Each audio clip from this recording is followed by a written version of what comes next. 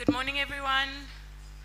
While we wait for others to attend, please just watch our profiles of our wonderful mentors that have offered to mentor young women. My name is Petra Sprink. I'm a librarian working at CPUT for 28 years. I love young people.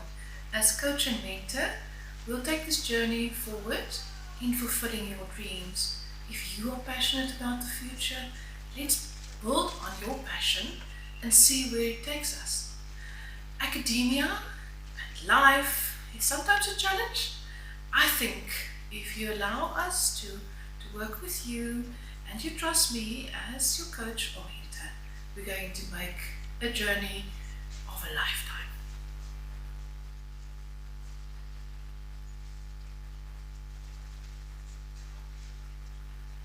Greetings to all.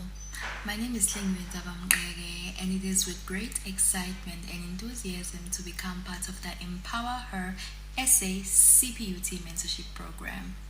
I currently reside in the Department of Strategic Initiatives and Partnerships, providing admin support.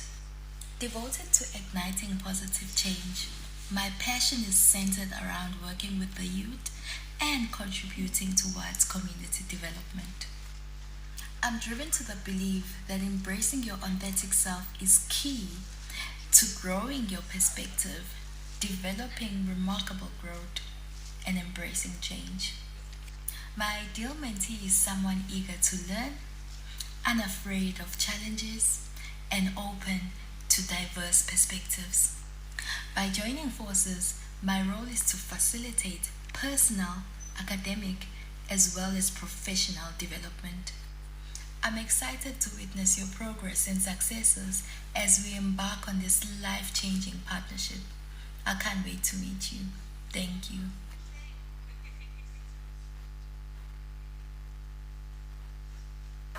I am Regina Sikosana, and I would like to share with you my story.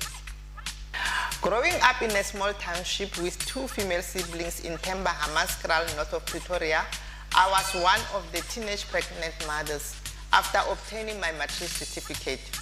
That experience has influenced me to mature quickly in my teenagehood, to be a mother, and to better my qualification in ensuring that my children will get a better future than mine. I worked for 2 years to save money for my education and assisting my mom while my elder sister was still studying. Getting married in a mature age in my early 30s after single parenting gave me a hope for a new life for my second child. Being in a relationship where I suffered emotional abuse led me to focus more on my studies and achievements. Getting a divorce was the greatest decision that I have ever made in my life, to be free and developing myself personally and professionally, and more, making me a strong woman and independent woman I am today. With my experience, I want to build, support, and motivate each and every young girl child to aim high and set up their high standards for themselves in achieving their goals and excel academically. To strive to become independent and taking care of themselves financially with having basic life skills and coping skills to be smart young girls at one of the smart university of technology in Africa. I am Regina Sikosana, and this is my story.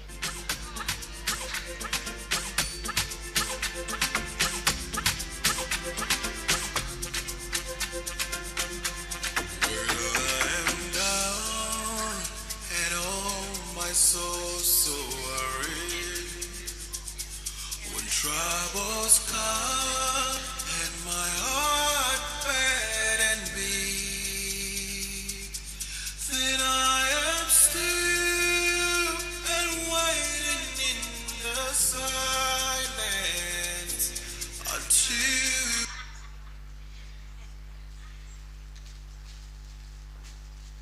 Good day, ladies. My name is Taryn Krokam, and I'm a lecturer in the Human Resource Management Department within the Business Management and Sciences faculty.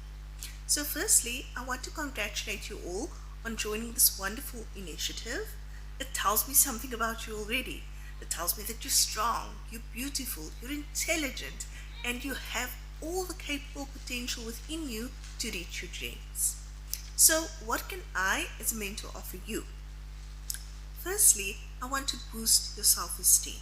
Let your opinions be heard. Then, I want to offer support and advice, be it either personal or academic.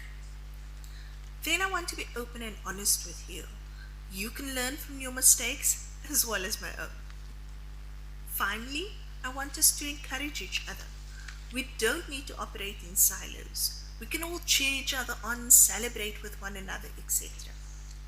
I'm so excited to get to know you and looking forward to our interactions in the future. Thank you.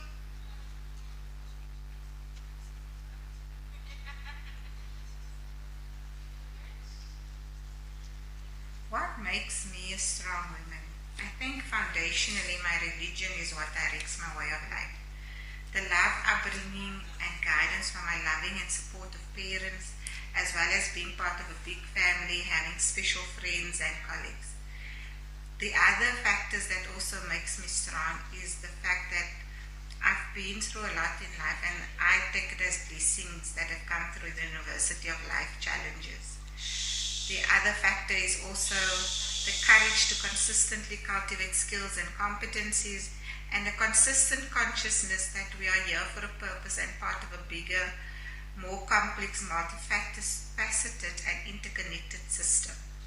What fulfills me as a woman is that I constantly seek the pleasure of the Almighty, Allah subhanahu wa ta'ala.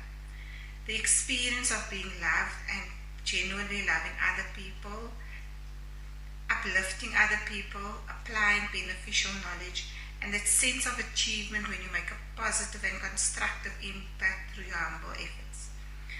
What institutional and societal changes need to be made in order for women to be empowered?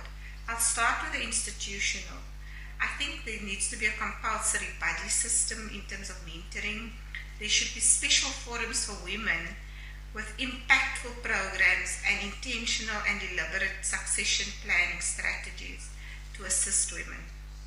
From a societal perspective, I think one fundamental change I would like to see is the cultivation of etiquette, including the status, respect, and protection of women from ECD level through to secondary school level. Women empowering skills development programs, so basically how to teach people to fish as opposed to giving them a fish, as well as societal engagement programs for networking and fun, because ultimately we are social creatures and we thrive on engagement. Thank you.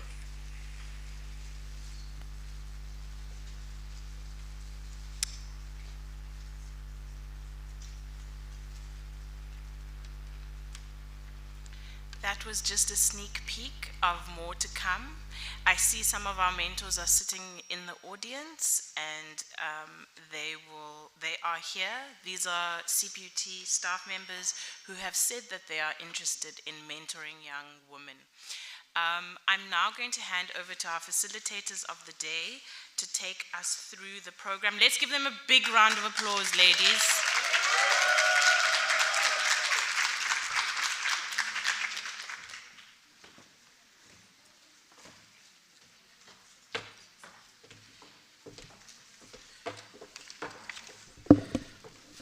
Good morning, colleagues. Good morning, students. Good morning, everyone. Also, the people who are joining online. Can we get something from DJ? DJ, can you take us through? Before, we just want the vavavoom, you know, we are women in leadership. The DJs, we are waiting for you guys.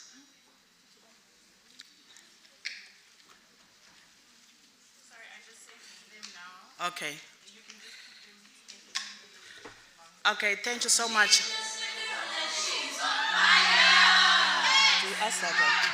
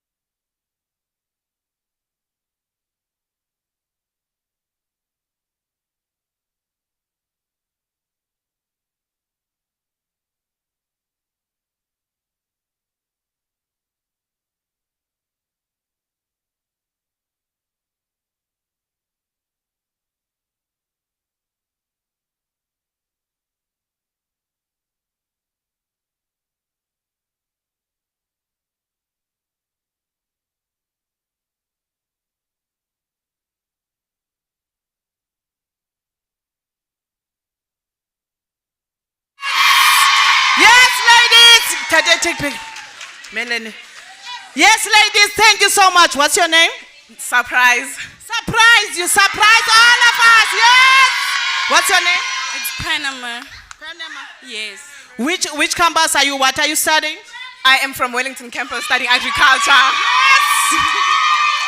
Which campus and what's your name? I'm Panama Dlangote. I'm from Wellington campus. Yes, thank you, ladies. Can we give them a round of applause? Thank you. Thank you. Thank you, DJ. I'm going to hand over to my colleague. Let me introduce my colleague first. I'm standing next to Rahisa. Rahisa is a second-year student from the Department of Business and Management Sciences at District Campus. Are there any ladies from District Campus? Yes. She is proudly diversity. She is a champion for diversity and inclusivity. She's also a tutor and a class rep. I'm standing next to the leader. Thank you so much. You can introduce me. I'm very nervous, so.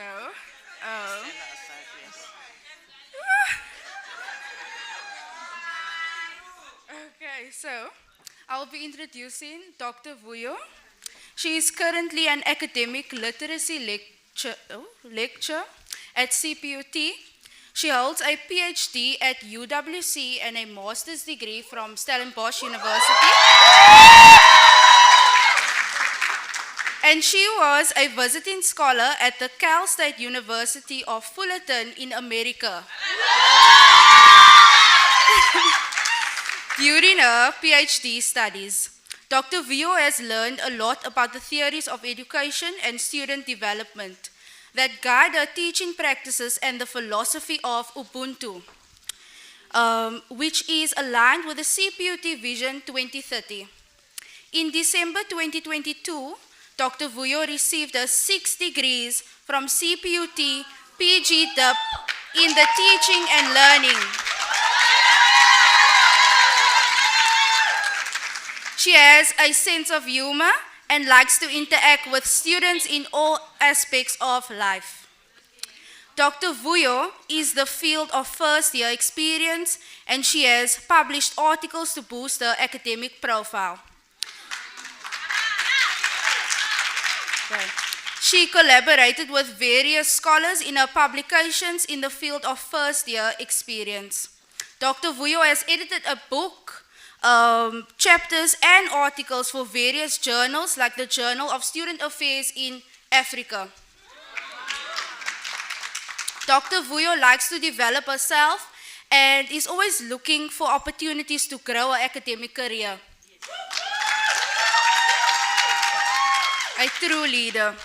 She serves as a mentee in the mentoring program at CPUT under the Research Directorate, and also serves as a mentor in higher education resource services, as her program is meant to develop young emerging researchers. Dr. Vuyo is a co-supervising master's student in the education faculty at CPUT. She is serving as a governing member board at Stellenbosch University and assisting the program of scholarship for teaching and learning at CPUT. Dr. Vuyo. Thank you, my colleague. Can we get more round of applause? Why don't you stand up after such a profile? Stand. I want all the standings to stand. Thank you. Thank you to continue. I didn't know that. Mam Nongosi, I didn't know that I've gone so far. I've gone so far. I'm surprised, and then I'm still going. I'm still going, ladies. I'm still going up this ladder of education. Slowly by surely, watch the space. Before we can continue, can we ask the choir to come on stage? CPUT choir, I know you are busy with your coffee. Can you come on stage? DJ, you can play something while they are coming in. DJ, you can play something while they are coming in.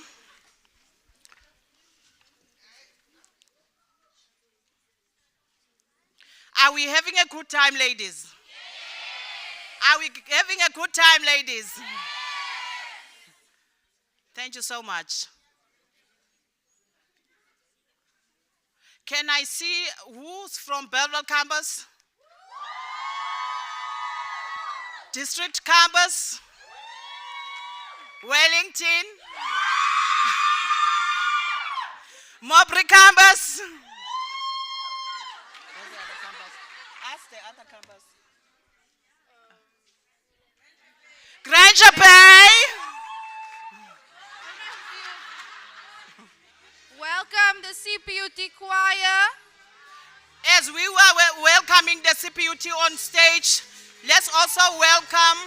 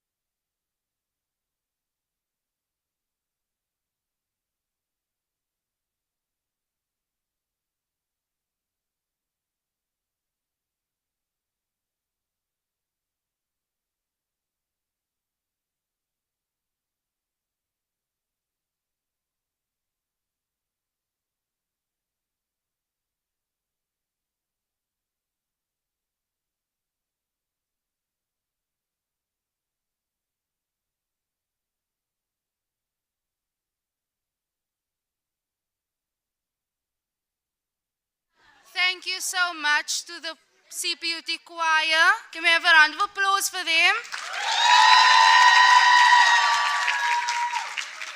Now to the stage, I will be introducing the CPUT dance performance.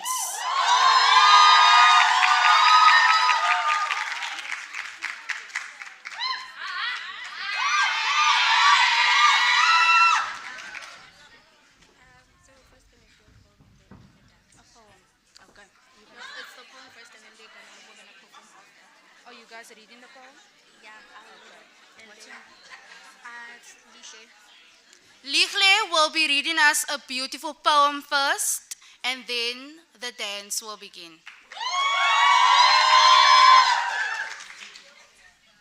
Hello, Molweni.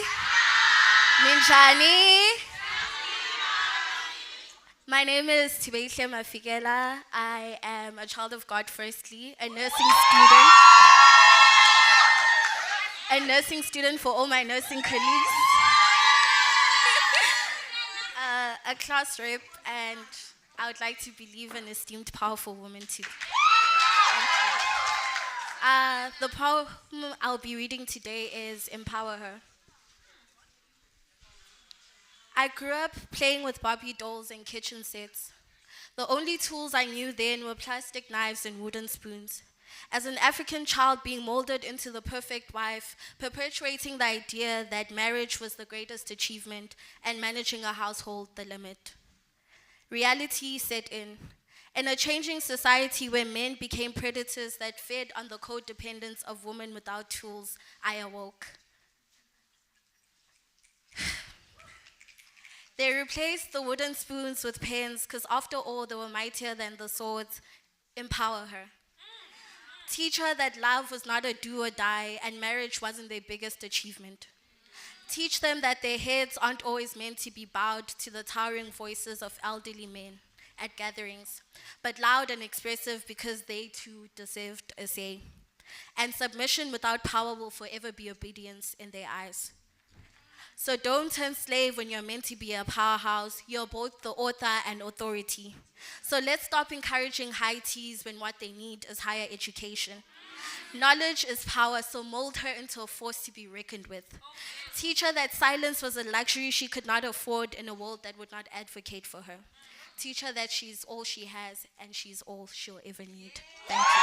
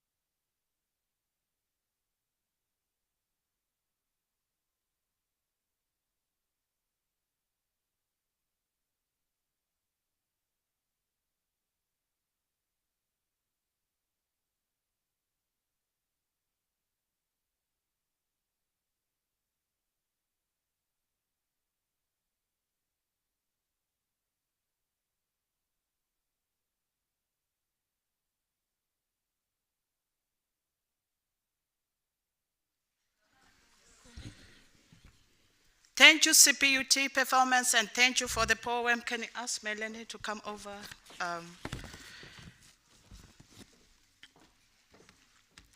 I am going to introduce one of the divas of CPUT now, Prof. Ngondi.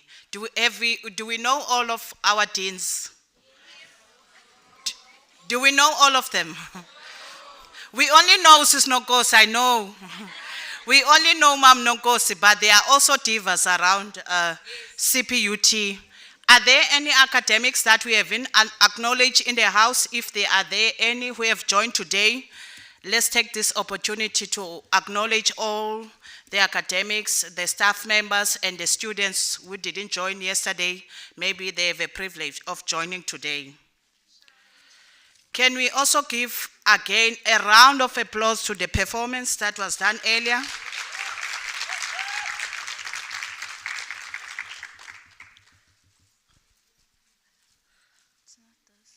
DJ, can you play something for so long while we are busy with the technology? DJ?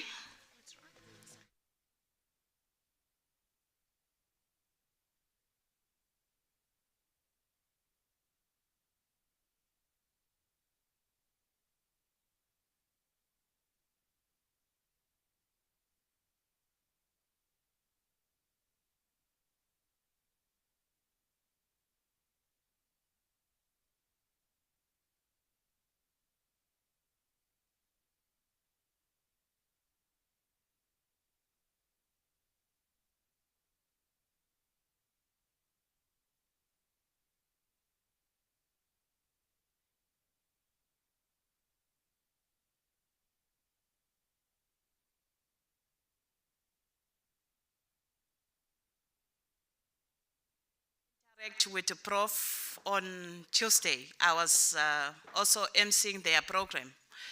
I have learned something from her during our interaction. She says to me, Vuyo, I'm an eagle. I don't deal with pirates. Pirates, they talk too much, but they fail to deliver. So that is what I've learned from Mama Ngondi, Prof. Ngondi. Allow me today to use the mama because we are in this women's conference. Yes. But guys, do you understand the essence of a parrot? Do we understand if somebody, I don't deal with parrots? What is a parrot? It's kwenene. What does a kwenene does?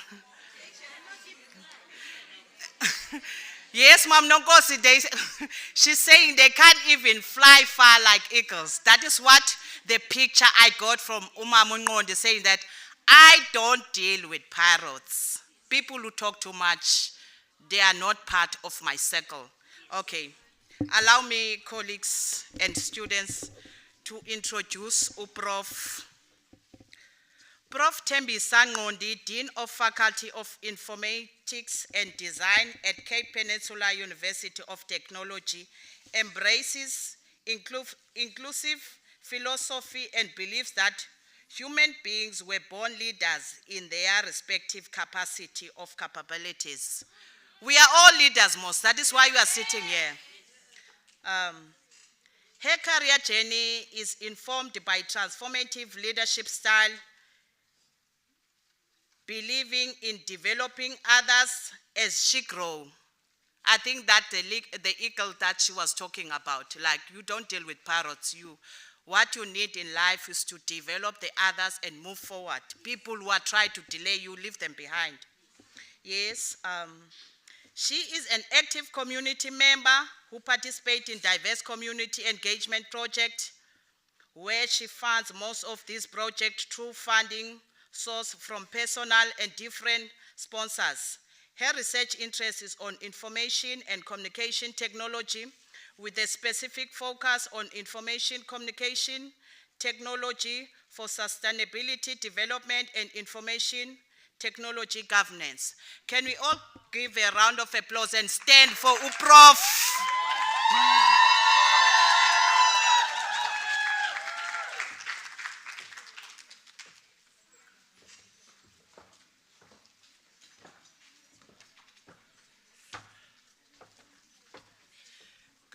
morning. I've got a preacher's voice, even if this thing does not work, it does not intimidate me. But let's see if it can give us some. Okay, how is it now? Good morning, ladies and gentlemen. And good morning, beautiful ladies. I'm really humbled, I must say, to be here today. You know, sometimes you ask yourself where you're coming from and where you're going, and you look and check, how did I make it to this far? But let me say one exciting thing. I don't write a long bio or maybe profile, but let me tell you something that excites me this month. I received 4 top 10 awards for women in higher education.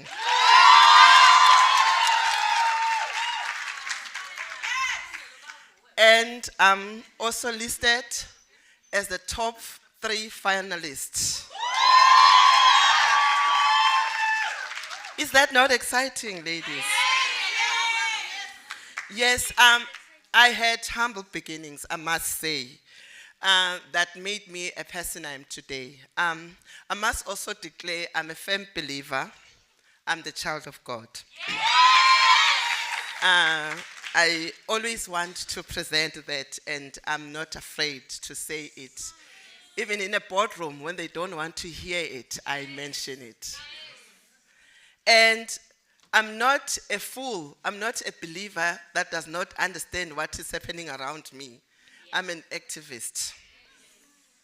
I believe that as women of God, we need to campaign for women, but doing it in a right way.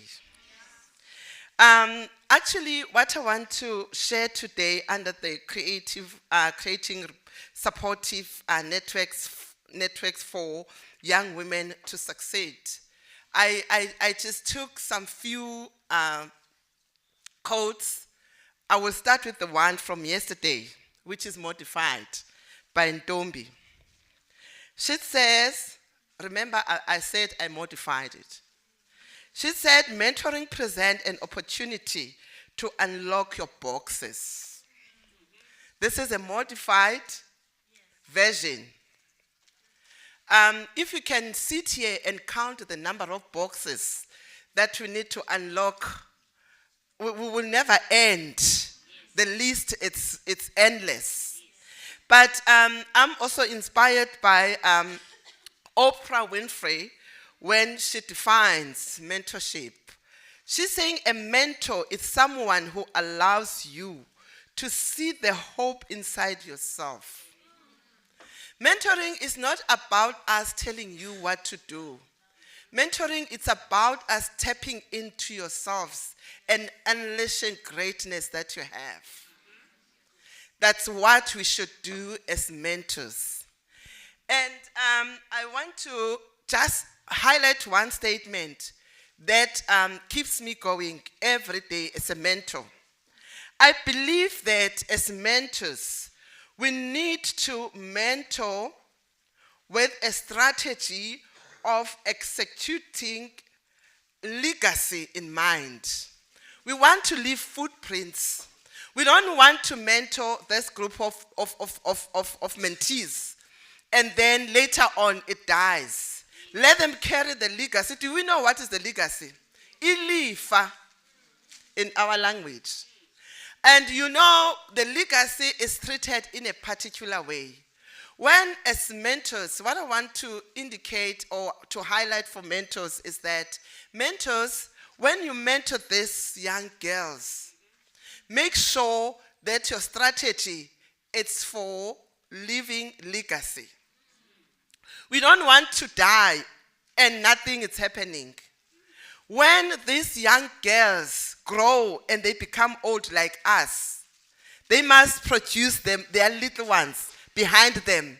Not just equals. They must produce them and higher than what they have been. Because if they produce themselves, then that is not working. I cannot be this mentor that produced myself. The person must take my baton and extend it so that this woman story does not end.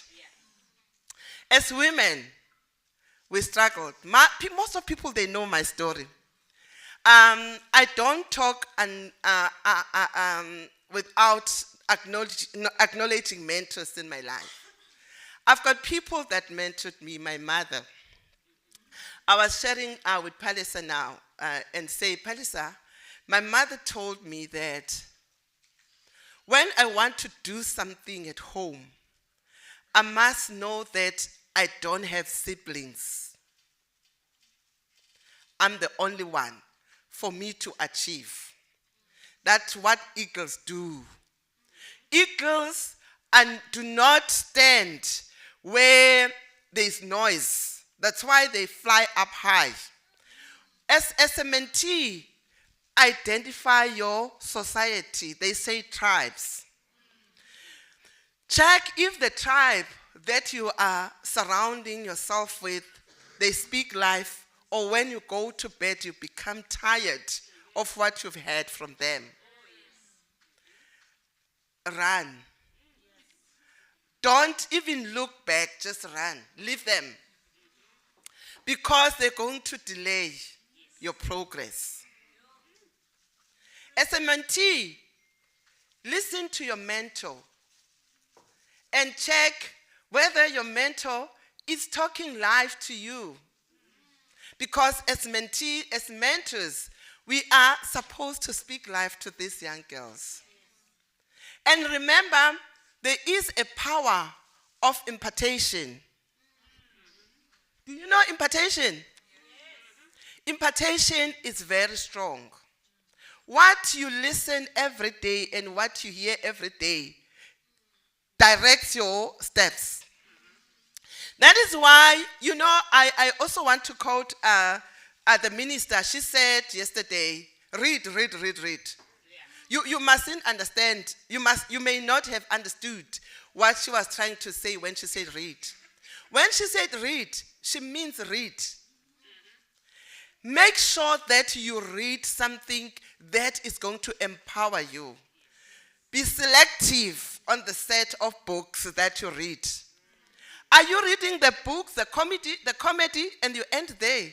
Or are you reading Grasshopper's Hop, the Ackerman's book, as to how he started his business? Or are you reading the books such as the greatest seller in Egypt that indicates how they've established business that was successful in a desert? What are you reading? What are you reading? What are you listening to? You know what? Every day, without fail, if it is not music that is going to cheer up my day, it's a motivational talk that I listen to. What do you choose to listen to? That is very much important if you really want to fly high up with eagles. Because as a young woman, we are actually seeing the kind of Ruth out of you. You remember the strategy that Naomi adopted to empower Ruth. It actually made the whole universe for her to be captured in the book of life. When she was actually a Moabite who was not belonging to that camp, write a new book. Write your own story. Let me give you a glimpse of my life. I did my matric when I was 24 years. I don't know how many times I graduated now. Forgotten. But I have graduated so many times. And guess what? I was a maid before I did my matric. Not that I did not want to study. I was willing to study. And let me tell you, when I was a maid, I never had the maid mindset. I had the eagle mindset. I will tell my madam, I will clean your house because one day I will clean mine.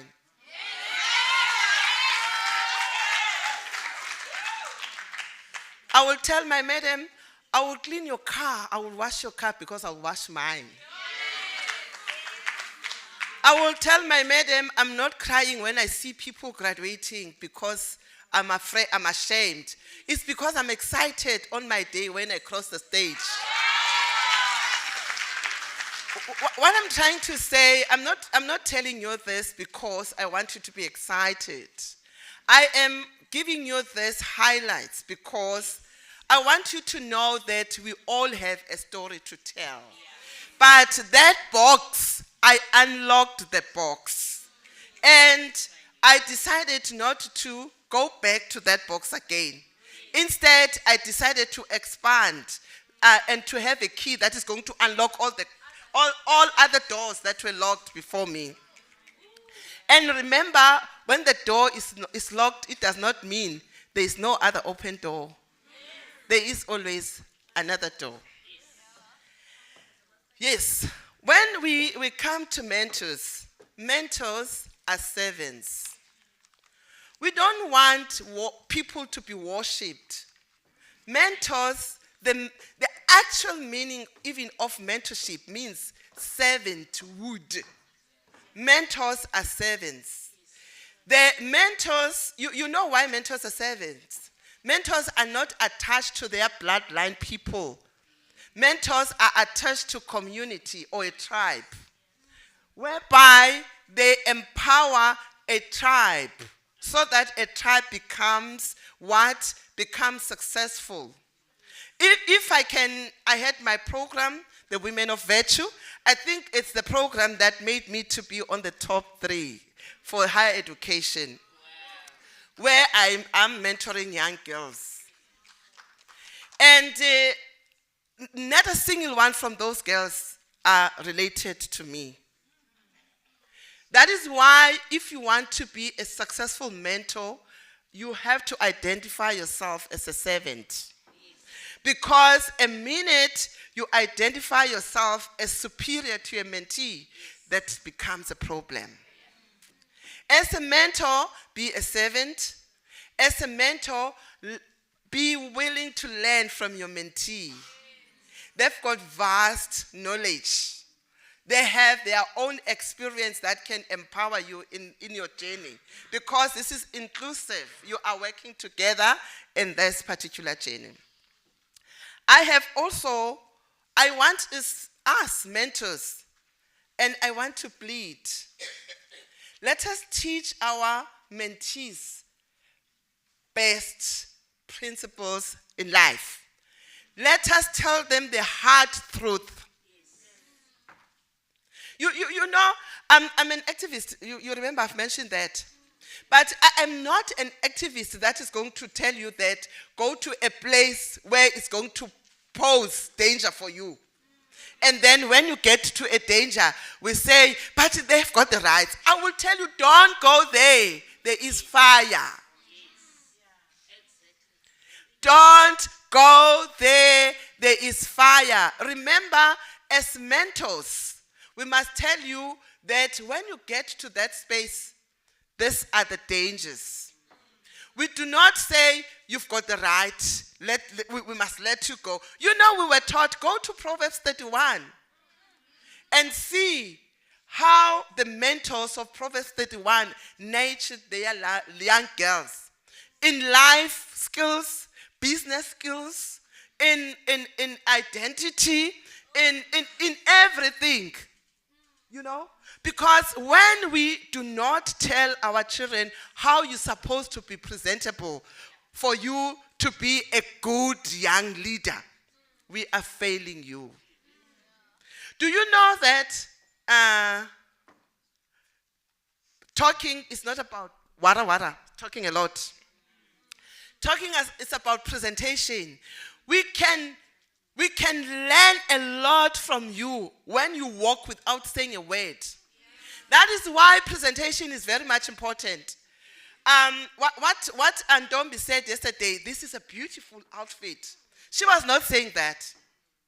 She was saying, I'm well presented. That was my interpretation. When you walk, wherever you go, be well present. You must be presentable. Have you seen all the speakers here? Have you seen Palesa? She said, I did not have my bag. But have you seen how she was well presented? You do not make yourself presentable in a certain space wherever you go. I listened to who's this guy? I've forgotten his name. Joel Austin. Joel Austin said, you do not know who you're going to meet. When I go to the shop, they ask me, why are you combing your hair? Why are you putting nice clothes? I say, I don't know who I'm going to meet. We must teach our young girls not to walk in the street wearing pajamas.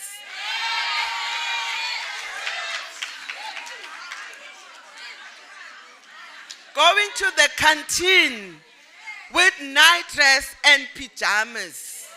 If we really want to build a community of young girls that are going to lift Mama Winnie Mandela, legacy, we will never say to them, go to the canteen wearing night dress. You walk in the street with night dress without even brushing your teeth. And that is what we're cultivating, the successful legacy for our mentees. And we want them to carry that and tell those that are coming behind them or after them and say, when you want to be an eagle, eagles do not dress like this. Eagles do not talk when they're not supposed to be talking. Eagles do not just talk or go to a place because everyone is going. My friends, they all know what is a program. Why should we go out? What is a program? I want to know the program. I don't do chilling. Why? Chilling what?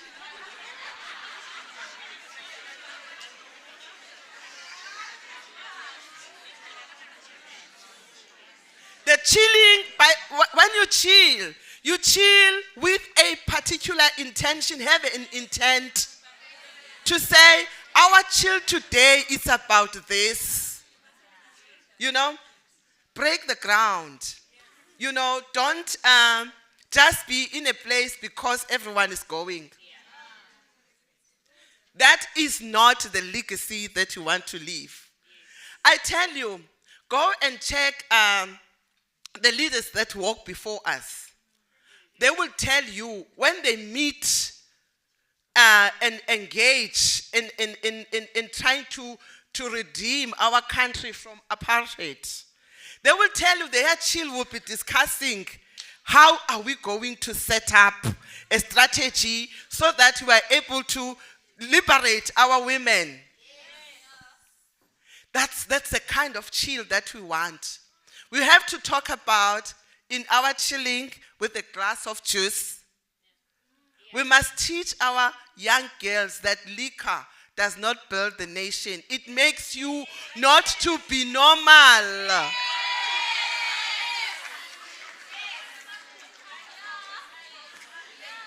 Let me tell you what liquor does. It starts by warming up your body. You feel hot, you want to take off everything. And then next time you begin to talk non-stop.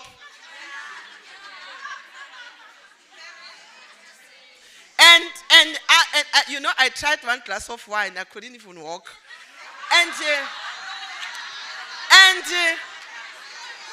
Listen, I want to tell you what liquor does. You know what liquor does? Thereafter, the whole system become hot. And you can listen to whatever everyone wants to tell you.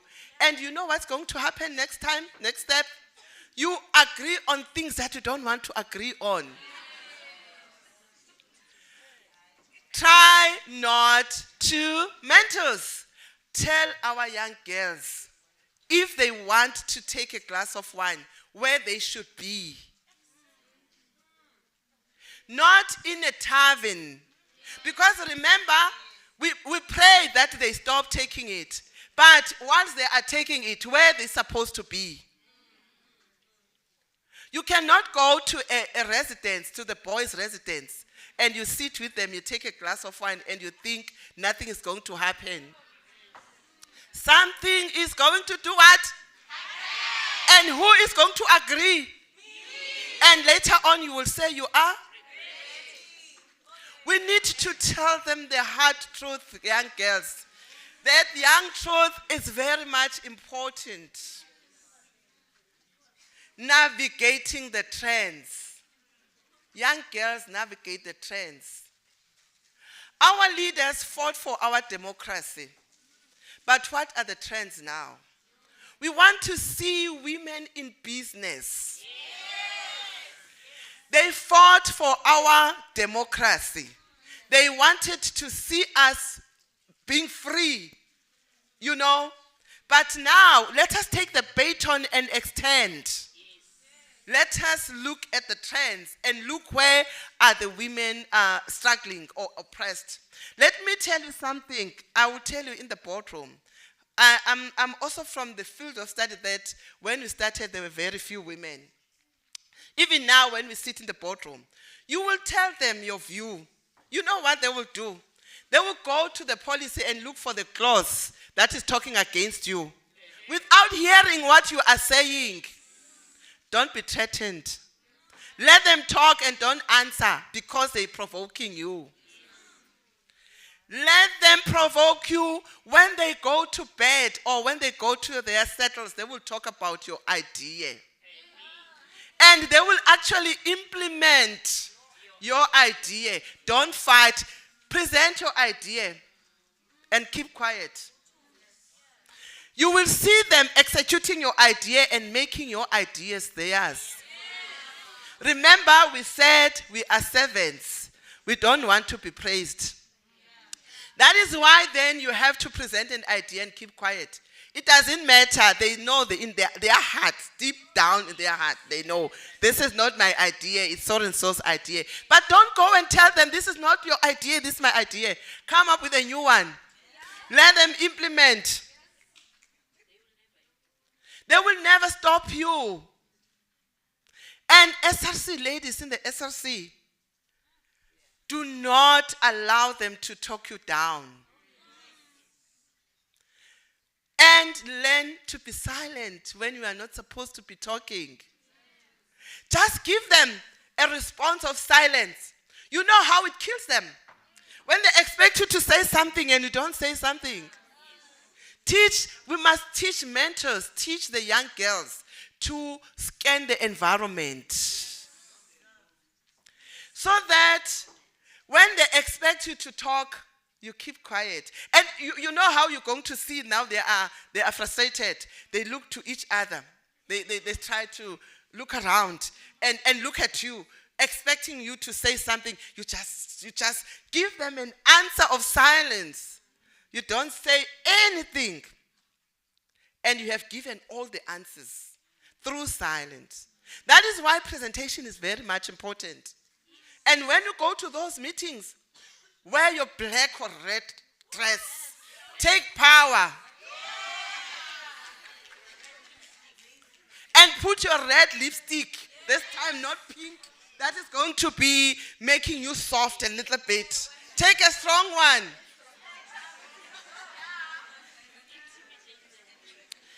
They would be intimidated. Mentors, please teach your young girls to reflect. Have a moment of silence. Reflect. When you reflect, you are able to see where you are strong, where you are weak. You are able to tell your mentor that because after reflection, you will be able to tell your mentor that I am struggling in this area. How can we build ourselves in this particular area? Learn. Some they say reflection. Some they say it's what? What is this English word? Yes. Learn every day to do that. It's important.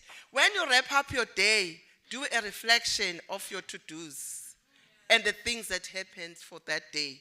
So that if you've got those that you have to carry them over, you carry them over. It's not a sin. You know, be kind to yourself. Don't beat yourself hard. Ladies, we all have black spots. We all have that blind spot. We all have that weakness. That's something that we can't do. Don't beat yourself hard. Forgive yourself when you did not do well. Because when you do not forgive yourself, you won't be able to continue. You're cutting your wings.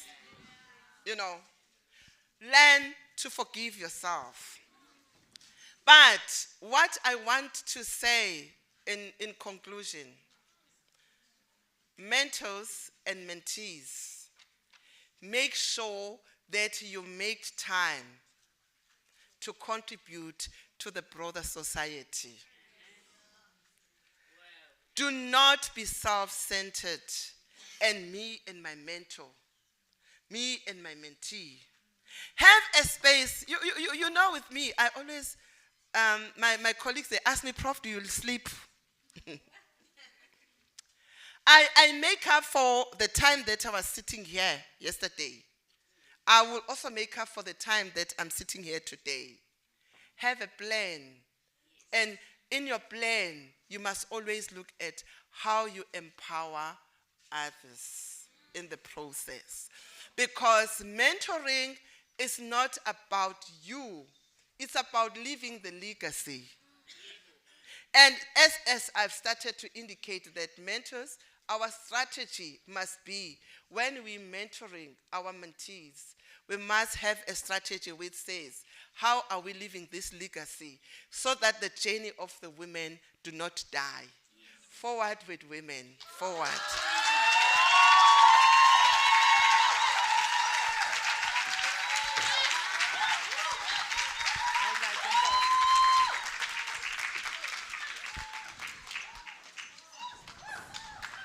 Thank you so much, Prof. Thank you so much. That was mouthful. That was mouthful. I think, young people, what you can take from Prof's speech is that not every friend will be excited for your progress. That is what I have learned. I have learned to isolate myself, to craft my future in my corner. And then people, you just surprise people with your progress. That is what you do. One last thing that I've also learned from Prof, I'm going to use this analogy of a taxi driver, Sis Nonkosi.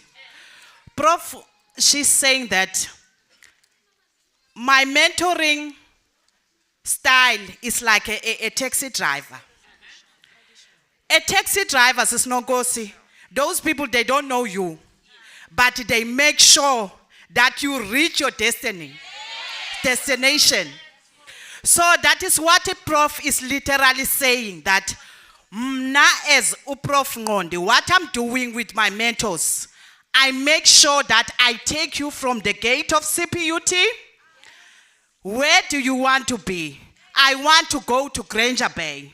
Then on the way to Granger Bay, Prof will be showing you where is the airport, where is the District 6, where is the Parliament, until you get to District 6.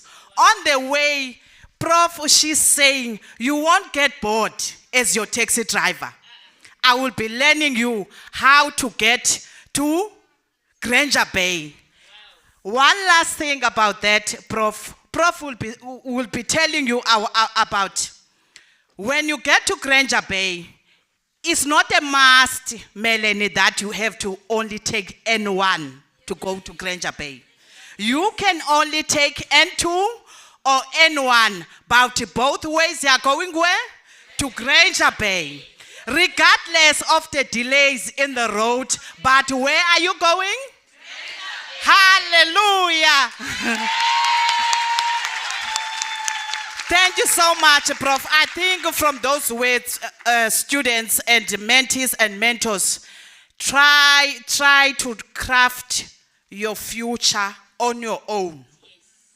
As young people, we didn't make by years to become where we are. I want to be studied like you, Prof. When I become old, I want to be like you. So I want you young people to say that when I grow up, I want to be like Prof. Ngondi. I want to be like Dr. Vuyo. But what you must know about us, we haven't done everything overnight. Perseverance, dedication, that Prof was talking about, sometimes you have to do introspection. Am I doing the right thing? Am I going in the right direction? So if in order for you young people to succeed, you must try to do things on your own. Tell the story, surprise people. Like, I'm graduating next week. Like Prof, I didn't want to tell more when I wanted her to tell you guys like Thursday. I'm also invited on the awards events of the HES. Prof, she will be there with the other academics. It's not that big people, somebody's being nominated more than once, more than twice, more than thrice. How many times, Prof? Aibo!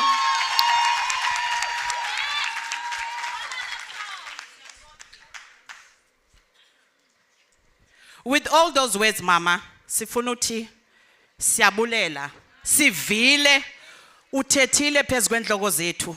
Sivile singabantwana bakho. Kwaye zonke izinto zithethe phezu kwenhloko zethu. Sizawuzenza singabanye kuba siyafuna njembe silapha nje. We are willing to do those things that you have told us about. With those words, Prof, with this mentoring thing, I'm taking it further, Sis Nogosi and Prof. I'm presenting a paper in Spain in 2 weeks about mentorship. Thank you so much, Prof. Thank you so much. Thank you so much. Over to you, my colleague.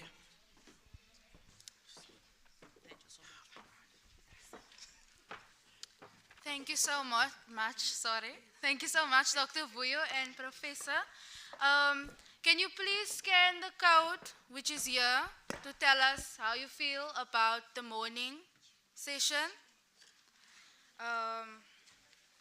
Yeah. That's all.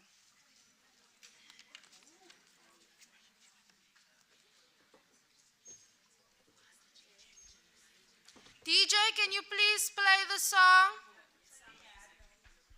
Some music.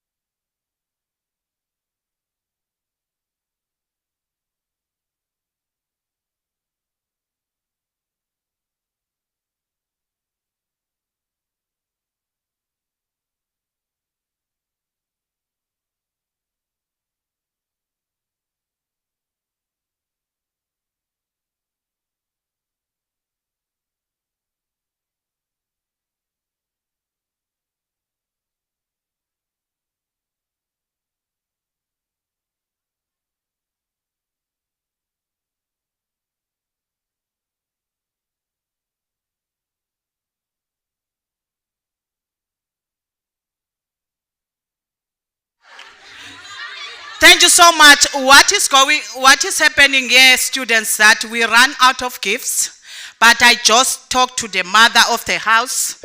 Those 5 students, we are going to take their names down.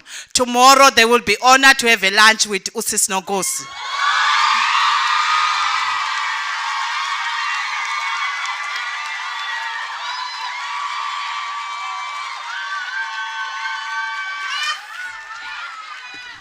Can I have can I tell you more, ladies? Where is the mic? I want that mic. Where is that mic?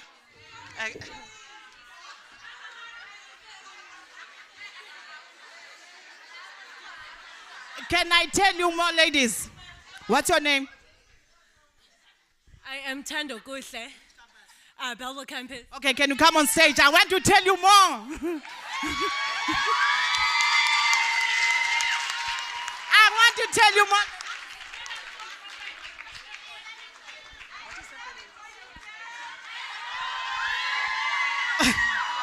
No, nobody must cheat us with the same students. Nobody should be added here. Nobody should be added here because of the lunch people. Okay. What's your name? For which campus? What are you studying? Tuelihle Mafigela, Belleville campus nursing student. Tumisang Matlala, Belleville campus biomed student. Zilungile Pritima Tigizela, Belleville campus civil engineering. I am Tando Gusle Slacha. I am Tando Gusle Slacha doing clothing and textile technology. Tato Masopa, second year chemical engineering student, Belleville campus. Okay, that's nice, ladies.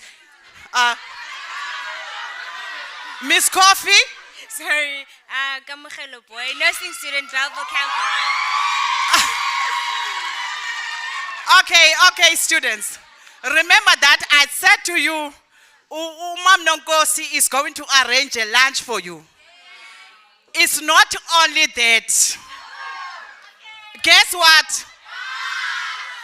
What did Prof say to us about her achievement? Anybody who has an idea?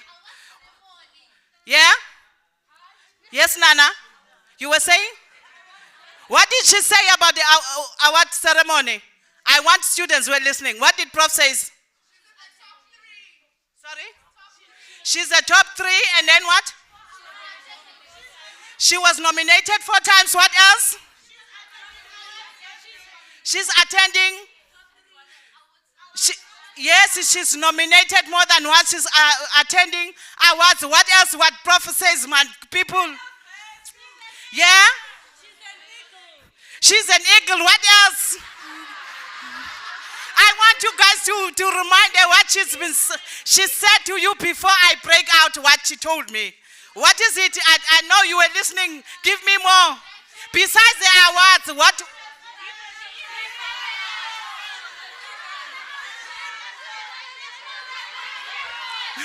Okay, one person at a time. What did she say?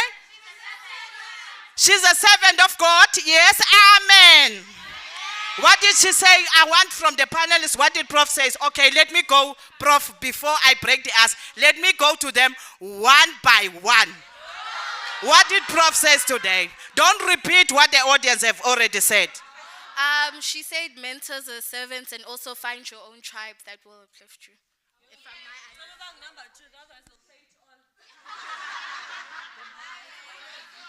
Okay, thank you.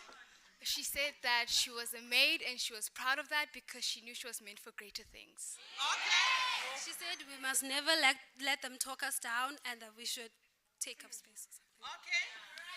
She said she's an eagle and that we must not associate ourselves with people that are parents, yes, and that we should learn to speak up and we should, she said everything. What I got is that she wouldn't let her disappointment be the better of her. She always saw herself above, not. She said work hard and make sure that you have the key to unlock everything else after. Thank you so much. Any staff member here who wants to add what the student says, Prof. Jabul? Yes, ma'am. Yes, she always take the others with you. Mama, Tatuma Pumulo, say something, what Prof says. Yes, they've said everything. Any other staff members want to elaborate? Yes, ma'am. Palisa. Oh, Palisa. Palisa says that we must bath, we mustn't go out to pajamas. Melanie, do you want to add anything?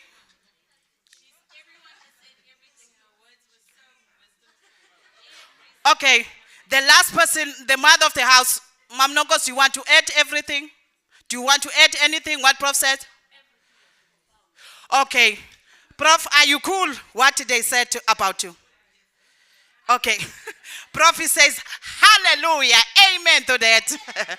Okay. Students, can I get a song before I break the ice? Student. Yes, can I just get some?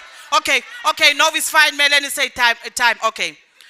What Prof was literally telling me is that you ladies, she is going to book you for the dinner gala for the HESA Awards.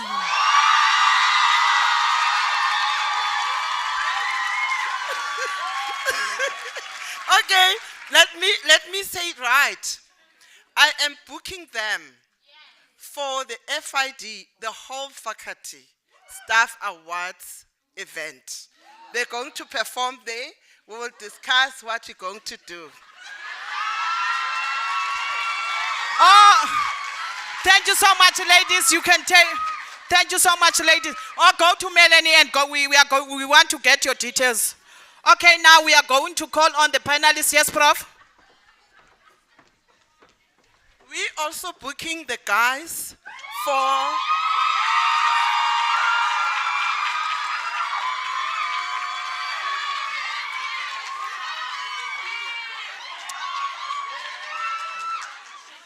we also booking the guys for the student FID student awards. Yes, the mother of the house wants to say something. Come. I'm quite excited of my kids, and I'm saying with the choir, I'm adopting the choir.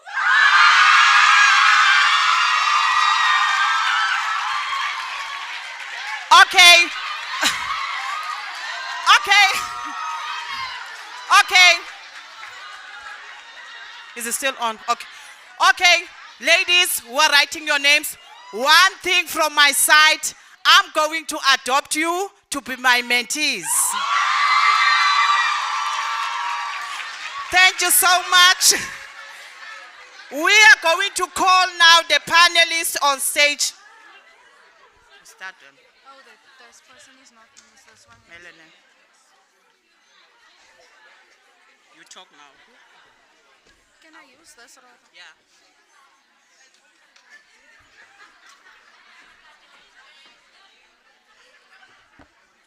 We are going to call the panelists on stage. Can we call Melanie from the HIV and AIDS on stage?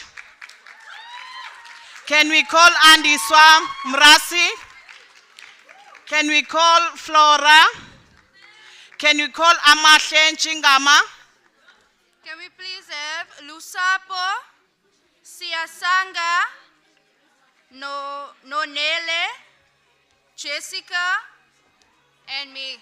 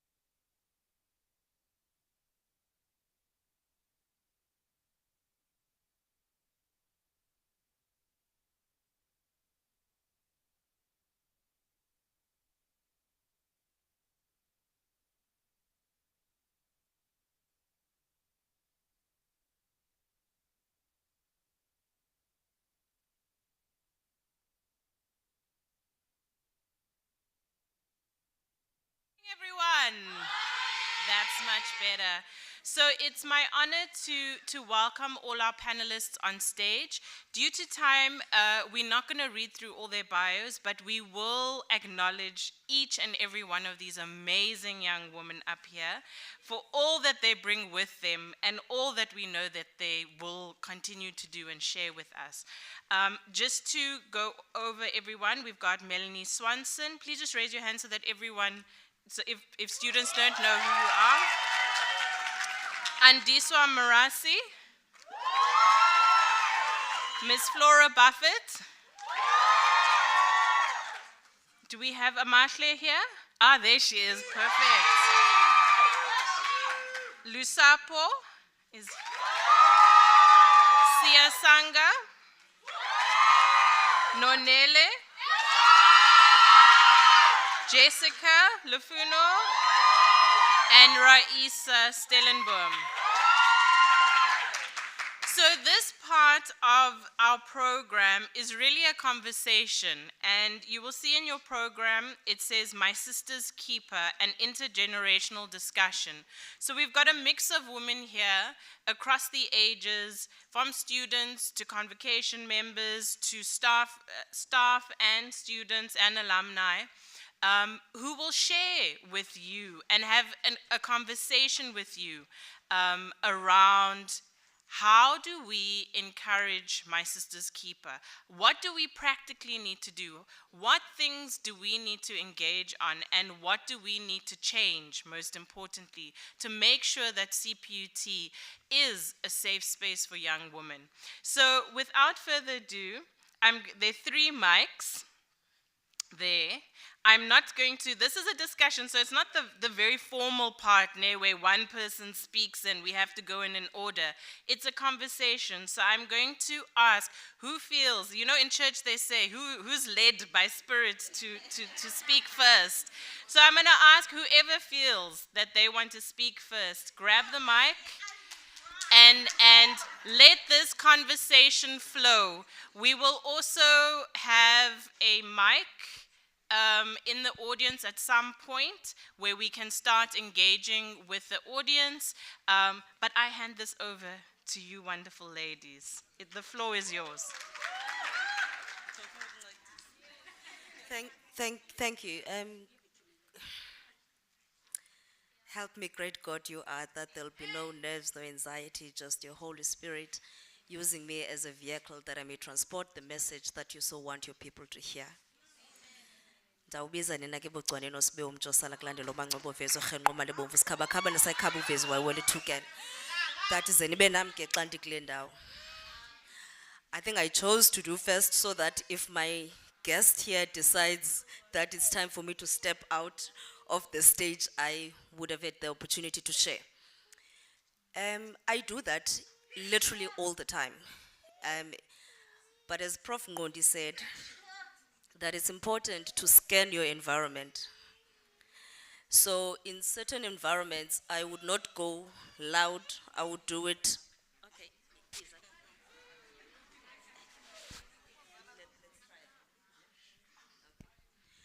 So in certain environments, I would just do it internally, before every meeting, before any conference presentation. I do a lot of public speaking, but I will consult my spiritual being. In instances like this, where it's about sharing and imparting and really sharing what has worked best for oneself, I do it publicly. So because whatever that I'm saying and I'm doing and my presentation is part of sharing my journey with you.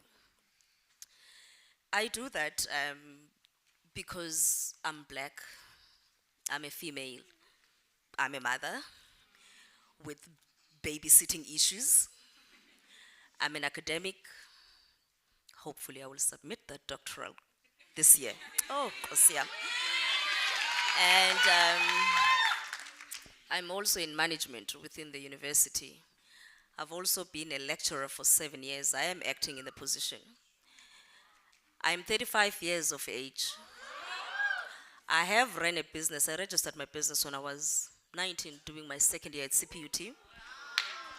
And when I graduated, I employed families, family members who then in turn fed their own families.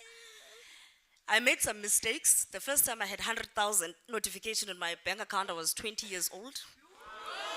I represented international brands and I made like serious mistakes. I didn't go shopping. I mixed business with pleasure by inviting someone who was older than me but brought business. Interestingly for him, the business was a side hustle while I wanted it to grow. But I also scanned the environment, and in the space of being an agency that does event for international brands and so on, the environment was changing quite rapidly.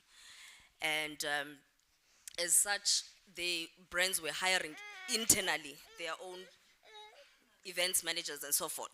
And they didn't want to pay fully now, they wanted to be co-partners.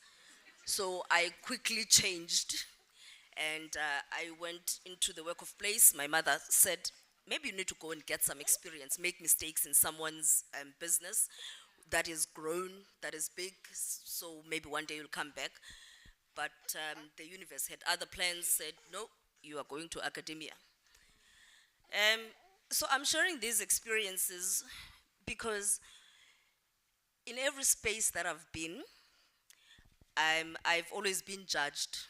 So I've had to prove myself on the fact that I'm black. I can be a black excellence.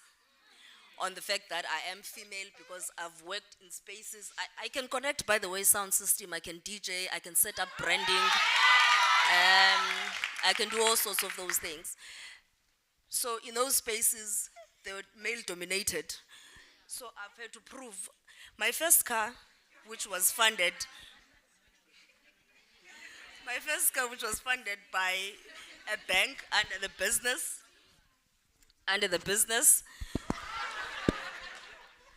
was a Kia Baki, the truck. So I was a very tiny lady at that time, 21 years of age, driving a truck, and I would load the sound systems. With my business, we could set up 10 promotions in venues at the same time. Usia Sanga was one of my promo girls that I groomed at that time. So you prove yourself on the fact that you are black, you can do this. On the fact that you are female, you can do this.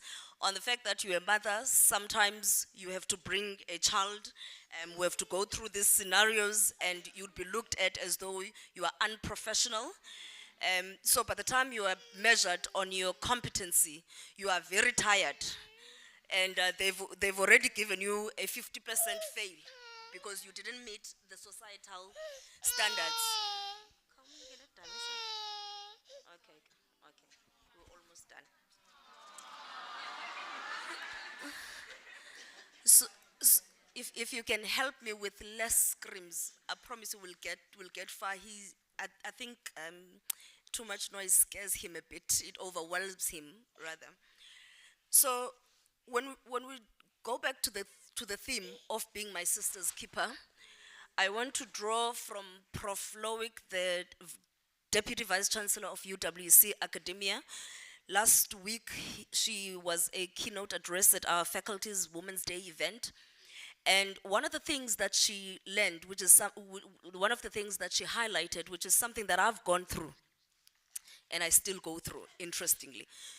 Interestingly, you would look at someone who is in a higher position than you, well achieved than you, all sorts, but it would be that person that still pushes you down. So she spoke about different types of PhD. You get the pull head down, where women who are below you see that you are climbing. I've got Dr. Nyatela Sunday here, who was not supposed to attend today, but she attended because whenever I will have Unsika with me, she will always be my right-hand woman, helping me. She even knows the measurements of the bottle and all of those things. In July, we had to travel to Rustenburg, but we had just come back from Portugal. So I said, I can't leave the baby again. Let's travel with her. She was there, we were pushing strollers together and so on.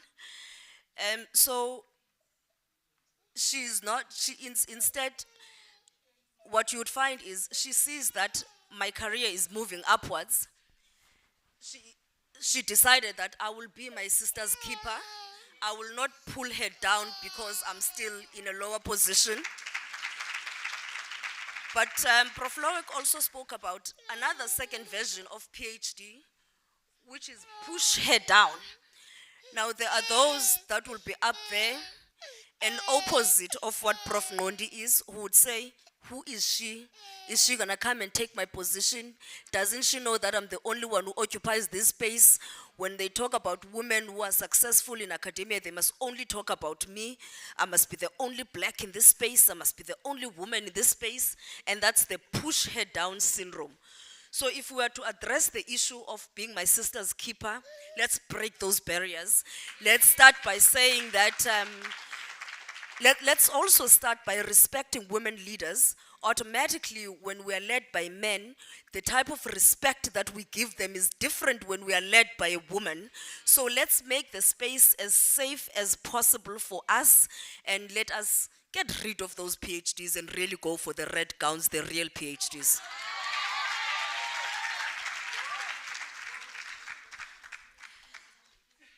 I actually wanted to start with something. It says the following. The greatest love of all is easy to achieve.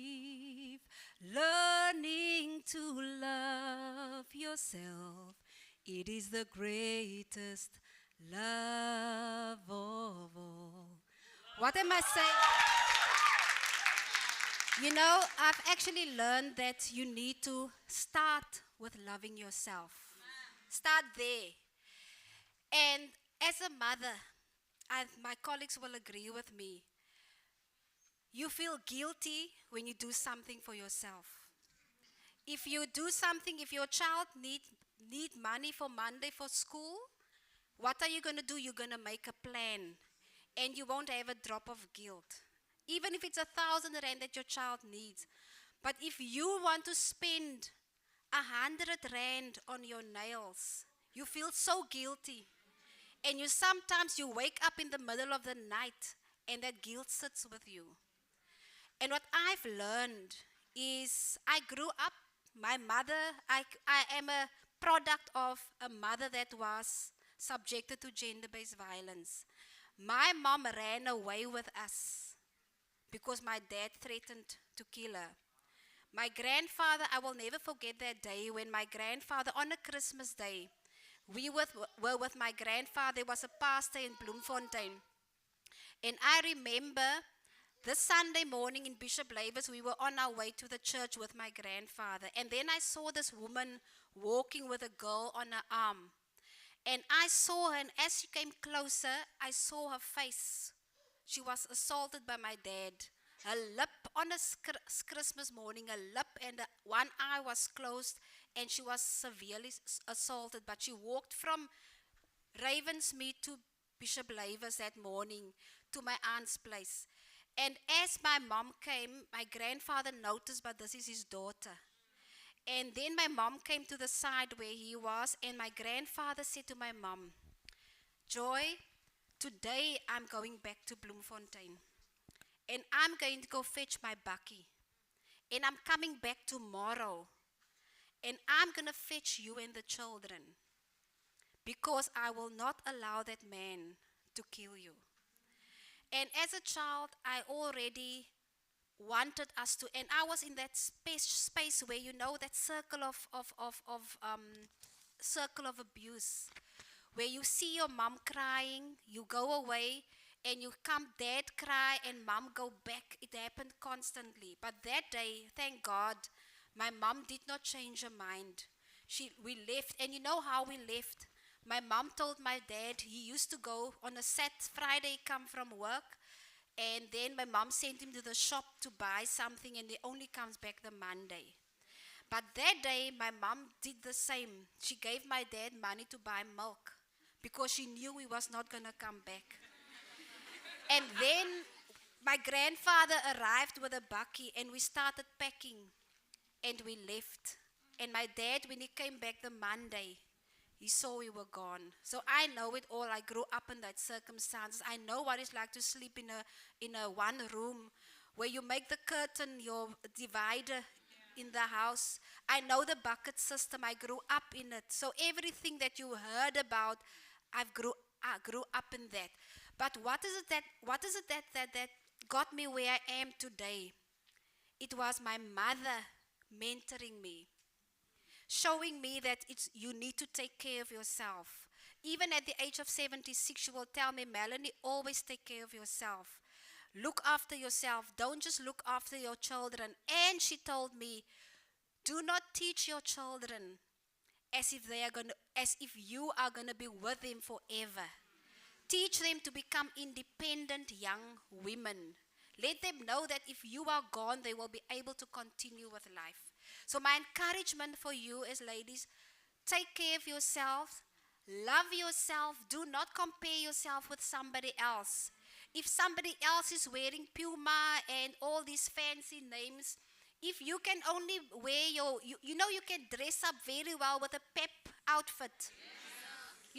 So don't compare yourself with others and continue to dream. Like Prof said, she dreamed about, while she was cleaning a employer's house, she dreamed about and cleaning her own house. Today, I'm sure Prof can invite you to our house and you will be so surprised.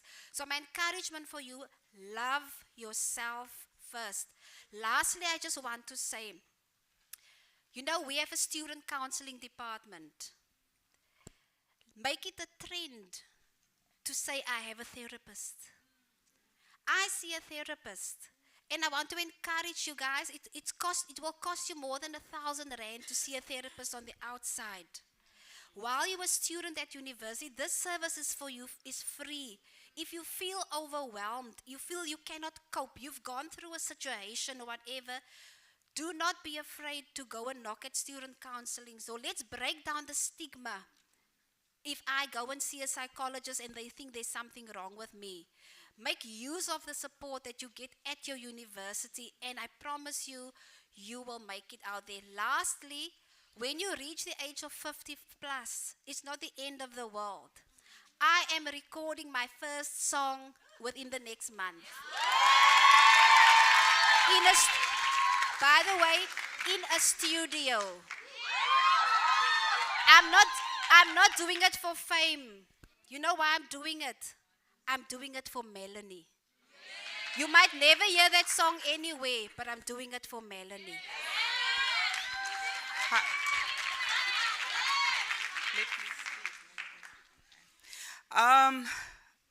Goeiemôre almal, molweni. I greet all of you in the name of Jesus Christ, because there is no other name that I can greet you of, ne? Today I've learned something. Today I've seen something that I've always wanted to see, ne? Guys, okay, I'll come back to that. Guys, my name is Flora Buffett, ne?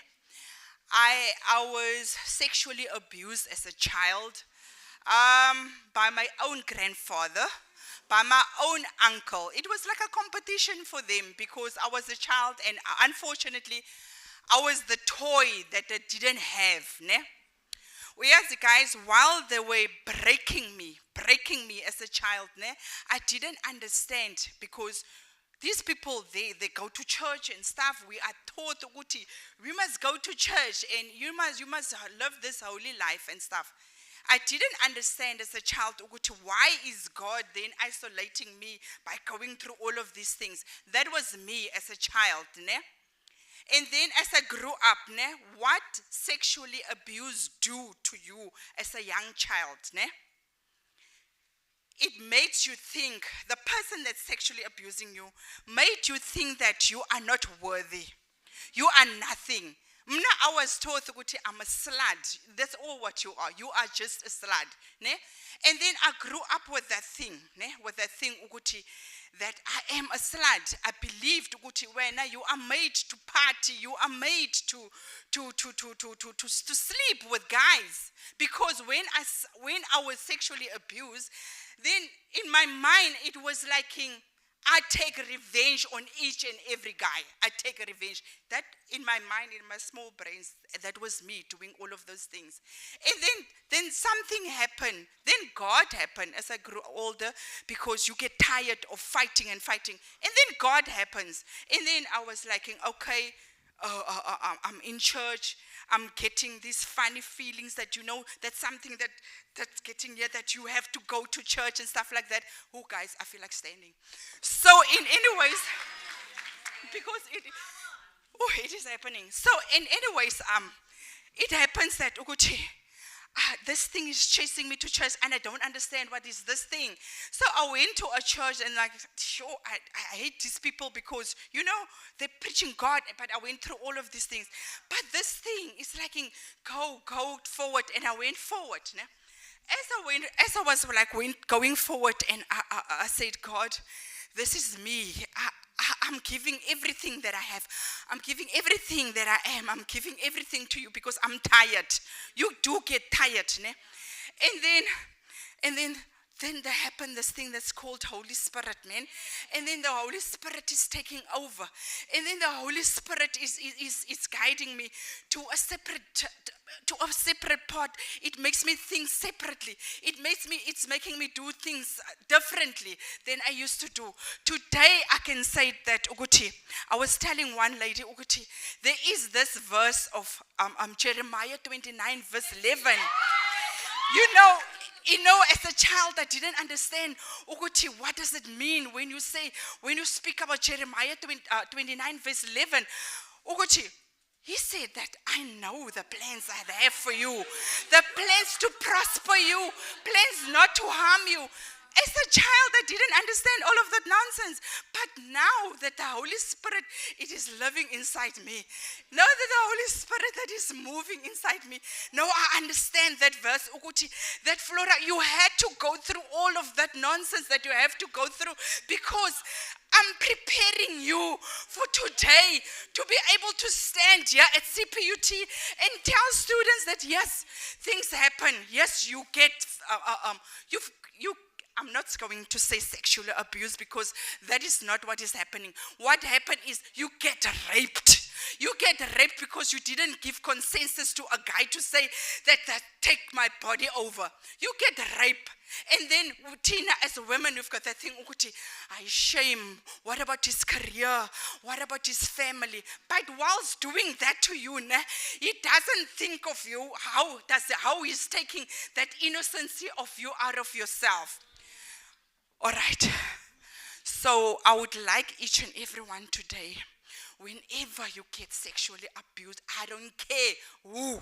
I don't care whether it's in church, whether it is at home, whether it is your father, whether it is your mentor, whether it is a teacher. I don't care. You report it. You report it. You report it. We are here.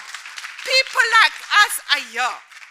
We as guys, they stole my innocency.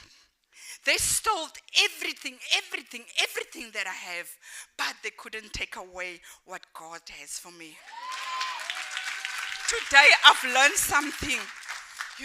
I was looking at this the dean, while she was saying that I was a cleaner, right? I was a cleaner, but I knew that I'm meant for great things. And then I was like, have you ever seen God inside of a person? I was literally like, where have you been all of my life, Because I needed people like this. You guys are so fortunate that there are people that can stand here and say, guys, there is life after everything that you go through, because you are going through hell. I know that you are going through hell as children, but there are people like this. There are nobodies like us that is there that ukuthi when you get raped, rest assured, if you tell me, I know that there is a road, there is a road that you need to walk, which is, it's not everyone that is willing to walk the walk. There is not everyone that will understand what you're going through. There's not everyone would understand ukuthi you get that smell of that person that forced himself on you. You get that smell that you don't know how to deal with. That smell when you go to sleep. That smell when you wash yourself. I used to wash myself with jik just to get the smell of me. I tried to kill myself, guys. I tried to kill myself. But it didn't work because God has planned. He did have plans for me that I didn't understand then. What I'm saying is, Guti, guys, be grateful for what CPUT is doing. They're actually doing little because of some reason, but be grateful for what you have.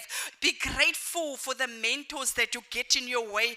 Be grateful for people that want to reach out and say, listen, my sister, let me shape your crown. Listen, my sister, I'm here to walk the walk with you. Listen, my sister, whichever step you want to take, I am here for you. So guys, make use of what Nonkosi is doing for you guys. What Melanie what everyone is doing. I don't know all of the names, but what everyone is doing for you guys, make sure that you grab it with both hands, because on the end of the day, it will benefit you. Oh, thank you.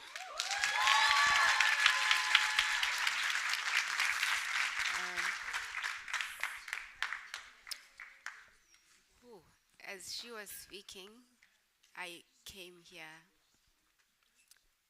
boldly because it was after the whole operas of this house made it rain and happen.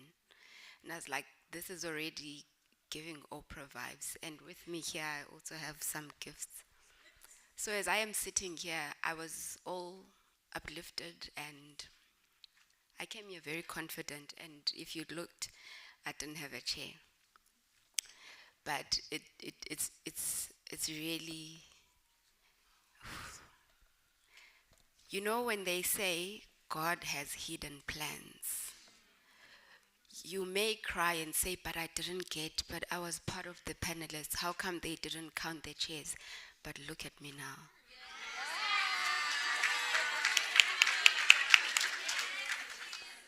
Hello, fellow colleagues. Did you see my chair? So as she is speaking again, another movement is happening in me. And speaking under the theme, My Sister's Keeper, thank you for keeping me. I feel kept. I feel kept. I thought I was here to be your sister's keeper. But I think it's already something that we're doing. Andisa, I didn't know she's the same age as me. I'm 34, she's 35. When I was doing my first year, I was coming from, I'm a village girl through and through. I'm from Mount Free, in a small village called Umzinto. I came here and I was a tomboy. There's a girl I was sitting in the table with yesterday. She had a beanie. Please, if you were in my group yesterday and you had a beanie, she's very tiny. She said she was going to be here today. Okay, maybe I'll see her. But she reminded me of myself. She was camouflaging. She's very beautiful. She's wearing boys' clothing. She has a hat. That was me because I never felt beautiful. I had this long hair, this skinny body. Miss World South Africa. She's tiny. I was her size. And when I tell people now my age, they're like, no, you don't look a day older than 26, 24. And I'm like, at least now I have a child. So I gain. They're like, what could be smaller than you? I said, I want to take a picture with her and say, this is what smaller than me is. Because I was her. And I was an aspiring model as well. So when I was the first year, I got here. And I didn't drink. I didn't know nothing about city life. Contrary to popular belief, I grew up raised or staying with my dad. So my mentor was a man who, if you asked me last 3 weeks, I would tell you I still have both parents, but 2 weeks ago I buried my dad. And it's the day that this conference was supposed to happen. I was flying from East London. I don't know, I'm not going to talk about anything that I said there, but it's just the things that are practically happening. We have women that are telling us stories. I was here prepared to tell you guys, I entered Miss SA, I did this, I did that. But as she is speaking and speaking of Holy Spirit, I remembered, I don't want to be the one who speaks here. I want to be led by God. I want my words not to be what I had prepared so I can sound all smart and get all those fingertips, but He must speak through me. So I lost my dad on the 11th of August. He's been battling cancer for the past 2 years. And he fought. He fought because I remember 2021, they told us he's got 6 months to live. And you guys must spend as much time with him as you can. That day, it's when I decided every weekend I would be in Joburg because he was getting treatment there. He would be like, hey, imontu yenzi bengathi lapha emva kwendlu. So this man kept me. Now I get all the other women that are not even blood related to me, keeping me. Or Andiswa, like I said, she had a promotions company. And I didn't get much as a student. I got 300 rands every month.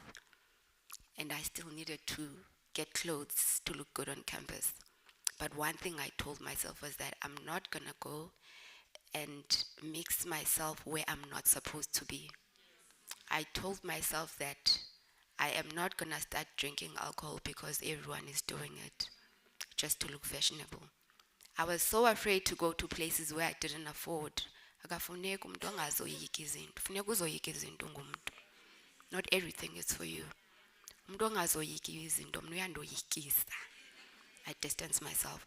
So it's one leap of faith that I took because I knew if I become a promoter, I make extra cash, then I get to buy myself groceries without having to sleep with older men because they will say they'll provide.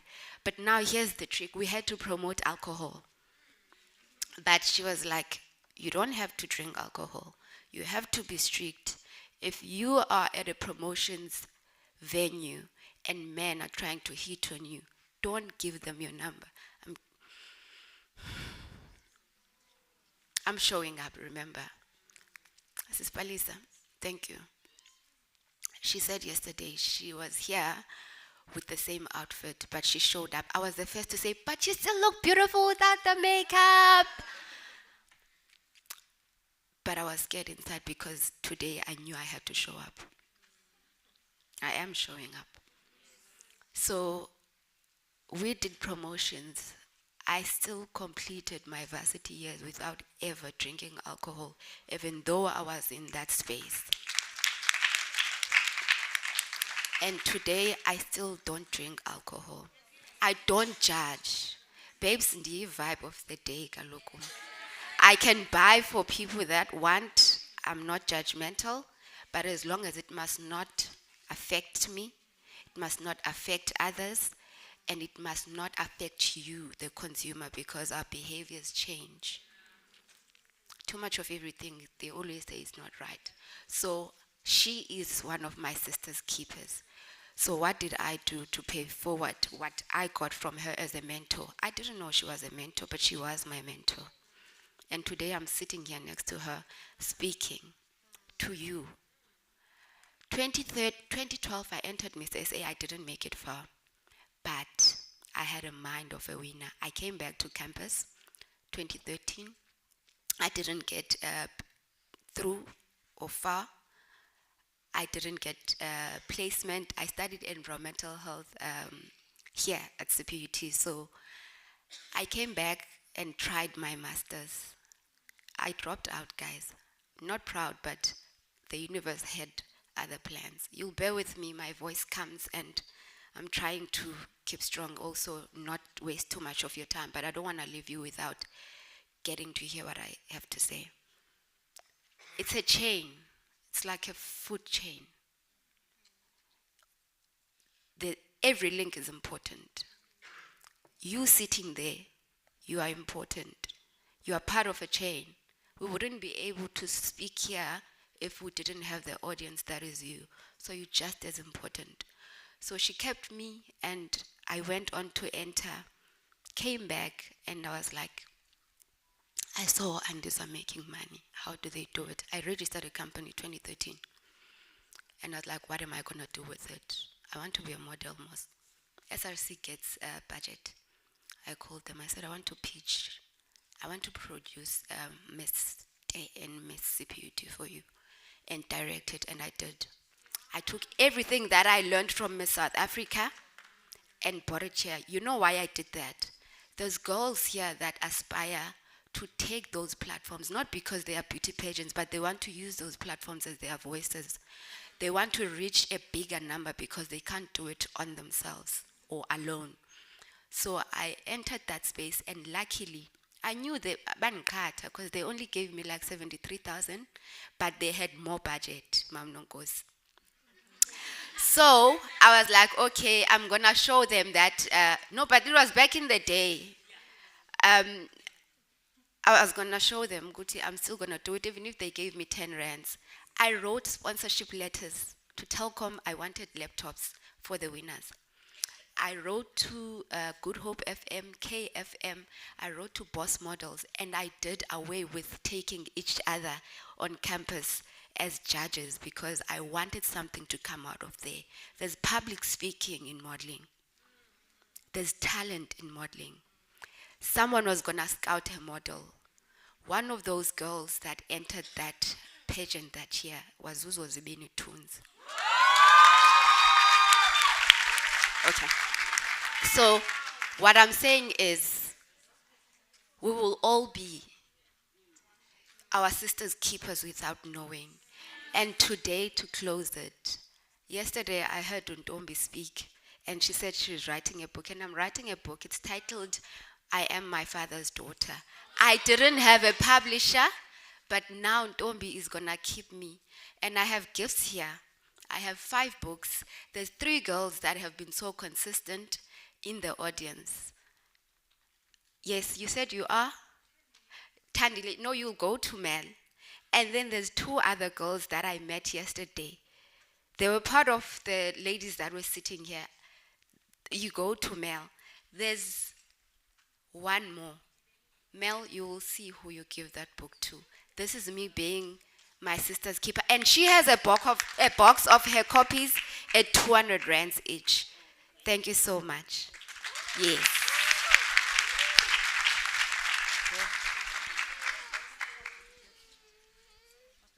Good morning.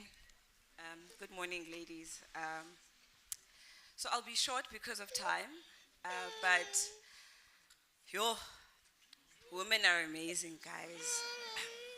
And I just want to take a second to just take a look around where you're sitting, right? In South Africa, every 2 minutes, a woman gets raped.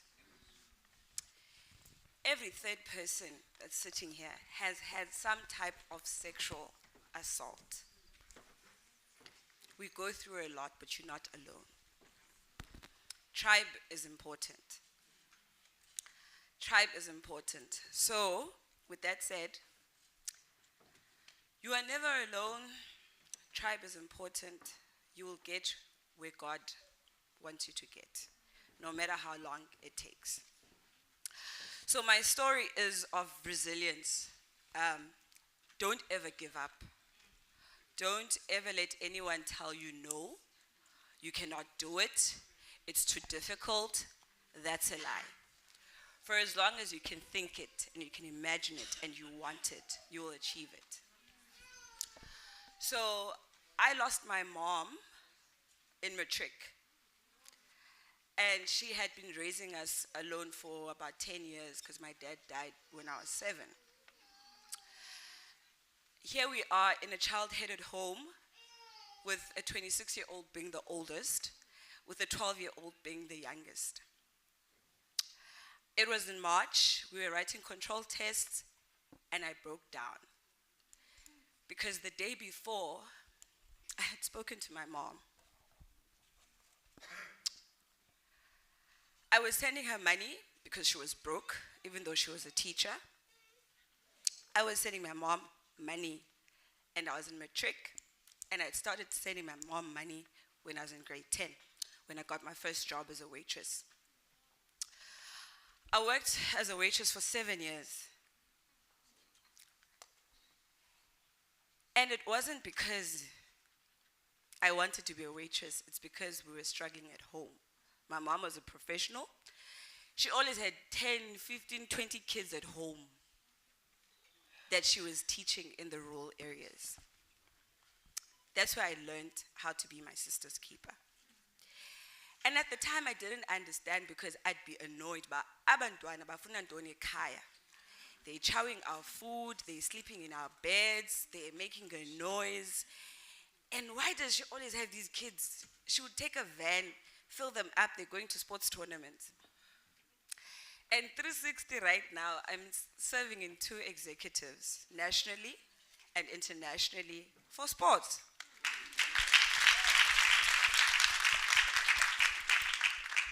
But the day that I heard that my mom passed away, I went to school the next day. And I went to the principal's office and I told her, my mom just died. I just need to go home this week. I'll come back next week and finish my control tests. She said, what? I said, my mom just died. I need to go home, see what's going on, meet my siblings, and I'll come back and write my tests. She said, no, you're not going to do that. You're going to go home and you're going to bury your mom and you'll come back when the time is right.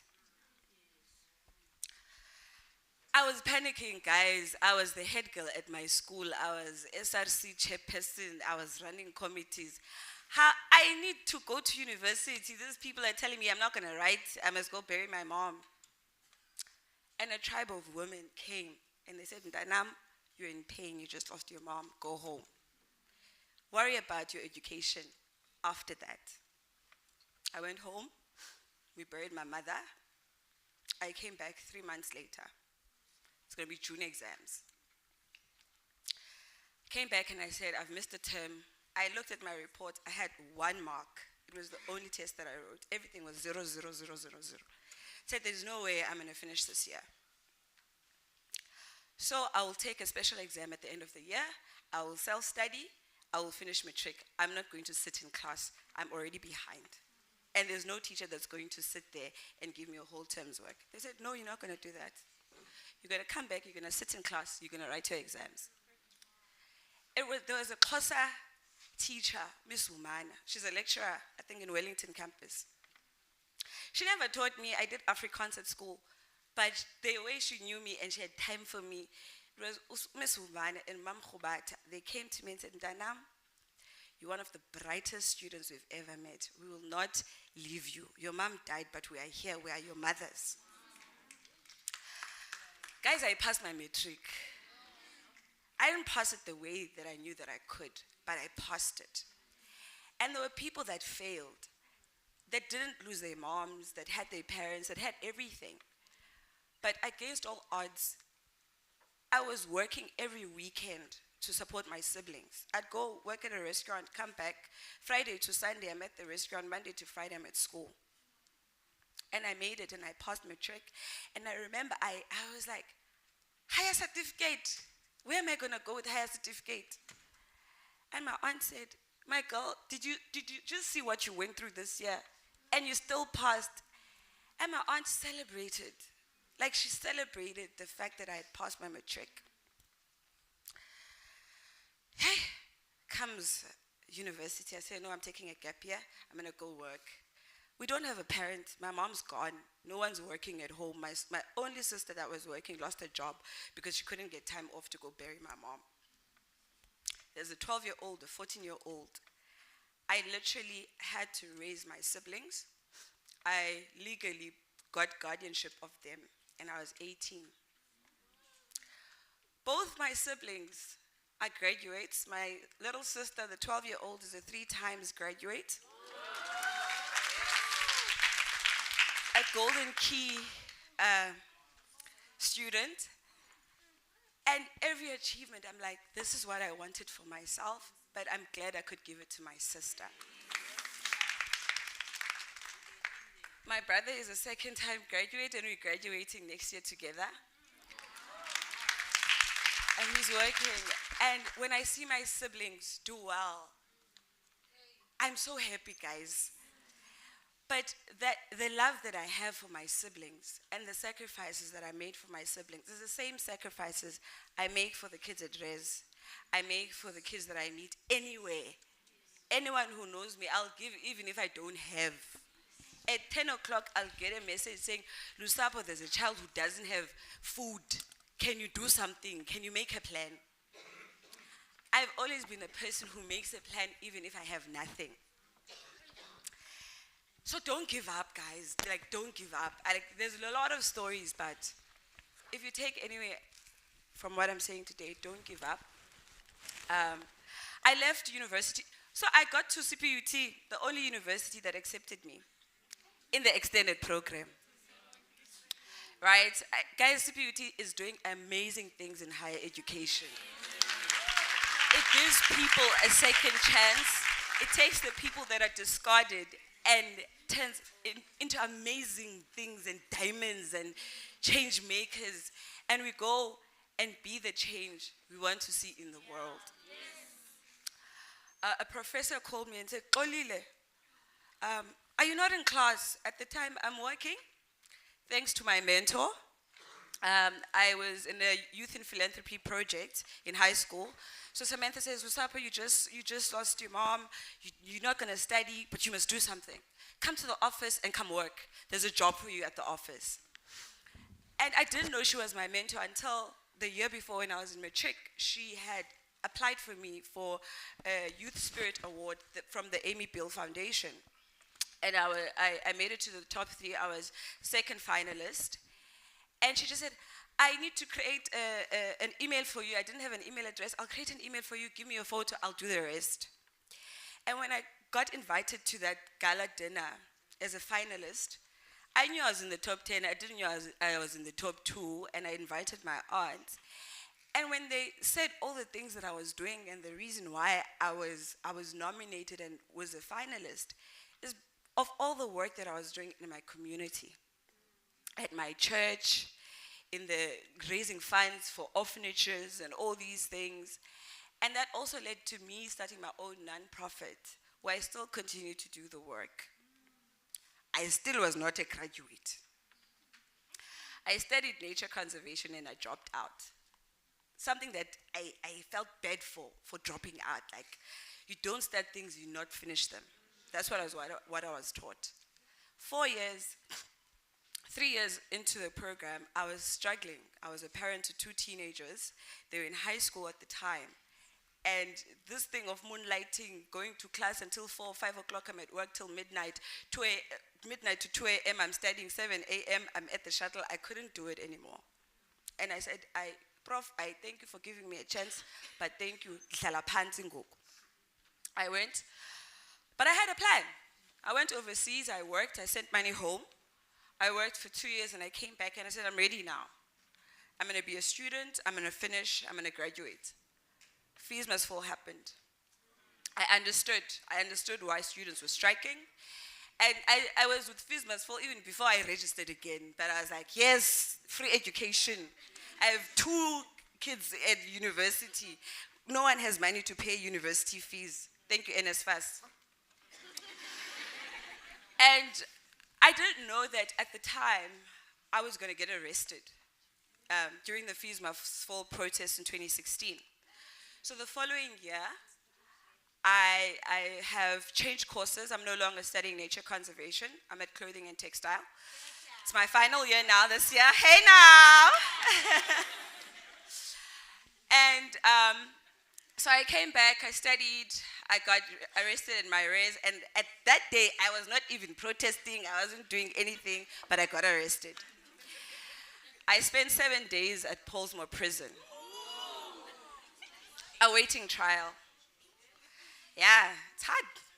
We've gone through a lot, guys, but God has a plan. A year before I got arrested, I came across a Winnie Madikizela book that she wrote about the time that she spent in prison. It was the first book that I read. Read. I read that book when I came back from America and I wasn't studying and I wasn't working and I was trying to figure out what was happening with my life. But those words of Winnie in that book were the words that carried me through the 7 days that I spent in prison. You know, little things where she says she made friends with a cockroach.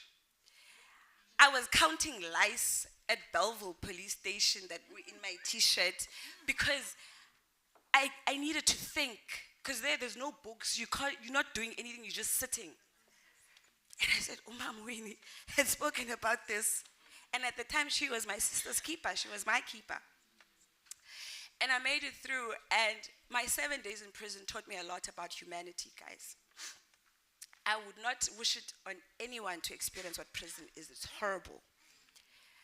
But this lady met me while we were in the holding cells and we were being taken in the hippo to Balsmore from Belleville. She said, why are you here? I was wearing my running sneakers, my tights, and my t-shirt because I was running that morning, so I got arrested in my running clothes. You don't look like you committed any crime, and I said I didn't. Then she says, why are you here? And I said, fees must fall, protest. And she said, you know what, my sister's child is going to university next year. You guys are fighting for a good cause. So, stick with me. I'll keep you. You're going to be fine. Got to prison. Sisters keep her there. And she said, I deserve to be here. Domestic violence, family violence, I should be here, but you should not be here. We got there, we're being processed, and I'm doing my fingers. And then tears just start rolling. I'm like, this is not my life. I cannot be here. And this warden says, hey, what are you doing? Don't cry. Don't do that here. And I said, what? Like, do you understand where I am? He says, hey, they'll take advantage of you. They see your tears, they'll take advantage. Don't cry. Don't do that. When you get home, you will cry, but not now. And after that, I made friends with the prisoners. Hey, Amanda, I said, why do you know I'm Amanda? I said, I know, I heard your name. When they were calling you, yeah, couple lip gloss up and some lom. And it was like, okay, cool. And she became my sister's keeper. Like, she was one of the most feared girls in prison. But she's like, I'm a student. Yeah, you're a student. She's with us. And the entire time I was there, I was called student and Pentek because that's where I came from. And this lady said, you're going to come with us in the older women's side, because it's not violent, it's all old people, they're not going to do anything to you. The young ones, they're violent, so you have to watch out. At night, she kept me, I slept next to her. She said, sleep here, put your toilet paper, your soap, and the toothpaste here. They'll try to steal it. And they did try to steal it, and she caught everyone who was trying to steal stuff from me while I was in prison. When I took a shower at night while we were waiting to be processed, she walked with me to the showers and she kept guard while I was taking a shower. After that, we were being separated the next day. She said, I'm way older than you and you're very young. You're not going to make it unless you lie. If you lie to the wardens, they'll keep you with us. And I said, if I lie, the students in the university will never be able to find me. I'm not going to do that. I will tell the truth and I will trust that God is going to be with me when I get there. I got there, said, go to the other one, don't go to the other one. There they fight, there they just want to make you your girlfriend. But it's rather you take that one than the other one. So I went to the other one, she said I must take. When I got there, I had made friends most the day before. So they're like, hey, she must get a bed, the student must get a bed, she must get this, put her a pillow, give her a pillow, and she must find something to read. They gave me a book, and they gave me the Bible. She must read. She must not catch on what we're doing here. And there was a CPUT student who was there as well who had been arrested for trafficking drugs. Guys, no matter what you do, don't get into that life. Do not be enticed. But cleanse, don't, please. Young girls, no matter how desperate you are, go do promotions. Go be a waitress, volunteer. There's opportunities here at the university. Be a tutor.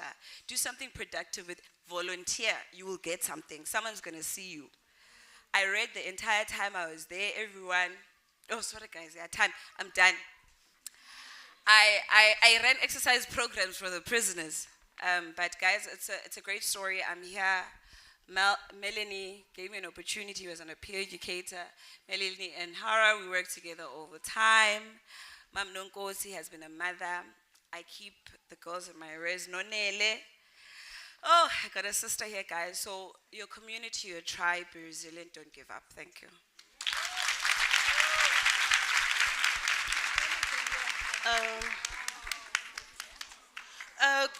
Good good afternoon to everyone. Yeah, ne? We've been through a lot, Sibangani. Okay. Igama lami ndingunonele wakwaGanyile. Mhlawumbe bakhona abakhaya bami apha ndingasebhizana. I came to CPUT in 2018. At that time, I was coming from Wusu. When I got here, I only knew few comrades from Asthma because we've already met when I was that side. So we used to meet in national congresses, national conferences. So when I came here, I was then introduced to other female comrades like Olusapo, Valencia, and other comrades that I met here. I then became friends with them. I didn't have many people that I knew at that time, and I spent most of my time in PASMA office and with them. And when I got closer to Ulusapo, I used to think that ubomi bunzima, and I've been through a lot when I was still in Wusu and when I tried to find a job after graduating, but I did not. And I struggled, then I decided to come to Cape Town. And then I realized that the things that that you are going through, when you meet other people out there and you benchmark what you have been through and what those people that you are meeting in the streets are going through, you sit back and say, hey, hold your horses. We are not going through anything. We have not seen half of the things that other people are going through. So in that way, now you learn, Oguti, if the people that I've met in my life can survive so many things, even that I am going through that I cannot overcome, to a point whereby I decide to drop out, I decide to sell myself to the highest bidder that I get at that time for me to survive. So that has taught me personally, whatever that you are going through, ukhona omnye umntu that has experienced more than what you are going through. So now every time I walked out to my room, this year work construction, I didn't have friends at department in, I didn't know anyone, I was lost in Nansuke Wusu, and my campus was very small.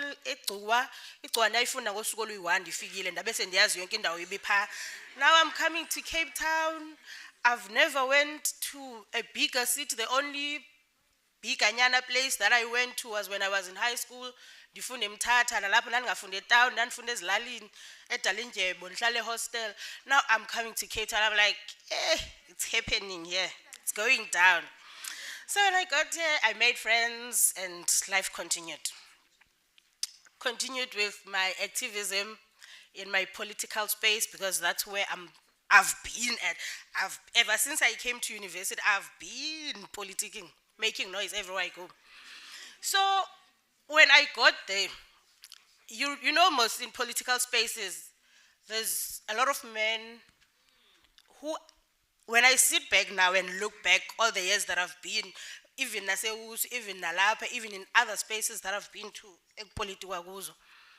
what I've learned is that I'm a daughter, fear women who are assertive. They fear people without talking. They say, you see, they fear that and they want to intimidate you. They want to make you feel bad for being who you are, for being assertive, for doing what you believe is right, for standing up for yourself and for others. I feel like, hey, this one is competing with us. Hey, this one is want to take our space. They always, I don't know what shell they live in. That they are trying so much to close for us. Uba singangeni kuyo. But mna ndizixolisile ngoba they fear the power that we have. It's not like they don't want us to be in those spaces. It's just that they fear the unknown. They don't know the power that we have. That's what they fear. So I always say that I'm not deterred. Whatever that happens, I'll go in that meeting. I will go to that wherever I need to go and assert myself. And this is why I always say to female comrades, and I always say it. Mna ke ndingomntu udressa up kakhulu. Namhlanje nje I decided to dress up because I'll be here. Ndingumntu nje mna ozinxibela iteki, ne-tracksuit, nezikipa zakhe zepasma nezase-CPUT, and that's it. Xa undibone ndinxibe kakuhle, you must know that I'm going somewhere. I don't just dress up, but I appreciate people who dress up. And I love people who dress up because I looked at them and I'm like, hey, bahle. Especially when I'm in D6. Every time when I'm in D6 campus, I always say, where are these girls getting time? Where do they get time? If you've never been to D6 during lunchtime, go there. They wear heels on campus. They wear makeup. They wear nice weaves and all that. And I'm like, like, where do you get time? Because now when I used to attend class when I was still doing my BTech, classing around 8:30, Nonela will wake up at 8, take a guerrilla shower, we call it a guerrilla shower, 2 minutes shower, I take a guerrilla shower. Maybe I had 2 books, or sometimes I'd carry those 2 books with my hand. The ones in D6, hey, they carry nice handbags. They are beautiful. And I'm like, hey, this is nice. Now, when I get to the political spaces, because men will try to do anything to belittle you, and they will try anything to put you down. Those are the men that I tell you about, the ones who fear what we have inside, who fear what we bring on the table. They be like, oh, I shame. The only thing they know, is lay queen, and that's it. Up. And I always say, no. Girl, uthi your red lipstick, uye office-in. Xa besithi uthi order. Angabelieve. Uthi xa esithi uthi exigence. Pasma constitution doesn't say that. Clause ban chapter what says this and that umqotele. Angabelieve. Ngikhobe ngo-order hlale phansi. Because they've made it a norm that Tina, the only thing we do, kukuba bahle, sibe sabaweli wings, sabaweli brutal. But now we must change the norm. We must change the norm. We must unbox ourselves from the boxes that the society has put us. Because we live in a society where our space has been for a long time put in a kitchen. We've been seen as abantu abangeyonto, people who are just, when you must give birth, and the uyeka amadoda aphathe. So we must unbox, we must break those barriers that for a long time esizibona sikuyo. Generally ke mina andingomntu othanda ukucula. I can't sing to save my life. Mhlawumbe banothiwa maniculo kanye ndife andiyazi kunganzima. I can't sing, and umculo is not my thing. But there's a song that I like, and it's odd. Licolo ka Beyonce. And I think that's lona lodwa enolicula ndimlinganisa yoligqiba lilo lodwa. Lithi I was here. I like that song because xa ndilijonga lyrics zalo, this is what I want all of us uba siyenze, that we were here, we lived, we loved, we did everything we wanted, and even beyond. And it must be known that I was here. Each and every one of you, apho ukhoyo address, they must know uba ndinengxaki. I have a sister. I can go to her because she is my keeper. I can go to whoever, even if I don't have food. It pains me xa kusenziwa ii-jokes ngathi uba asithandani thina singamantombazana. And I realize nambanyana sithandani sometimes. Because I can go to umntu ndithethe naye, ndithi I don't have food. Ndizayiva seyincokola emajonini loo nto. Uba nimbonile, ube kade etha akanakutya. That's why abanye abantwana are even scared to write on Facebook to say that, hi, I am whoever, I stay in a particular res, I don't have food, please help me. They'd rather inbox people like me and nabo zonke olusapho to say ndicela undipostele because ndiyoyika. But if we were people that we are supposed to be, if we were living by being a sister's keeper, no one would be scared to come forward. So let us all embrace each other. Let us be each other's keeper. Let us not sell out our sisters to comrades. This is the only, that's me being a sister's keeper now to you. I know it. I've been here for a while. When we go to conferences, I don't know how many conferences I've attended. When comrades want land, they call it land. When they want land, they will not go to male comrades to say, bring stock. They call us, the ones they know. Must buy and as not only is well known as CPUT, not only can bring 10 beautiful girls that she knows. Babuzwa kum uba basela ntoni, babuzwa kum uba bathanda ntoni, bazabuzwa kuwe uba bathanda bangabantu abanjani. Bayawineka okanye abawineki. And because we are so naive as ladies, because if you uthandwa zezi comrades, we'll say, hayi uba nobani bayasokolisa, but bazitshomi zobani nobani, kuthiwa izamana udampa aba bangazi, nithatha aba bawinekayo. That's the things we do, not knowing that simosha future zabanye abantwana. Be your sister's keeper. When they say, there is a what conference in town, bring me 5 girls, say, no. Not in my name. Not in my name. There is no girl that is going to be violated and taken advantage of because of a savannah. Mali in savannah, 35 rand, 30 rand. I can buy savannah for you. Why must you be bought savannah for you to be won? Are you a trophy? Those are the things that we must learn to say to each other.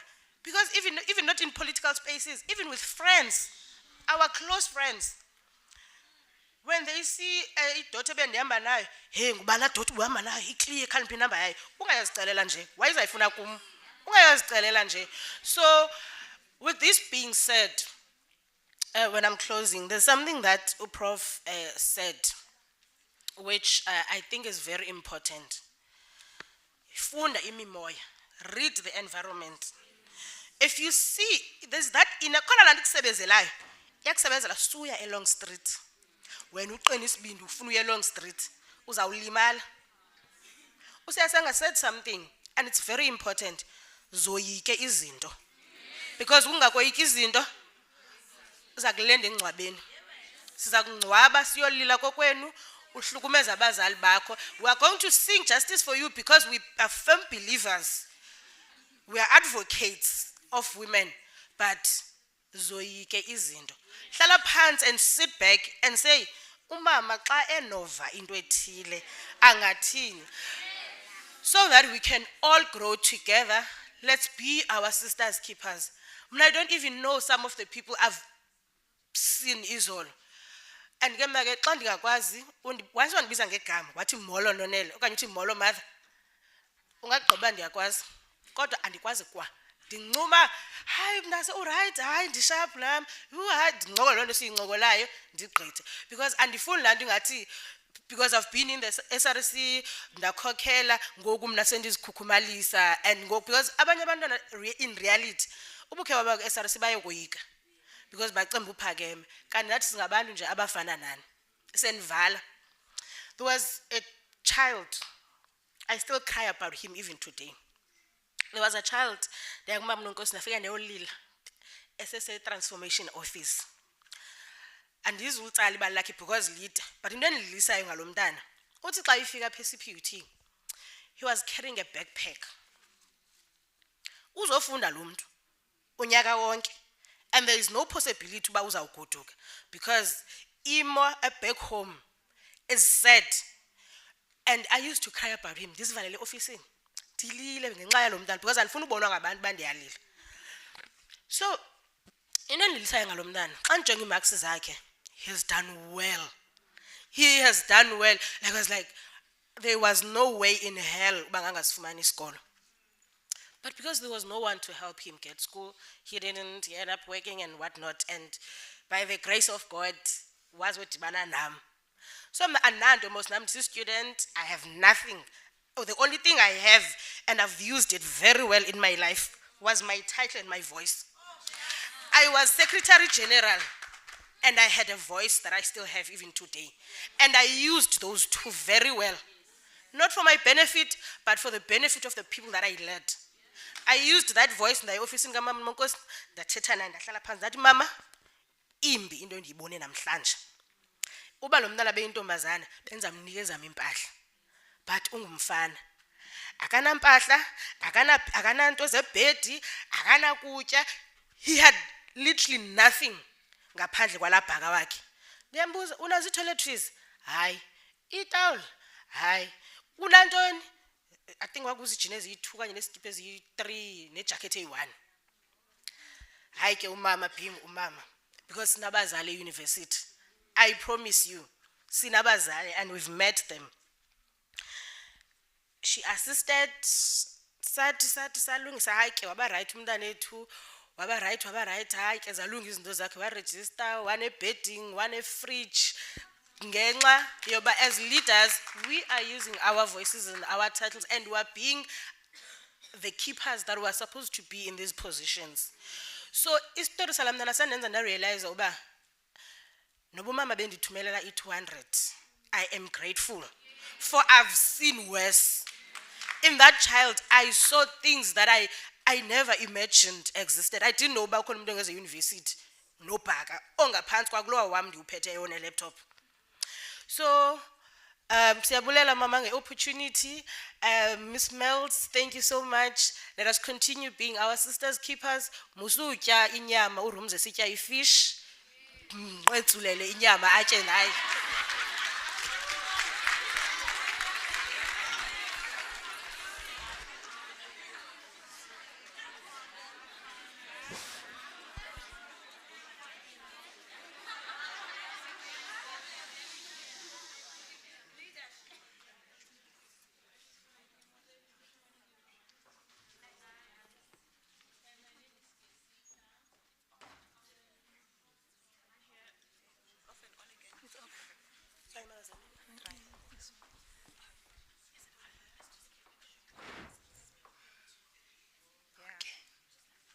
Okay. Morning, everyone. First of all, I would like to thank. I think she's gone. Melanie Sonson. She's a sister keeper also. She's the one who make me feel comfortable and then confident in this position that I am. Because at my age, I was gonna lose hope to be here at this university. But the way she was working with us, the first time I became a peer educator in 2019, so she worked with me very well so that I can feel like a young child again. To the theme, a sister keeper. They said charity begins at home. I grew up in a very difficult family where my mother was very much in love with us and her sister's children, because she lost a sister in 1985 when she was giving birth to another sister of mine. So when I grew up, we were watching TV, there were some movies, doing some other bad things sometimes. So as kids, we were trying to do those things in real to each other. But my mother, because she has love, She was trying by all means so that she can build that love to us. So then she did that, and then we ended up being in love. So I had a sister, so that one who lost her mother the year she was born. So the love we have together is too much. I think the time we were young, so we were playing roughly, but the love that our mother gave us, because she was called my mother as a mother, so then it grew up until now.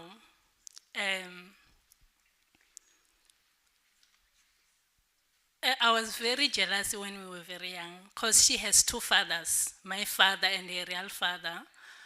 So when she goes to visit her father, I was going to say, why do you have two fathers and then you call my father a father? It means you must go to your father and never come back to us.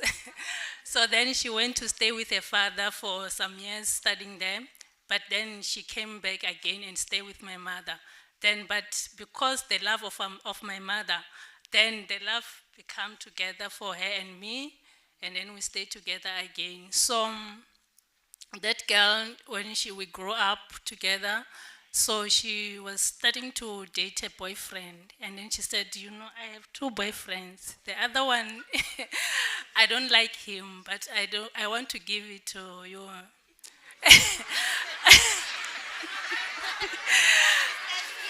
So I said, but by that time, I also had a boyfriend, but I already broke up with him and had a child with him because I had a child when I was 20 years old. So then she wanted to give me another boyfriend. I said, you know what? I don't feel like the boyfriend you are dating is a good boyfriend. The one you're giving me, why don't you take it and keep him for yourself? Because one day, if you give him to me, you won't get him back. And then... So it's better for you to keep him. Then she said, okay, it's fine. And then they ended up breaking up with that other one, and then she goes to that one she was giving me. So now she's happily married. She has 3 kids with that husband. So she's not working, but the husband is doing everything for her. She's blessed. She has everything. So the love she has for me and her, so I don't cry every time, even if I don't have food. So I can't sleep hungry. I will tell her that I don't have this and this. Even the clothes I wear, most of them, it's a cloth she buy for me. So they said charity begins at home. So the love we have is the love that I have with other students as a peer helper. Because there are many students, most of them, they struggle. So most of them, they do sometimes feel like they don't have family, they don't have friends. So some of the students, when I meet them, when they're struggling, need help, so I do talk to them. And then, you know what? Myself, I grew up in another family. Myself, I struggle because I passed matric at early ages at 18 and I went to the university, but things didn't go well because I became a mother when I was still young. And then because of not listening to the mother. So having a child at 20 years old is too early. Some of the people want to say, no, we can have kids maybe at early ages so that when we reach 35, we can maybe enjoy life, but I don't guarantee that. I think you have to play when you are still young, and then you go to the family and concentrate to your family when you are above 25 and over. So some of the students, they are struggling with relationships, and then they will be crying, trying to kill themselves. So the love I have from my family that I have been given from my sisters and my mother, so I try to share that love with them, try to tell them that, you know, I have been at 2 universities, full-time student, and the other one I was part-time, but I didn't complete any degree because of playing roughly in another way, and then become a parent, and then things didn't go well because I was no longer concentrating on books, I was concentrating on boys. So By then, I say, by God's grace, I managed to apply CPUT and become a student again in 2018.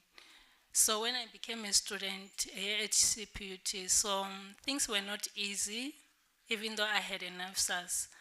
But it was not easy for me to go back to class again at late ages because I was over 30 by then.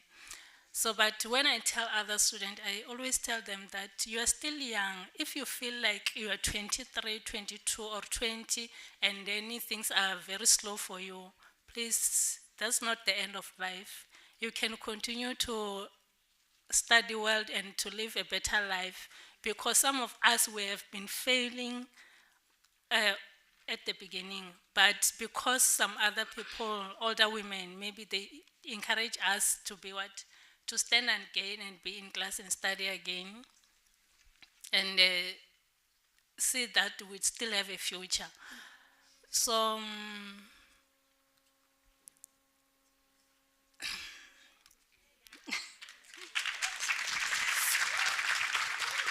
so I need to say to young ladies, being a woman is not easy, and being a woman is something good. Because some of us, we can take advantage of other women, saying, oh, yo, that woman, she's not good, the life she's living, or maybe now I have experience at early ages, I have many things at early ages, but we don't have to take other women as granted, because we don't know what they have been through their lives, so we have to encourage each others. So, because if I have maybe passing through challenges, it means when I see a young woman, I have to see that young woman and then tell her that, I wish for you a better future. I wish for you to achieve something that I didn't achieve, that I wish if I have that thing at early ages, because failing is not good. And then maybe to regret in the future that I was supposed to be on that level by that time, but you are not on that level. It's not good at all. So the life I've been through, the challenges, then I always see some other women, or yeah, it's better for them maybe to not do what I did, to be in a better place. Like how my sister, I always did for them. I do have two younger sisters, so those younger sisters, that the other one, that we have much love together. She had a child when she was 24, and then the other one, she was 27, because I was always telling them that no, having a child at early age is not good at all. Sorry, okay.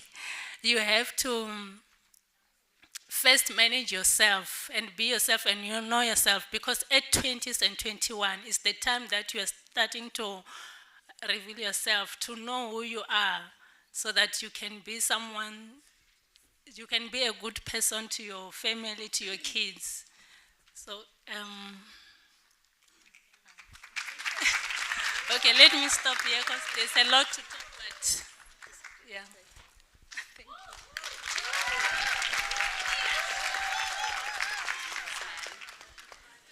Okay, Molweni, good morning, good day to all the beautiful ladies here. Hello, igama lam ndingu Amahle Ntsimango, and I come from a small town, Elsigisigi. Most of the time people hear me like I speak a lot of Zulu and I speak a lot of Xhosa because I had to move with my mom to a KZN, so that's why there's always that language thing. So yeah, but I'm from Sigisigi. So before I can actually continue, I actually wanted to start with a word of God from my mom said Umshumayeli, which is Ecclesiastes. Yes, yes. Thank you so much, guys. So it says that verse 4, about chapter 4, verse 9 to verse 10, it says, it's better to have a partner than go it alone. Share the work, share the wealth. And if one falls down, the other helps. But if there's no one to help, tough. Um, you know, when I was reading this word, I actually read this word a week ago, and then I was like, okay, so we as females, so much happens in our lives to a point where sometimes you're like, yes, don't. Maybe if I stay alone, everything is gonna make sense. I'd rather be a loner. But then here's the word saying that you need a partner in everything that you do. You need a sister. You need to be a sister's keeper to someone else so that you can know what you are doing. So I would like to talk about my experience growing up. So the other day, I was talking to my brother from my paternal side, and we were just talking about everything that we went through when we were growing up. And he was like, because my father had a lot of kids, and the same year when I was born, he was also born somewhere else. So, like, my dad was like a player. So, we only found him when we were like 7, 8. Because Mama told him that, okay, this is your father, and then I don't know, but he ended up finding his real father, which was my father as well. And it was not nice growing by my paternal side, because Umakulu was I don't know how to call it, but then it was just not nice.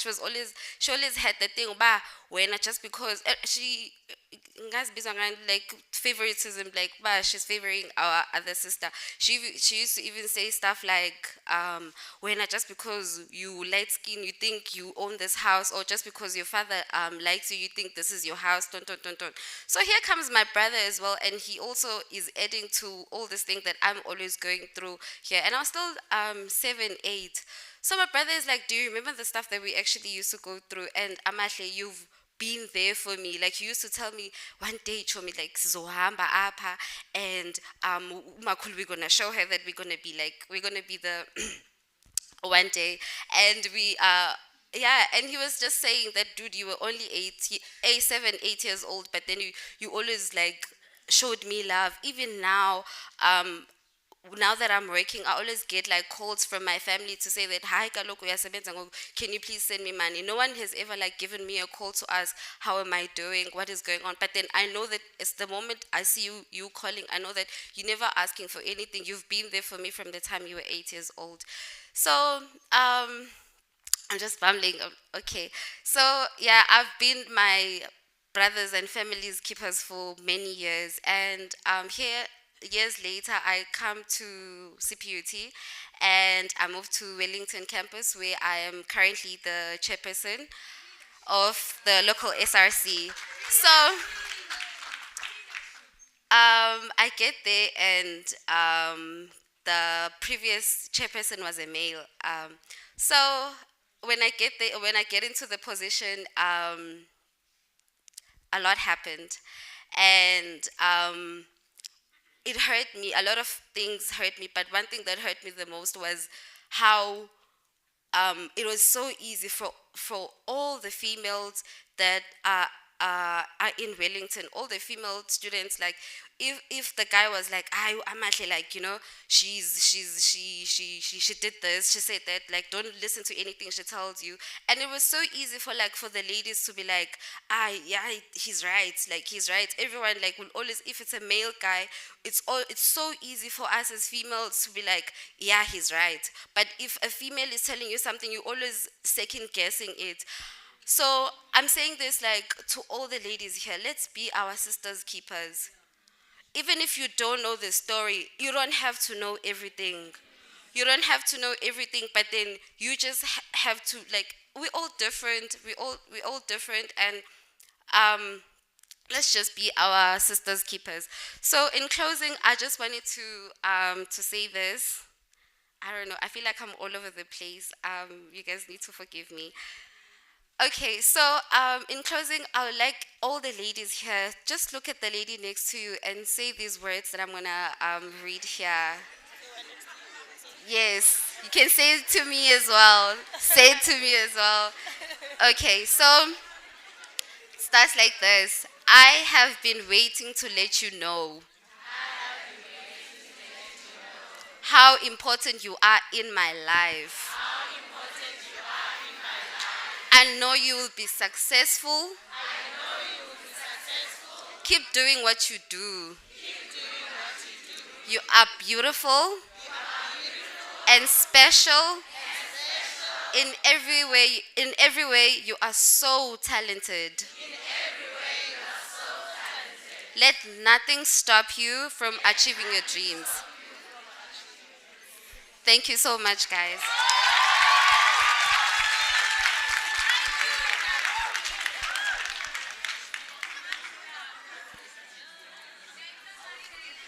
Oh, can you hear me now? Is it on? Okay, so I am very nervous today. So, but yeah.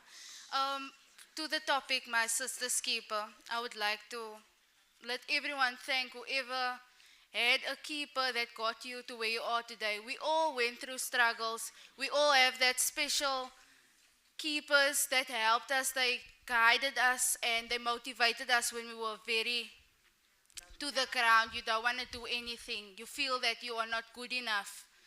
My grandmother, I would like to thank her for being my keeper. She took me in because at home was not good. My father, since I was 6 years old, was on drugs. So he became abusive. She took me. She raised me like her own daughter. She's like my second mother. She went to every event of my schools and always supported me.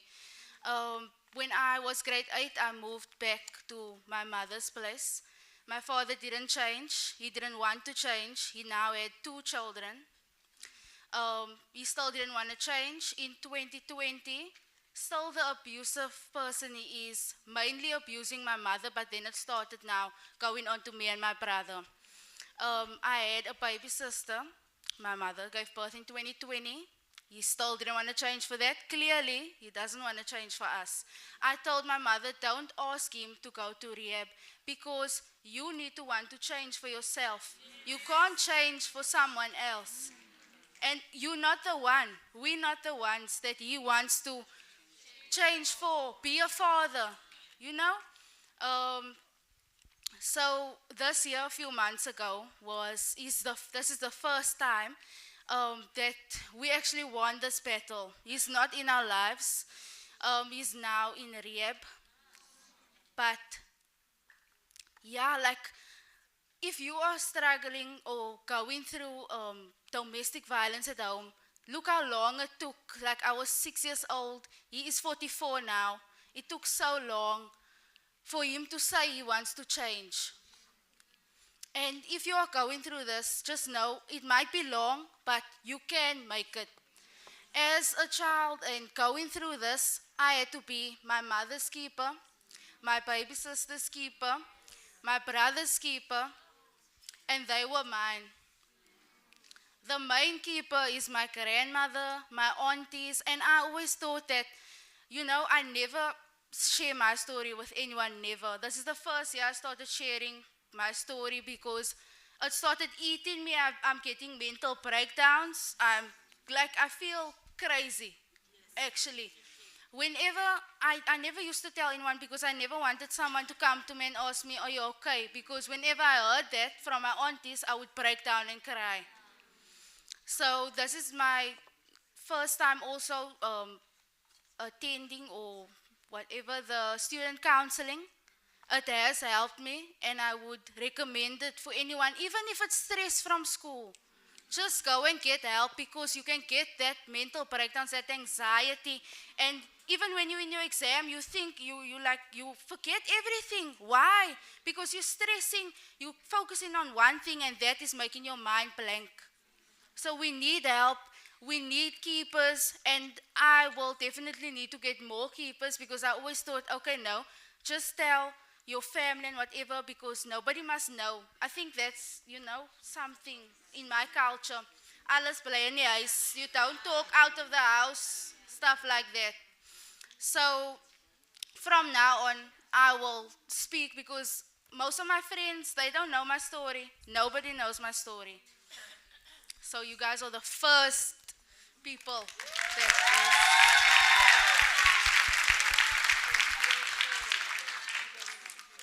And I have learned so much from CPUT, from being a diversity champion, always being kind to someone, because I know you might sit here now and you're going through something, but then there's someone that will ask you, there will be just that small kindness, nice to you, whatever.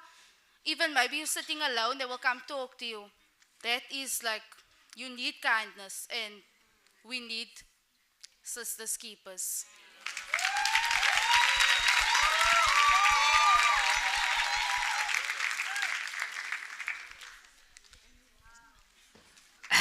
Can I just say something before we close, before we leave here? I wanted to thank Mam Nonkosi for the opportunity to be sitting here, and I want to thank her for everything that you've done for the students.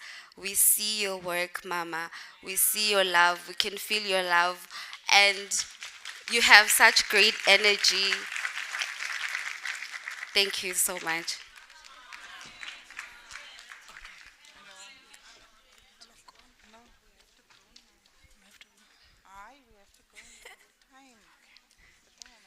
So, I think this session touched all of our hearts, touched all of our.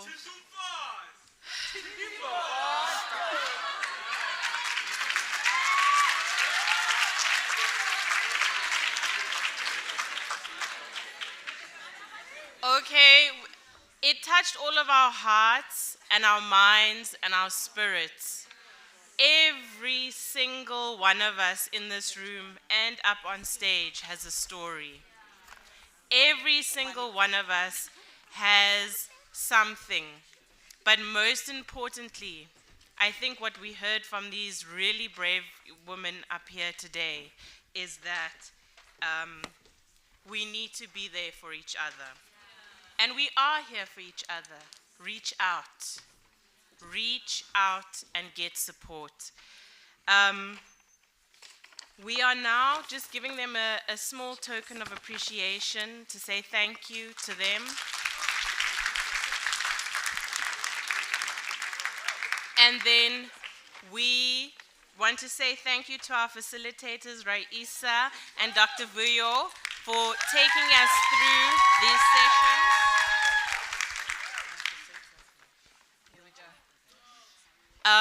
They guided us and kept us so well, Raisa, through the sessions this morning.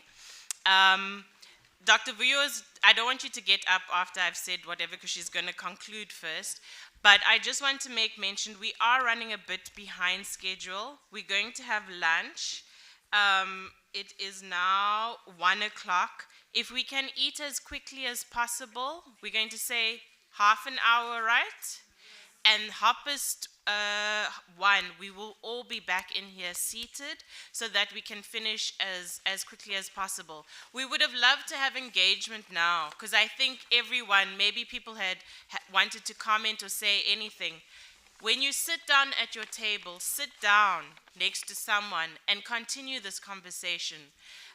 Continue speaking if you wanted to direct something or a question or a comment to one of the speakers. Don't let this conversation end now and here. Continue it. Let us have fruitful engagements. Prof said, what was the word? What are we chilling about?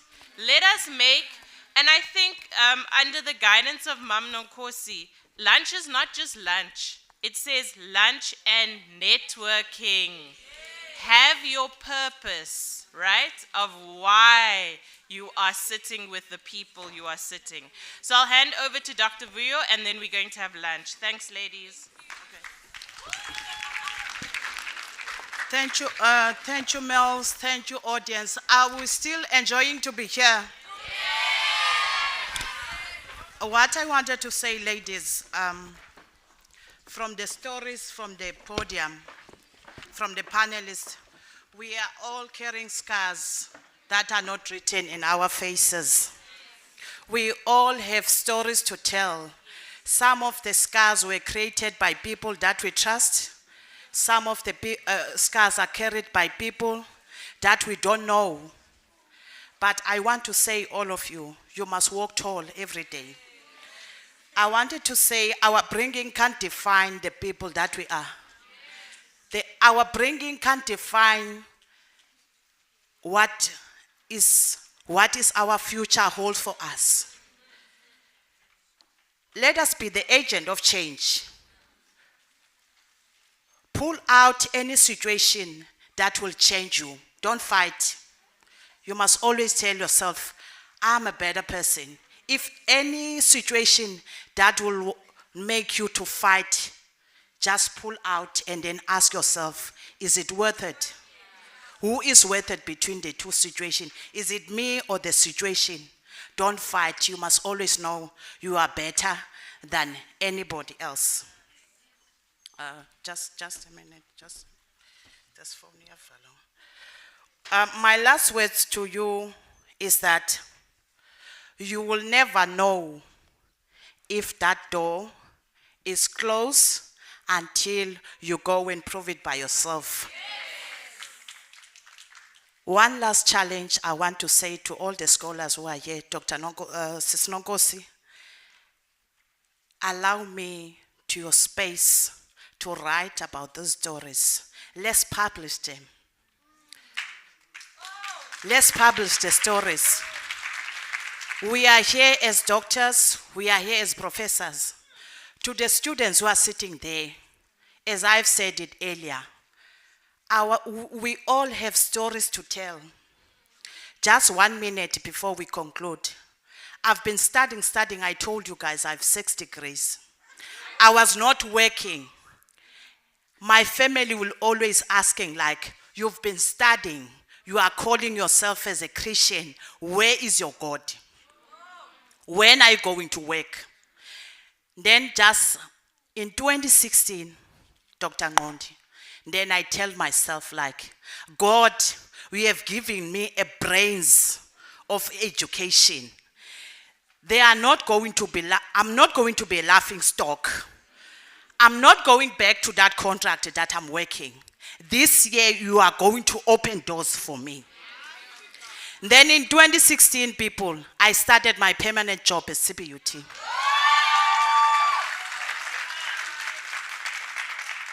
Then the house that I bought, people, I bought a house that I wanted someone to you know, when you see something, you say, is it her house?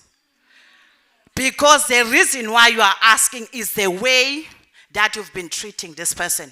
So I want to say, all the young people, keep going. You mustn't be defined by your scars. Thank you so much. Melanie, whom are we giving this book to? Okay, no, it's fine. Okay, one note here is saying Dombi has hair copies if anyone is interested to buy the book. Thank you, audience.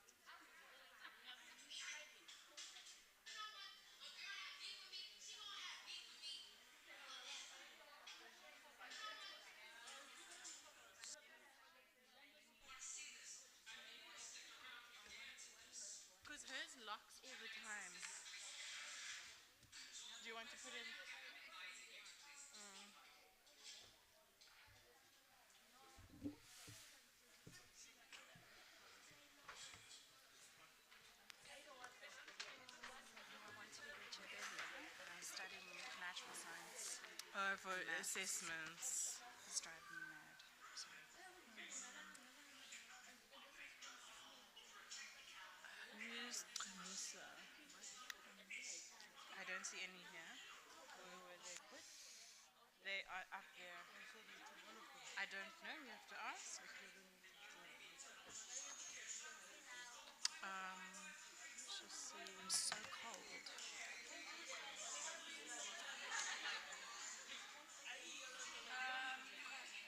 Cabello. KB. He was here now. Well, they was here. Yeah, Cabello's there. Cabello goes by they. Okay. Is this an apple or something? Oh no. Okay, Mebidzai is here. I'm just gonna open it. And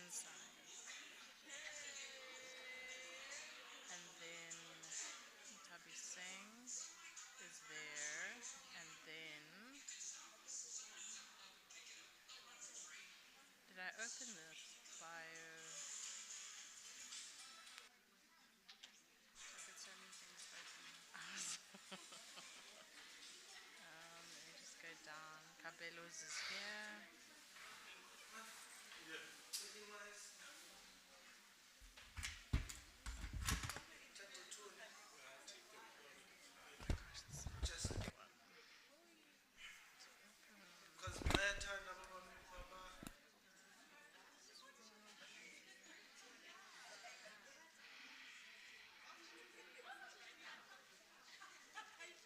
What am I looking for? Bios. Printing. This one. Isn't it further down? There's one I think I saved. I think it's this one. Please, there's just something else that I want to project from your one.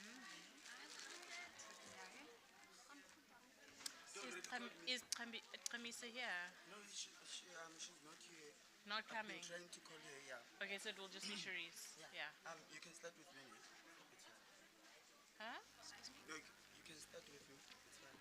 All three of you will come up at the same time. Oh, okay. Oh, are you presenting?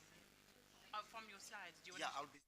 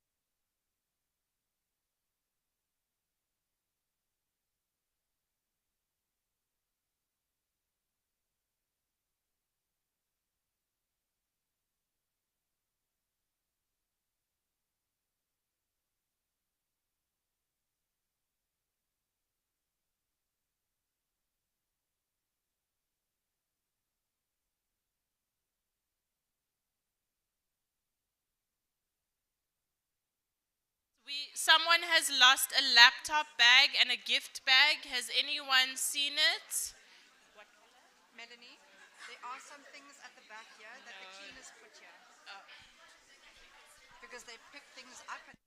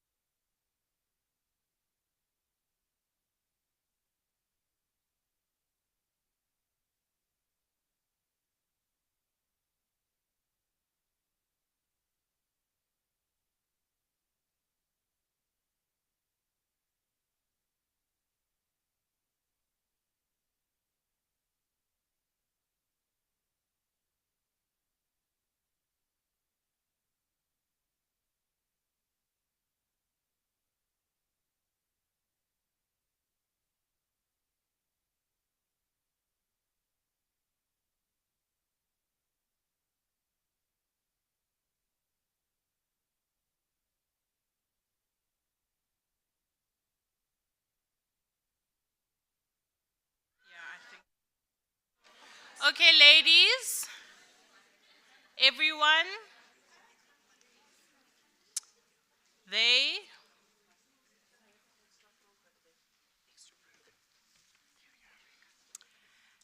we are going to start our next session. We are running a bit late, so we're going to just move in very quickly if you are still coming in from lunch. And it's my pleasure to hand over to my colleague, Ms. Sharice Mangiagali, who will be facilitating the next session with us. Please let's give her a warm round of applause.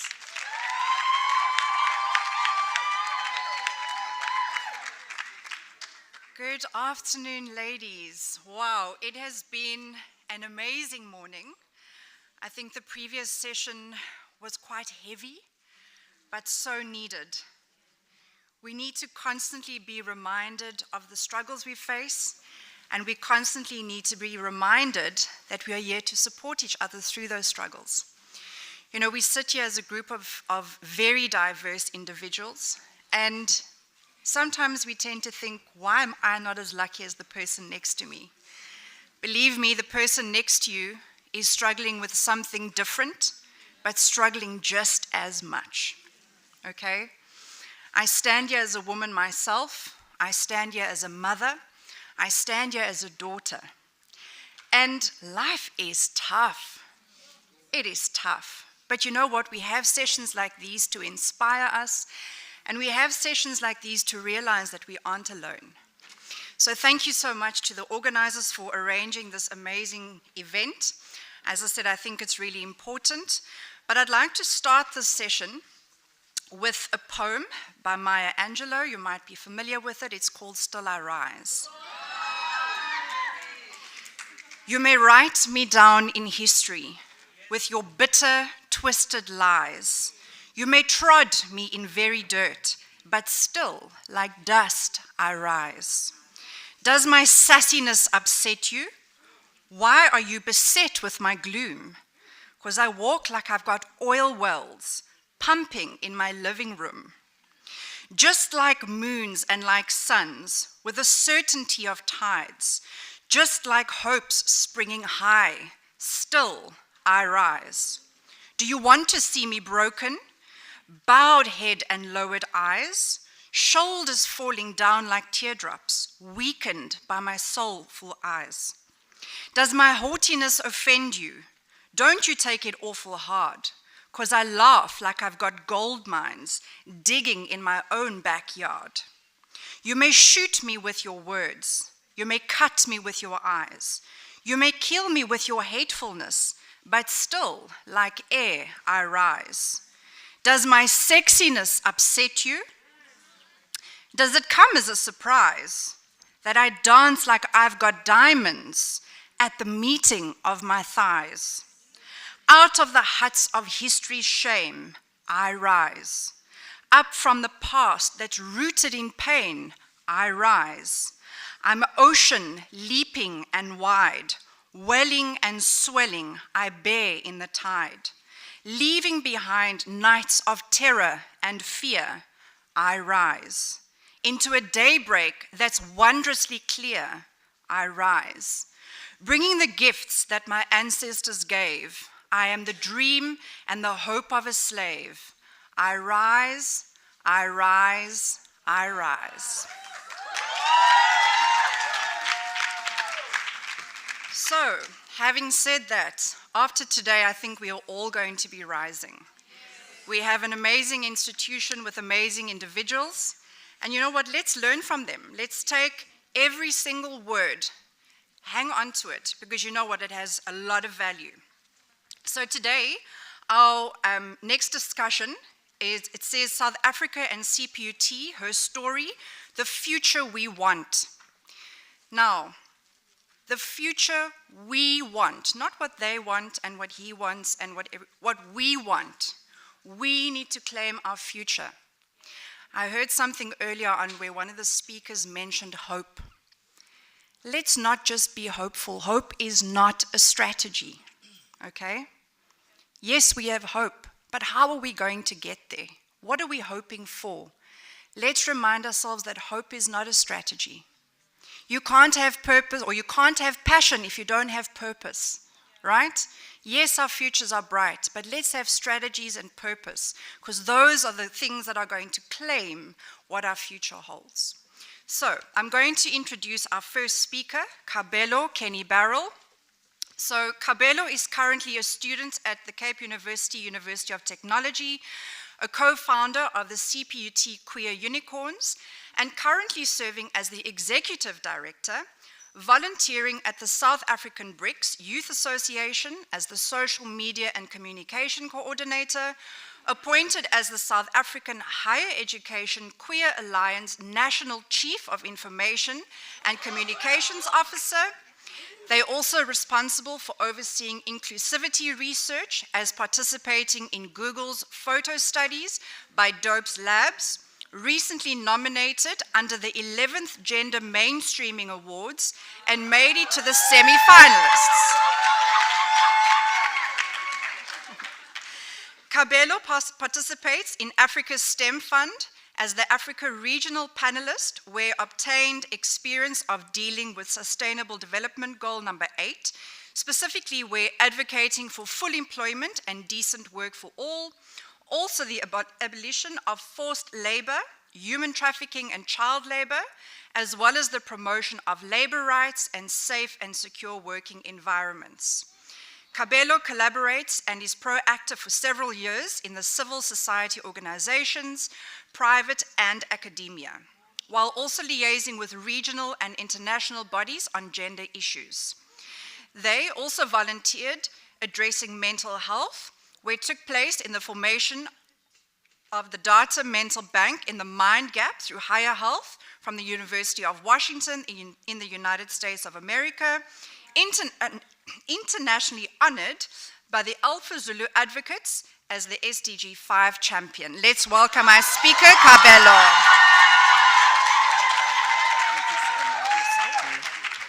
Thank you so much.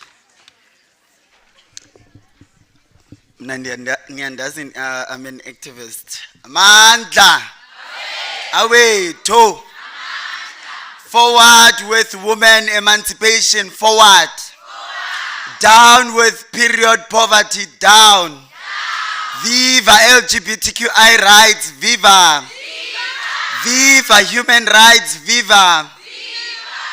Thank you so much. I'm really honored to be presenting on behalf of the CPUT Queer Unicorns.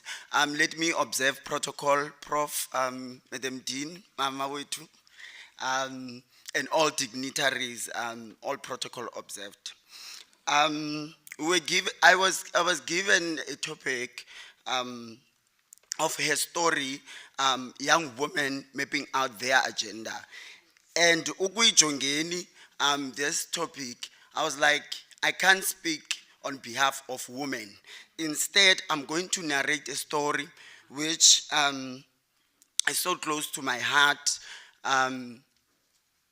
of a student that was a lesbian woman and committed suicide last year, that was residing in Orchards. So this student, her story is a wound, inxeba, lebadi, in Pedi. From the passing of Pinky Mtivasi.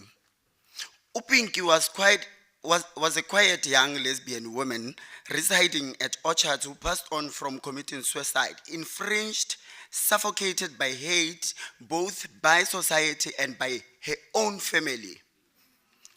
She was hated, she was never loved, even by the brothers.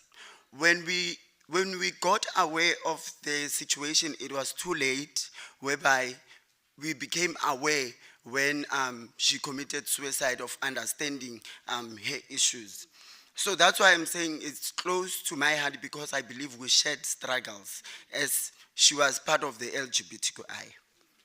She was a queer woman that wanted nothing but to be a young professional, to provide means for herself as understanding the situations that she was living under. As unicorns, we still appreciate her and we love her, and we are going to be in this fight of fighting for inclusion and fighting to be recognized in her name. We stand on shoulders of women who were here before us, who pushed the work for gender equality, who suffered and who made that women are recognized even today.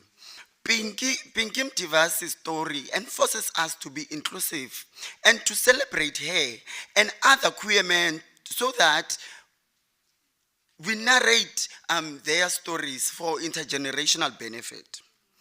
My highest philosophy on her and others who slowly go through this these situations internally is that the documentation of how the new child is brought up and sustained, also mentioning the new woman through the lenses of being born in a different body or as a diverse individual within spectrums and levels of society, as Pinky Mtivasi was living under. She was subjected to hate, and what I loved from Usisi Noma French, she said we must make noise when you become subjected as a woman. What I love about Upinki is that she acknowledged her own issues and really knew mental health and committed. We are not judging her on her committing suicide, but we are taking the baton on say you must keep on the fight. As the living, this wound signify a cemented pain which we learn from, which comes to young women mapping their own agenda, which it comes to you. What then should we do with Pinky Mtivasi's story?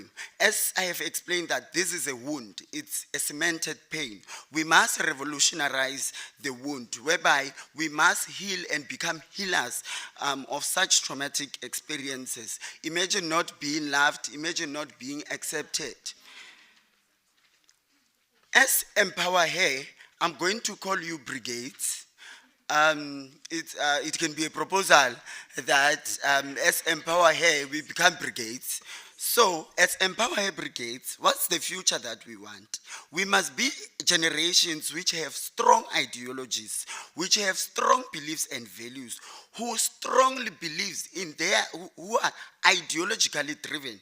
If you believe in nationalism as a woman, stand for it and defend it. If you believe for feminism, stand on it and defend feminism.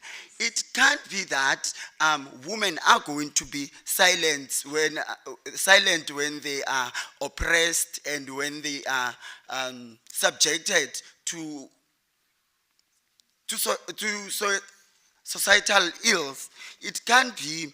Even I believe that in whatever positions, there must be 50% representation of women.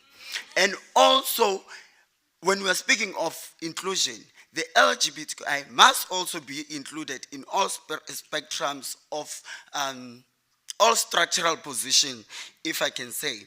But then the question is, what's your generational mission? As Winnie Mandela, understanding how she addressed sexism, as she didn't want to be named that she's Mandela's wife. On our role in the current, what's our role in the current transgressions on really addressing the story and incorporating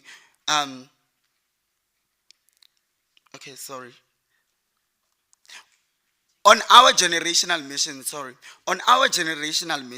what's then our role in the current transgressions? When Caster Semenya is sidelined, we can't be quiet. When we had a deputy president, which was a woman, do we claim her? Do we celebrate her? Do we document her? Because of it's a progress on its own, which we must own.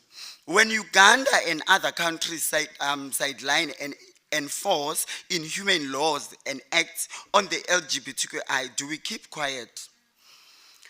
On the economic emancipation, when Banyana is underpaid, but is doing more work than Bafana, do we still keep quiet as academias and as students? It can't be. What's then our voice in equality issues? In the BBE Act, in privatization, where are the voice of women? So this wound of Pinky Mtivasi, the wound that is cemented, it must enable us to be included and to take the space. As I'm saying women because of as the LGBTQI, we are killed by men. That's a reality. So we share struggles. That's why that's why I'm a feminist. So I'm saying women must own land. Women must have a position in the current development of this country. Women, let me open a quote by Umam Shalot Maklek. She's saying, it is high time that the voice of black women be heard. They must be ready themselves for a struggle. Kasi peribari, botlhale botswa lebading. Meaning, knowledge comes from pain, which is cemented to a wound. That wound, there was a speaker that was speaking yesterday on saying, if Mnandizo Kuneka somewhere, I won't repeat that mistake again, so that Ndizofumana at the very same wound. So we must really problematize the wound. Do we want a future whereby intersectionality is a threat? Where feminism is underlooked? Where gender equality and gender equity in engineering sectors, when women are going to be given a small percentage of leadership. Those are critical aspects which we must look into.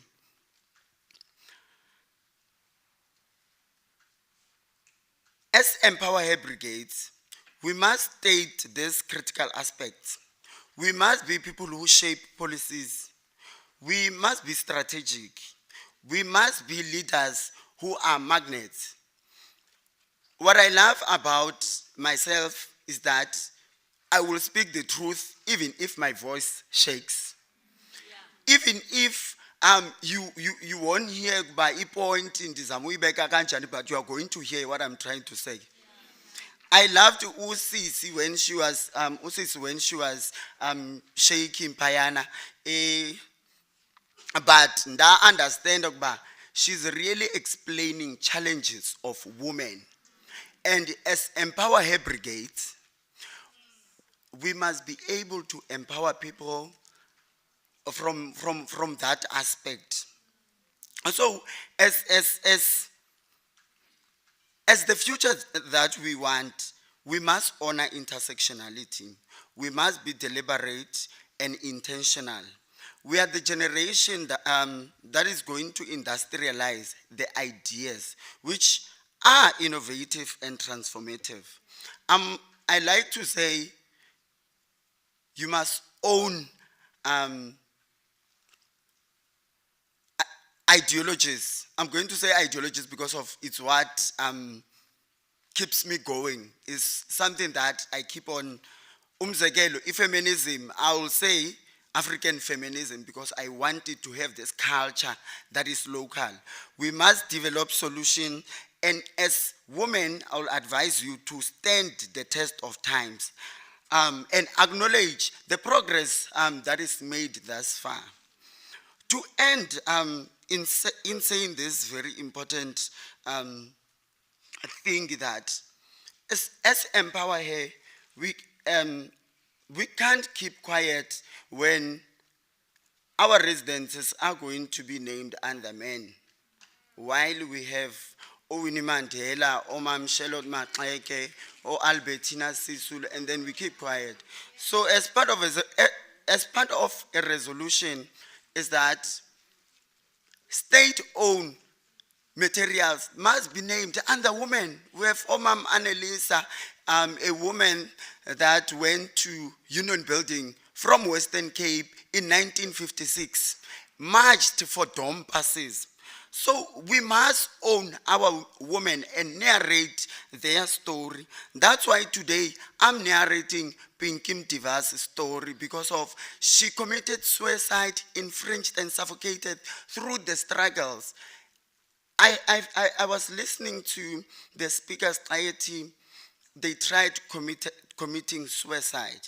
And in this life and era, I think most of us, we once tried, but what keeps us going, it's something that we must explain to people, because heyona nto ezawuphilisa abantu ngomso.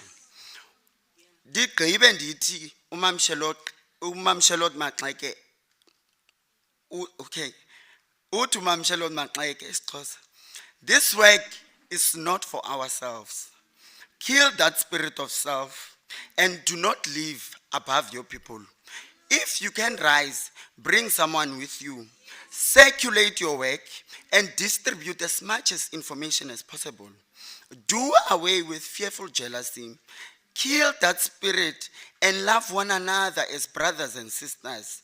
Stand by your motto, do unto others as they will do unto you. May the soul of Pinkim Tivasi rest in peace.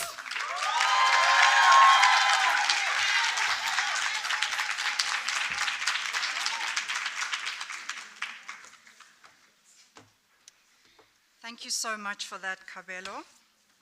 I think it's very important what was just mentioned when they said or referred to the word wound. You know, we often, when we think of the word wound, we think of an open cut or something that's bleeding. But we forget about the wounds deep inside that you don't see. Those are the wounds we need to heal. Those are the wounds we need to address. And only once we address those wounds will we be able to move forward. Before calling on the next speaker, I came across this passage and I just want to share it with you. It said, one morning she woke up differently. Done with trying to figure out who was with her, against her, or walking down the middle, because they didn't have the guts to pick a side. She was done with anything that didn't bring her peace. She realized that opinions were a dime a dozen. Validation was for parking, and loyalty wasn't a word, but a lifestyle. It was this day that her life changed, and not because of a man or a job, but because she realized that life is way too short to leave the key to your happiness in someone else's pocket. Now, as we stand here and we listen to our students, we listen to our colleagues, we realize that we are going through so much. Don't let anybody take away your shine. Don't let anybody take away your happiness. It's not worth it. I stand here today as a mom. I stand here today as a single mom. My son is 10 years old. And for 10 years, I've allowed someone to steal my happiness because I was made to believe that I'm not good enough. I'm a single mom. What are single moms? They mentioned earlier on, you get classed as a slut, you get classed as not worthy, but you know what? We are worthy. I bared my child from the womb, and he was placed there through the gift and the glory of God. Let's not allow anybody to steal our joy. About a month ago, I decided to take a very big step in my life, and I said, you know what? I need change because my happiness has been stolen away from me for far too long. And I decided to take the bold step of counseling, and I went for deliverance. And I sat in front of the strange individual and I said, you know what, you don't know me, but I need to tell you how I feel. And in the spiritual context, it was spiritual counseling. The individual took me through a process where we unpacked drawers. And in each drawer was a layer of words, feelings, emotions that I had to let go of to heal my inner wound. I want to encourage you to unpack your drawers. Unpack your drawers that you are holding onto, that are stealing your joy, that is stealing your happiness, and stealing what your individuality stands for. Be encouraged to let go, to hand over, whether it's to God or Allah or whatever your spiritual preference is. Hand it over. You will feel relieved. You will feel that you can express and be you. A week after I had taken that bold step, I got a message of an apology from my child's father who had abandoned him for 10 years. And I want to say thanks to God, and I want to say thanks to myself for taking the bold step. Thank you, Cherise, for taking the bold step, because I have unlocked my individuality, I have unlocked what has been stolen from me, and I have unlocked every single happiness that I have taken away from myself because I wasn't bold enough to stand for what I believed in 10 years ago. And I can tell you without any shame that my son's father is a petty man, and he's an amazing man. But he was pushed away because black and white don't mix.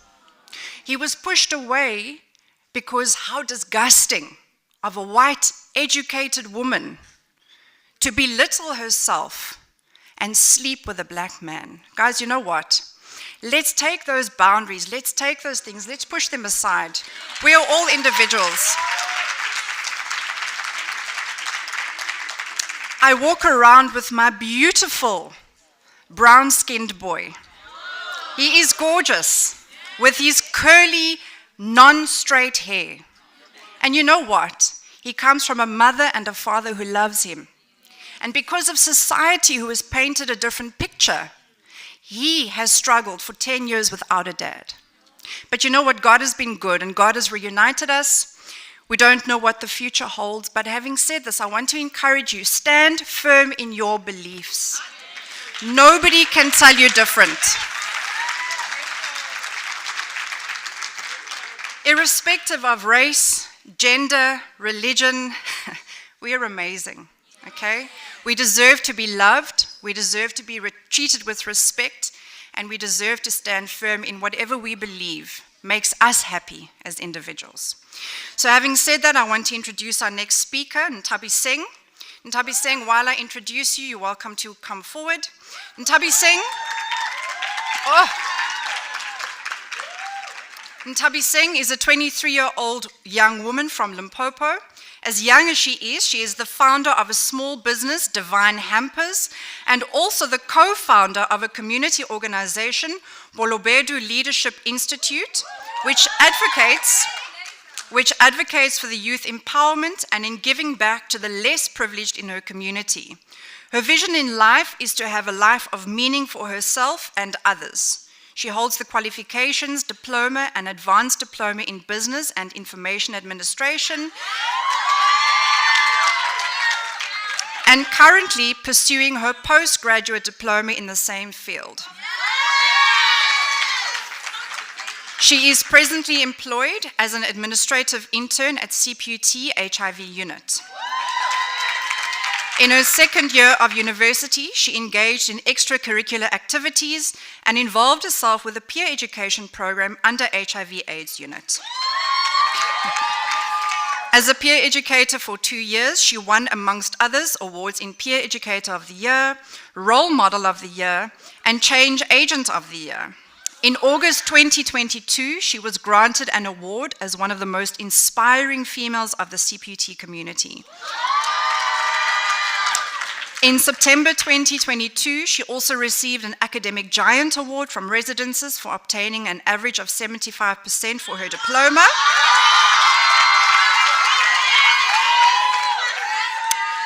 And from her first year of university till her fourth year, she served as a class representative, which she led her to receiving recognition for being a class representative in December 2022. During COVID-19 in 2020, she served as a tutor for 6 months from June 2020 to December 2020. Wow, this is a lot. And she's only 23. And Thabiseng, I want to say before we hand over to you, you're wearing a beautiful orange blazer. May I tell you the significance of the color orange? So the color orange bridges the past and the future. It bridges what you've struggled with in the past and the beauty that the future brings. So may the beauty and everything that's good come to you. Thank you.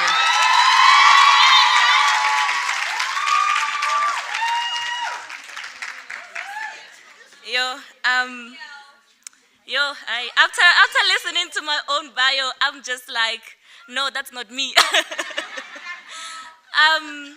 It's such a privilege to be standing here in front of you all, and it's such a privilege to be here as a child of God. This morning, actually, I had prepared something that I was going to be talking about, but this morning I had a conversation with Miss Flora Buffett.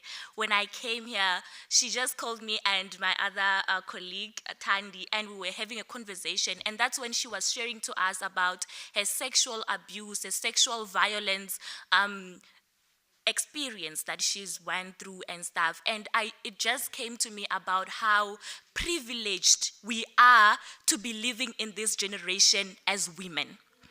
We are still facing a lot of challenges, especially as university female students. We are still facing a lot of challenges as graduates. We are still facing a lot of challenges finding ourselves in spaces where we are looking for employment. But I just want to say how far we've come as a country. I look up to women such as, thank you, Kabelo, Charlotte Mateke. I look up to women such as Lillian Ngoyi. I look up to women such as Winnie Mandela. I also look up to women such as Mam Nonkosi. I also look up to women such as Melanie Sanson. I look up to women such as my colleagues. I look up to women such as my fellow peer educators. It's such a privilege to grow around people that always want to see you doing better. We have a lot of challenges. We're still facing health-related challenges as females. We are still discriminated as women. Yesterday, I think it was Ntombi who mentioned how some companies are now coming up with strategies that as a female you have to choose how long you want to stay at home and you are not limited. I think it was last year or earlier this year when we had a conference about was it a research conference where it was in the same setting? I don't remember the speaker who was here, about how some positions as females, we are limited because they feel like we are not enough, because they feel like we are too emotional, because they feel like we take too much time sitting at home, and that makes us less better than the men in the positions.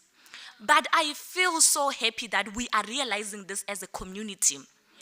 And with realizing this, that's when we start to come up with solutions. That's when we start, when you want to know what's wrong, and you go back, you dig to what's wrong, you get to fix the problem. When you are wounded from inside and you keep on fixing what's on the outside, you keep on applying something on the outside, but not taking medication to heal the wound, you're just gonna heal after 2 weeks, it's coming back. Because you have not identified what's wrong, what's causing the problem. But I am so happy that as we stand here, we get to identify the root of the problem.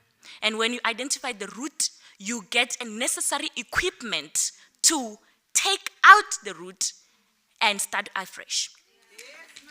So, I know we are aware of some of the challenges that we face, but now I want to say, what can we do as university students? What can we do as freshly graduates to empower those who are coming after us, to empower those who are around us? There's a lot of things that we can do. You don't need to be here speaking like me now, or you don't need to go to a conference to empower the next person. You can empower the people that are around you. I myself am a victim of rape. I was raped when I was 16 years old. I kept quiet about my story. There's only one person that I shared this to, an outside family. And she's sitting here right now. I'm not going to mention her name. And I didn't want to be judged. There was a certain time where when I came to university where I started like gradually having to share my story to see the reaction of people. And once I share my story, people start looking at me with pity. They start asking questions, are you okay? What's going on? How are you so bubbly? Why do you talk a lot? That was supposed to break you. You didn't deal with it. You didn't heal with it. And there's someone today out of the panelists that said something so powerful that you don't need to know someone's story to understand them. And you don't need to understand their story for you to be empathetic about what they are going through. Let us not be those people. When we find out about people's experiences, let's not pity them. Let's not change our attitudes towards them. I am the receiver of that, and it's not nice. It's only this year when I realized that I need to take a stand in my healing. 7 years later, that's when I realized that I need to take a stand. I'm very lucky that that did not stop me from having to continue my studies. It didn't stop me from having to accomplish the things that I've set myself to accomplish. I'm very lucky. But there are other people out there that don't have the same confidence to move on with their lives and to move on. They need us. Now imagine someone is out there going through that, and all you can do is just to bring them more down. Who are you? What are you doing? What is your purpose here on earth? Isn't the greatest commandment to love one another as we love ourselves? They read to us today, one of the panelists, that we need each other. Do you think you're going to do it alone? Do you think it's going to be nice when you're alone, when you don't have people to celebrate with? Let us be other university students keepers. Let us work together. For me, personally, I asked myself this year, like, I see that in my community, I'm making a change. I have a community engagement. Each and every year, we have to grab donations. We look at families that are less privileged, and we provide meals for Christmas. That's the thing that I can do. I founded that organization when I was 17, and it's a privilege to work with the people that I'm working with. But I looked at myself now in this age that what can I do to inspire another person? That's why I started my YouTube channel. In my YouTube channel, I started as vlogs, but God sat me down. Is like, no, that's not why I wanted you to start the YouTube channel. And I took a break for, I think, a month from the YouTube channel and praying about it. And God is like, I want you to share your story. I want you to share the story of other females. The name of my YouTube channel is The Journey of Becoming Her.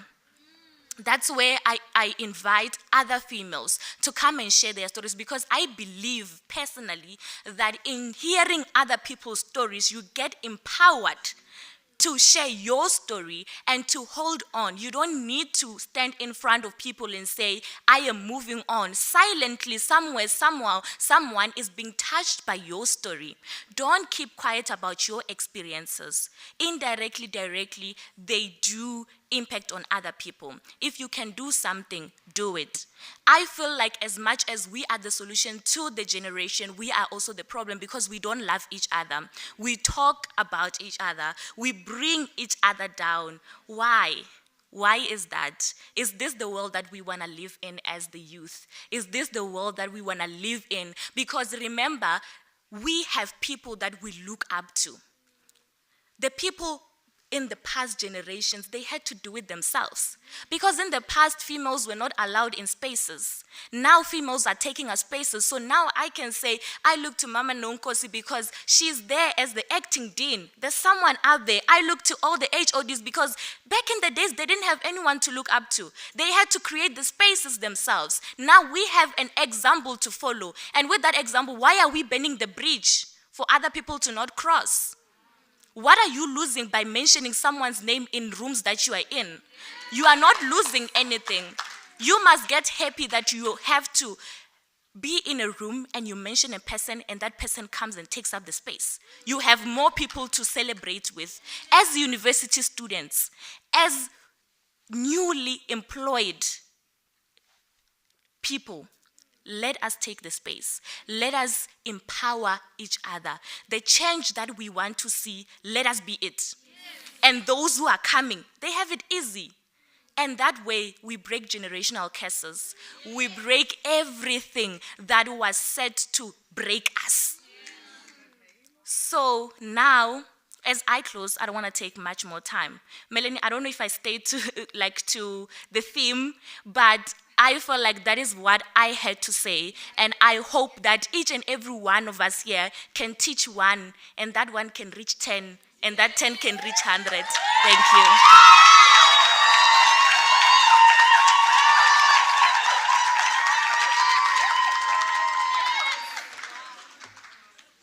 Wow.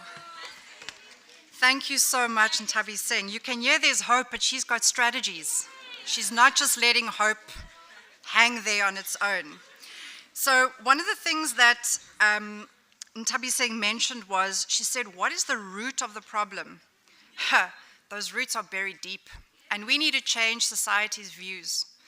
I want to give you an example. So my son is a footballer, and I took him to a coaching session the one day. It was a coaching course, and the coaches took the boys and girls onto the field, and they had their sessions, and at the end of the session, the coaches were handed their awards because they had received and achieved their coaching license.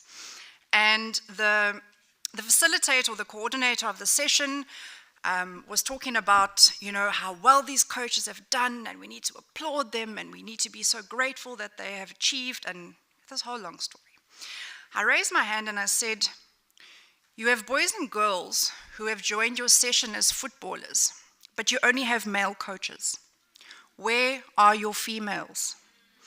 When I asked the question, where are your female coaches, a father sitting behind me said, they're in the kitchen cooking. And I had to be polite at that stage because my son was looking at me. I thought, Lord Jesus, take the wheel. And I thought that is our problem. That is the root cause of our wounds, is society's mentality. We need to change that. We need to take the stand. We need to educate. We need to inspire others to think like us, to be like us, and to want to be better than us. We can't stand and say we have a problem, but we're not tackling the solutions. So I want us to, when we walk away here today, think of this, and I want to take these roots. We need to dig them out of the ground, and I want us to start encouraging society, male and female, to think the following: that women are strong because they are courageous. Women don't depend on anybody else. Women know who they are. Women build others up. Women don't show emotion as their weakness. Women follow their own intuitions and don't overthink everything. Women are happy, and they know what it takes to make their own happiness. Women own their own successes, and they believe in themselves. Women don't let the opinions of others influence them. Women don't feel bad about breaking societal rules or reinventing themselves. and women continually work on being a better, stronger version of themselves. We need to encourage and we need to educate society on these things because they tend to overlook it. Social media has created visors and blinkers over our eyes that we need to look away, we need to think a certain way. But let's go into those deeper root causes of who and what we are. Let's dig them up and let's reinvent them because we know who and what we stand for. So having said that, I want to introduce our last speaker of the session, Mbetsi Richitsi.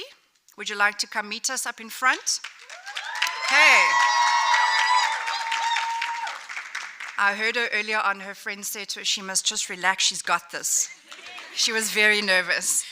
So Mbetsi is doing her second year in operations management under the Faculty of Business and Management Sciences. She is a peer educator and working part-time as a tutor for first-year operations management, PRB1. How amazing. Let's welcome her. Thank you so much. Hello, everyone. I am really nervous. And yeah, it's such an amazing opportunity for me to be here. It's my first time actually speaking in this huge crowd besides me tutoring students in front of class or me talking in church. So, which is why I'm really nervous, but I'm really grateful and excited to be here. Yes. So, my story is not the one of success from the outset, but rather a tall resilience in the face of setbacks. I would like to share my personal journey with you, one that has taught me the importance of perseverance, self-discovery, and incredible potential for transformation when you find your true calling. I stand before you as someone who has faced adversity not once, but twice as a university dropout, but finally found her purpose. I matriculated in 2019, and in 2020, that's when I started my first year. I completed my first year, but I went home the second year. I dropped out. I did not want to continue with the course I was doing. I spent the whole year doing nothing, and that year was very depressing for me. I did not know what I wanted. I did not know what I wanted to do. I remember my sister calling me and telling me, well, there's this course, don't you want to do it?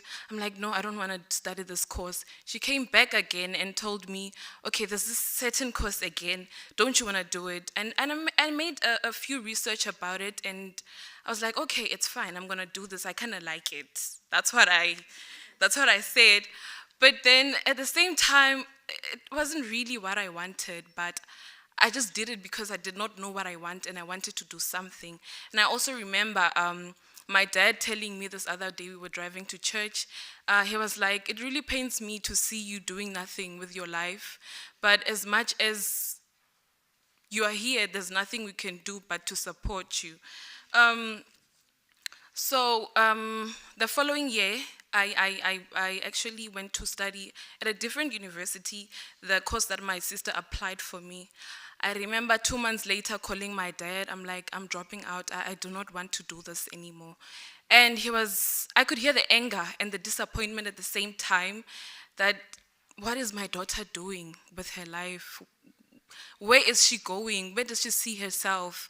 And at the same time, because he's my father, they are my parents, it's my mother as well, they wanted to support their daughter. They wanted me to take my own decisions that I wouldn't regret at the end of the day. And fortunately, I had also applied at CPUT. They had accepted me. And fortunately, they extended their registrations. Hence, I ended up studying operations management, which is something I'm really loving. Hence, I decided to become a tutor as well because, yes. So I also joined the peer education program. I applied for it and I got accepted, and we did a 5 days training in the beginning of the year. And I remember Sis Nontlandla, our peer education officer, the last day of our training, she said, now do you really feel like a peer educator? Are you ready to go out there? And that's when I realized that this training has given me a sense of purpose. My experience as a peer educator has been an incredible journey of self-discovery and growth. I realized that all these ups and downs and setbacks will one day reposition me and lead me to the right path. I felt like a failure, and being part of this program affirmed that this is where I belong. And this is where I'm supposed to be. I am no longer lost. This proves that these programs here, they're not just about outreach of other students. They're also dealing with personal encounters beyond their scope. Hence, I am here today. I love the woman I aspire to be. I love the woman I am, and I love the woman I'm becoming. Being part of this program has given me a sense of belonging and fulfillment. It has ignited a fire in me to keep learning and to make a positive impact. So today we gather here to celebrate a journey of empowerment, inspiration, and determination. A journey that is not just about celebrating accomplishments, but also forging a path towards a future that we all aspire for. A future that is guided by the agenda and the vision of the young women of South Africa and CPUT. And in a world that is constantly evolving, where boundaries are being shattered and norms are being rewritten, the voices of young women are more crucial than ever before. The future we envision is not the one constrained by stereotypes or limited by traditional roles. It is a future that is inclusive, diverse, and equitable. It is a future where every young woman at CPUT is empowered to charter her own course, break norms, and leave an indelible mark in the world. Now that is the future we want. The agenda being mapped out here is not just a set of aspirations, it is a blueprint for change. It is a roadmap that encompasses education, innovation, leadership, and community engagement. It recognizes the power of information and knowledge and envisions a future where every young woman is given equal opportunities to pursue her dreams and passions. We need to prove that innovation knows no gender, and the brightest idea can come from anyone irrespective of their gender identity. Now that is the future we are working towards. Leadership in all forms is another cornerstone of the agenda being crafted here. To the young women of CPUT, let us not wait for permission to lead. Let us step up and take charge. And leadership is not just about individual success, it is about lifting others up and creating a ripple effect of positive impact. Let us understand that the true progress is not achieved in isolation. It is achieved when we work together, peer to peer, mentor to mentee, peer helper to recipient, and tutor to tutee, to build a better future for all. And that is the future we are building. And as we stand here today, witnessing the power and potential of young women of South Africa and CPUT, let us reaffirm our commitment to supporting each other's journey. Let us pledge to amplify each other's voices and remove obstacles in each other's paths so that we can thrive and excel. The future we want is within reach, and it is shaped by relentless determination and unwavering spirit of young women. Now that is the future we want.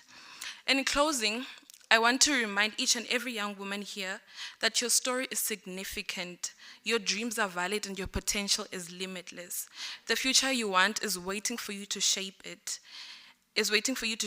And together we will create a world that is more just, more equal, and more extraordinary than we can ever imagine. Now that is the future we will have.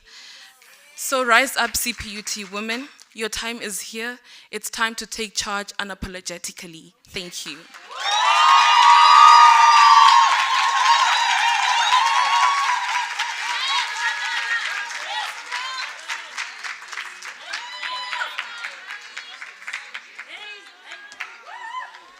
Rise up, young women, rise up. CPUT, your future is bright. If you have female leaders like this, we can't go wrong. So please don't sit or don't go too far. I'm going to call you back up.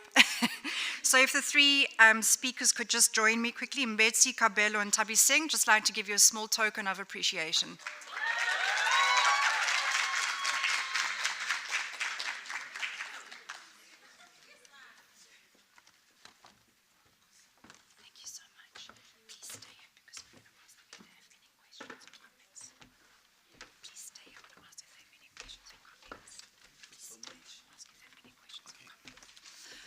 Okay, thank you. Students, while we're setting up for the next speaker to come up, I just want to ask if there, let's see if this Just want to ask if there are any questions or comments to any of our students or anything specifically about the session. Yes.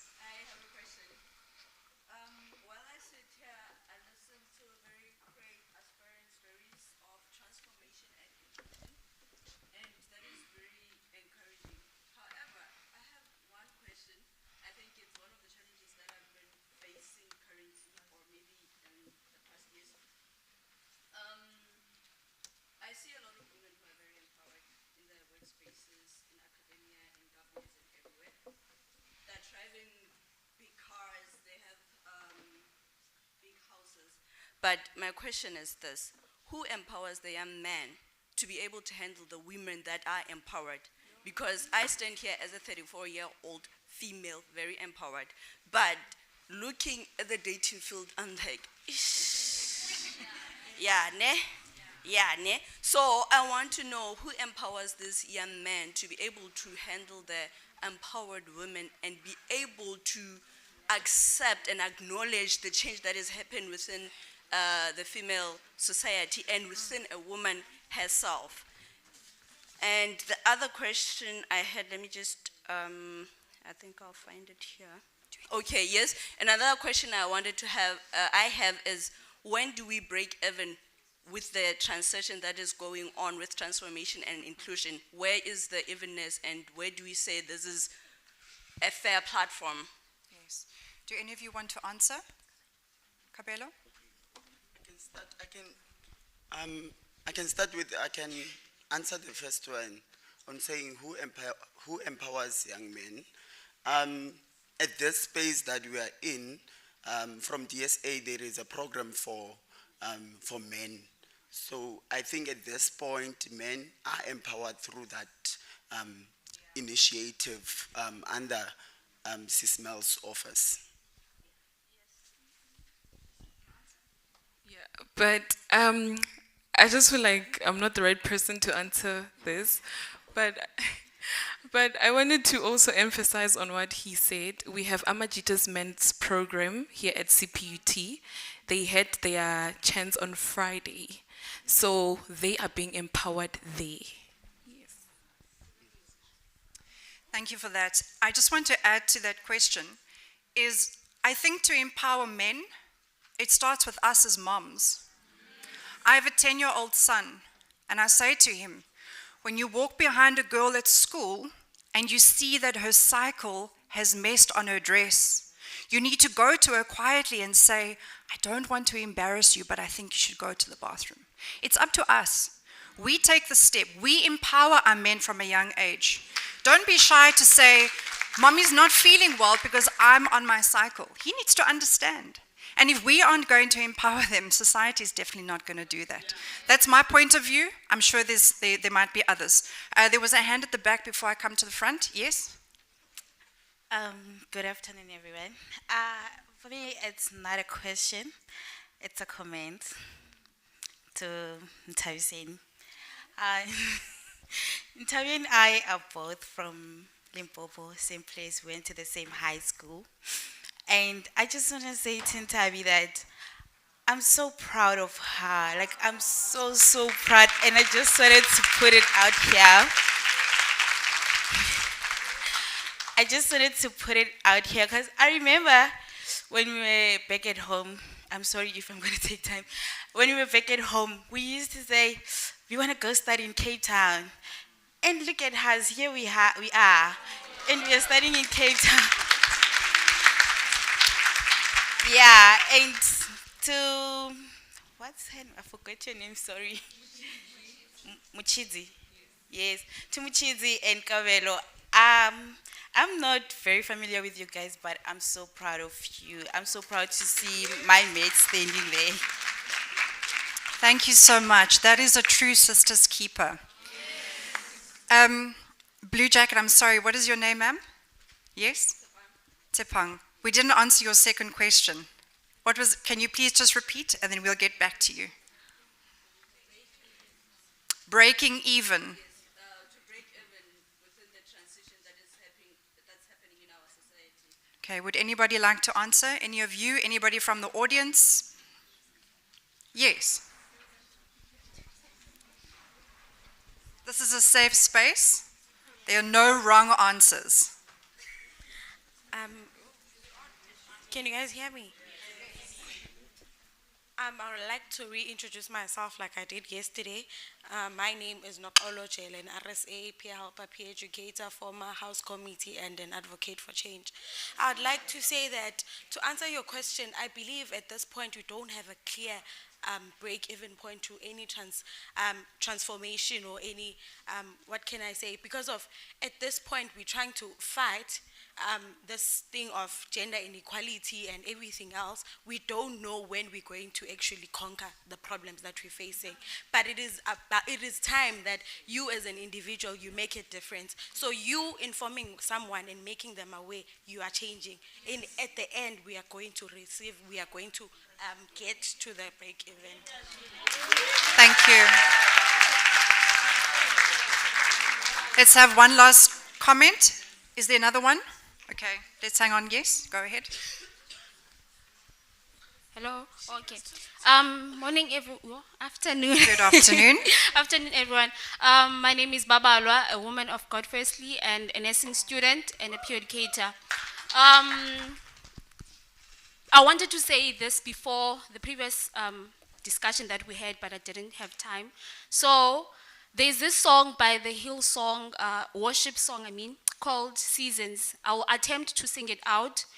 And like a seed in the snow, I've been buried to grow. For your promise is loyal, from seed to sequoia. I'm singing this part to show everyone that each and every one of us are farmers. We scatter spiritual seeds across the field of life. Seed of grace, joy, love, anger, and hatred. And as sure as the sun rises, these seed will bear fruit as harvest time. What fruit they produce is determined by what kind of seed they are. So I would like to leave everyone with a self-introspectory question. Number one, where are you planting your seed? As Dr. Norma French has said, you grow where you are planted. Number two, what kind of seed are you planting in others? So I would love to define my understanding of being my sister's keeper. I will plant a seed and I will grow it into a flower, or it will become a tree that bears fruit.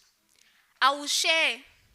I will take those flowers, I will take that fruit and share it to my sister to brighten up their day or life. I will give them that fruit so that they can plant their own seeds. I thank you. Thank you so much. Thank you for that. Okay, we have one last question. No more questions? Okay, I'm sorry. We can discuss afterwards if you would like to. We need to just run with the program. So for our next item on the agenda, I'd like to call on our Acting Dean of Students, Sis Nonkosi Tielwana, to speak about the launch of the Empower Network partnership and the introduction of the Mentorship program. Thank you, Sis Nonkosi. Thank you, guys. Thank you so much. Thank you, guys. I don't know. Thank you so much. And okay. You know, I'm just short of saying, I can only say this country is in good hands when I see you. Prof. Ngonti, our beautiful mentors and mentees, Miss Palisa Notes. Hey, Palisa, thank you so much. Our Deputy Dean, we have a brand new Deputy Dean, Mr. Njabulo. But don't worry, he is going to do the vote of thanks. Mine is just to say, where from here, where to from now? We've been talking, we've launched it, and now, if I am saying where to, I am including you brigades, NECAPs. You are also part of the journey, so you must not hold me accountable. Also, you should hold yourself accountable by knocking at Mel's door and my door. the two males, Cherise, and you say, why are we still there? So mine is just going to give a very few notes on, sorry. This is what we are talking about. Who are we? This is the type of every empower here, every brigade that is here. We are first an individual student, but we are also influenced by our relationships at home, in our res, everywhere. We are also influenced by our community, and we are influenced by our society. I always say this university is a reflection of society. You cannot expect to see a homogeneous community. What you see from your village, from your township, is what you get from this institution. We are a reflection of society. So when we talk about community and society, you remember we did the inclusivity survey. When you look at number one, you look at this, a student comes here not as a boy and a girl, and Kenny Barrell has made it very clear that this is the type. That's where sometimes we don't understand each other. When we talk about inclusivity, we're talking about that ecological model. Again, colleagues, I want to say we are looking at our mentors and mentees. We also want to say, of course, we know our core business is academics, but at the same time, we want to say, let's not end books in the classroom. When we get to rest, when you mentor me because of my problems and my other issues, but at the end, you can assist me academically.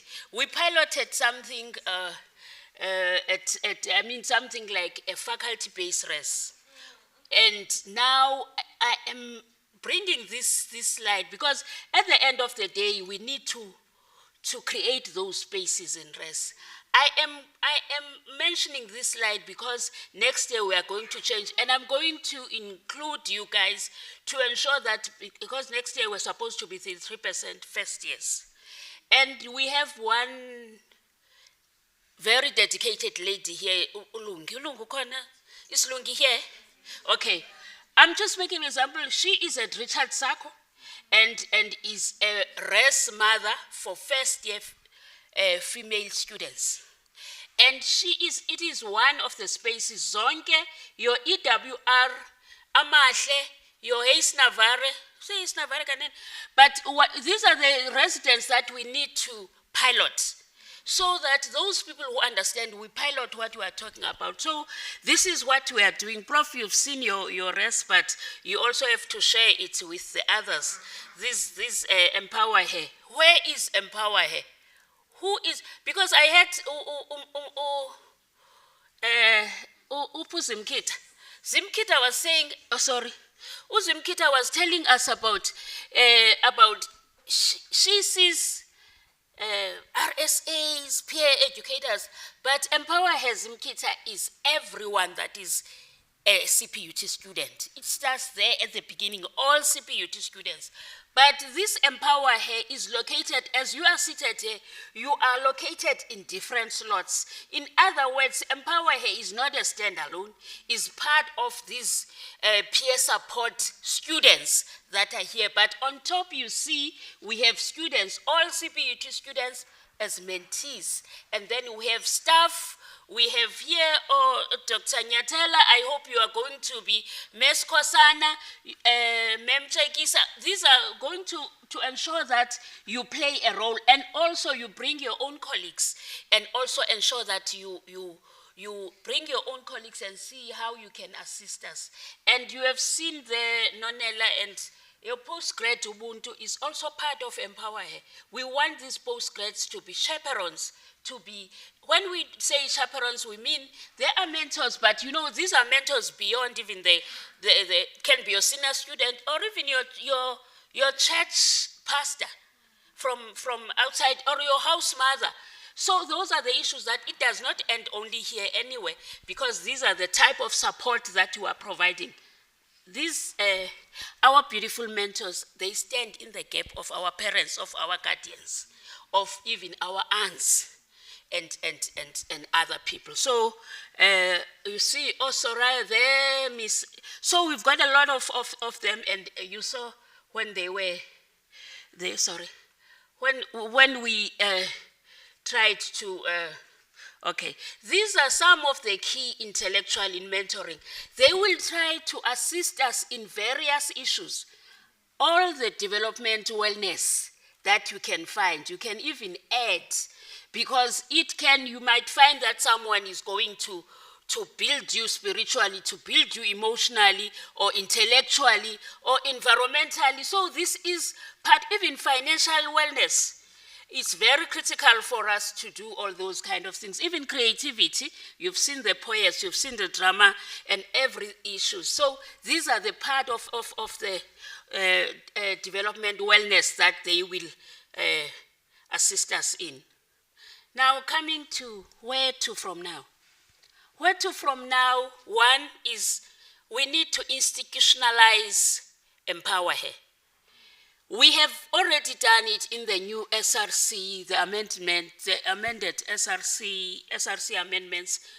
It is through the SG, the former SG, Nonela, that they established the ninth portfolio called gender diversity. So now you will have somebody on gender diversity in the central SRC.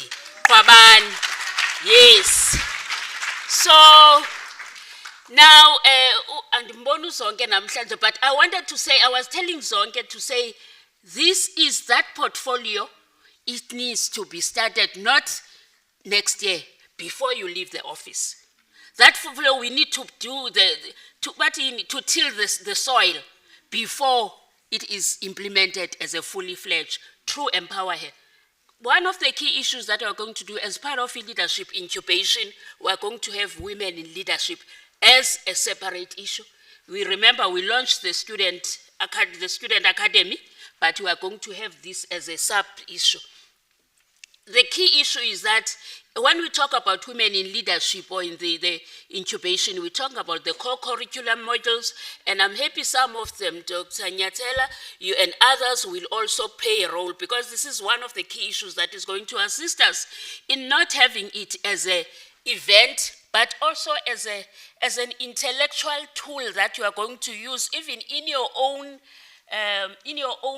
field of study. Look, for instance, Nonela is doing on issues of women in construction. As a master's student in built environment, yes. In built environment, is a quantity surveyor, but is doing that kind, is doing a research on women. So it will also assist us to see how you can integrate, because mainstream gender keeps mainstream gender in the work you do. In engineering and others. Also, we are going to have an action plan. These are the issues that are going to happen, but we are not going to sit. It's not going to be a desktop exercise. It will be done in you. How is it going to be done with you?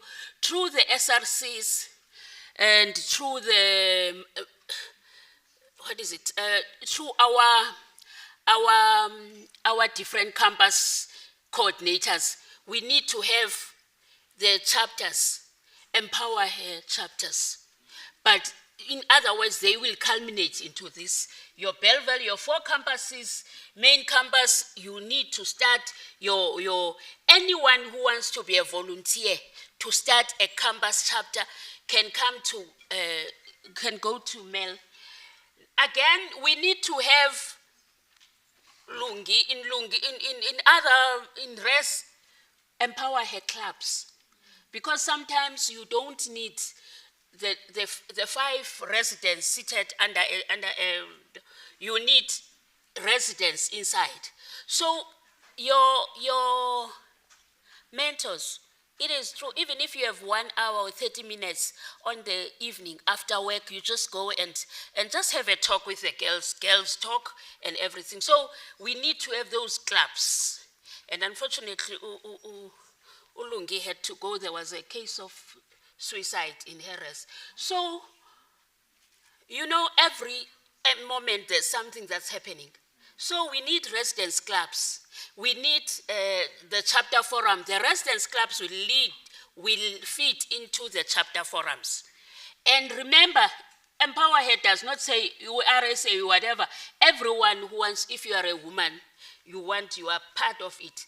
And we need to have those network. In your res, Nonela, Zonke, everyone, in all res, in your own res, establish your network groups. It can be a podcast, it can be a WhatsApp group. For instance, we normally have issues where we have a student in a res being beaten by a boyfriend, and the next you are always asked, where is this person? Because it's a women's res, but you just close your door once you hear someone. You don't even call them the moms or the pups of the house. You just keep quiet until the door is broken. So these are the kind of the sisters keepers that you're saying, your next door, you keep after your next door, even your whatever. As a result, we also need volunteers during registration when we put in those first years. Volunteers to work with us on the first year intake. Besides the fact that we are going to look at the EmpowHer and place them with the first years.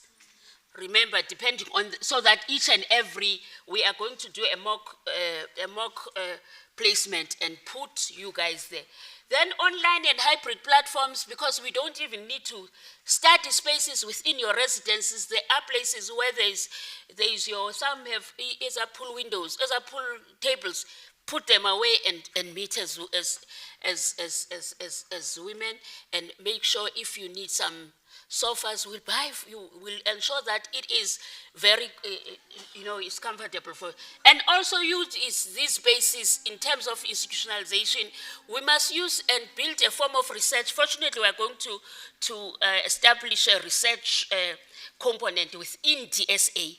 So that whatever you do, anything that you do, it is research focused, because it's no longer a living space. It is a living and learning spaces. It is a continuation of a learning space in residence. So this is how we are going to institutionalize. So as from today, because we launched it at the end of last year, so it's almost a year. Yes, we delayed.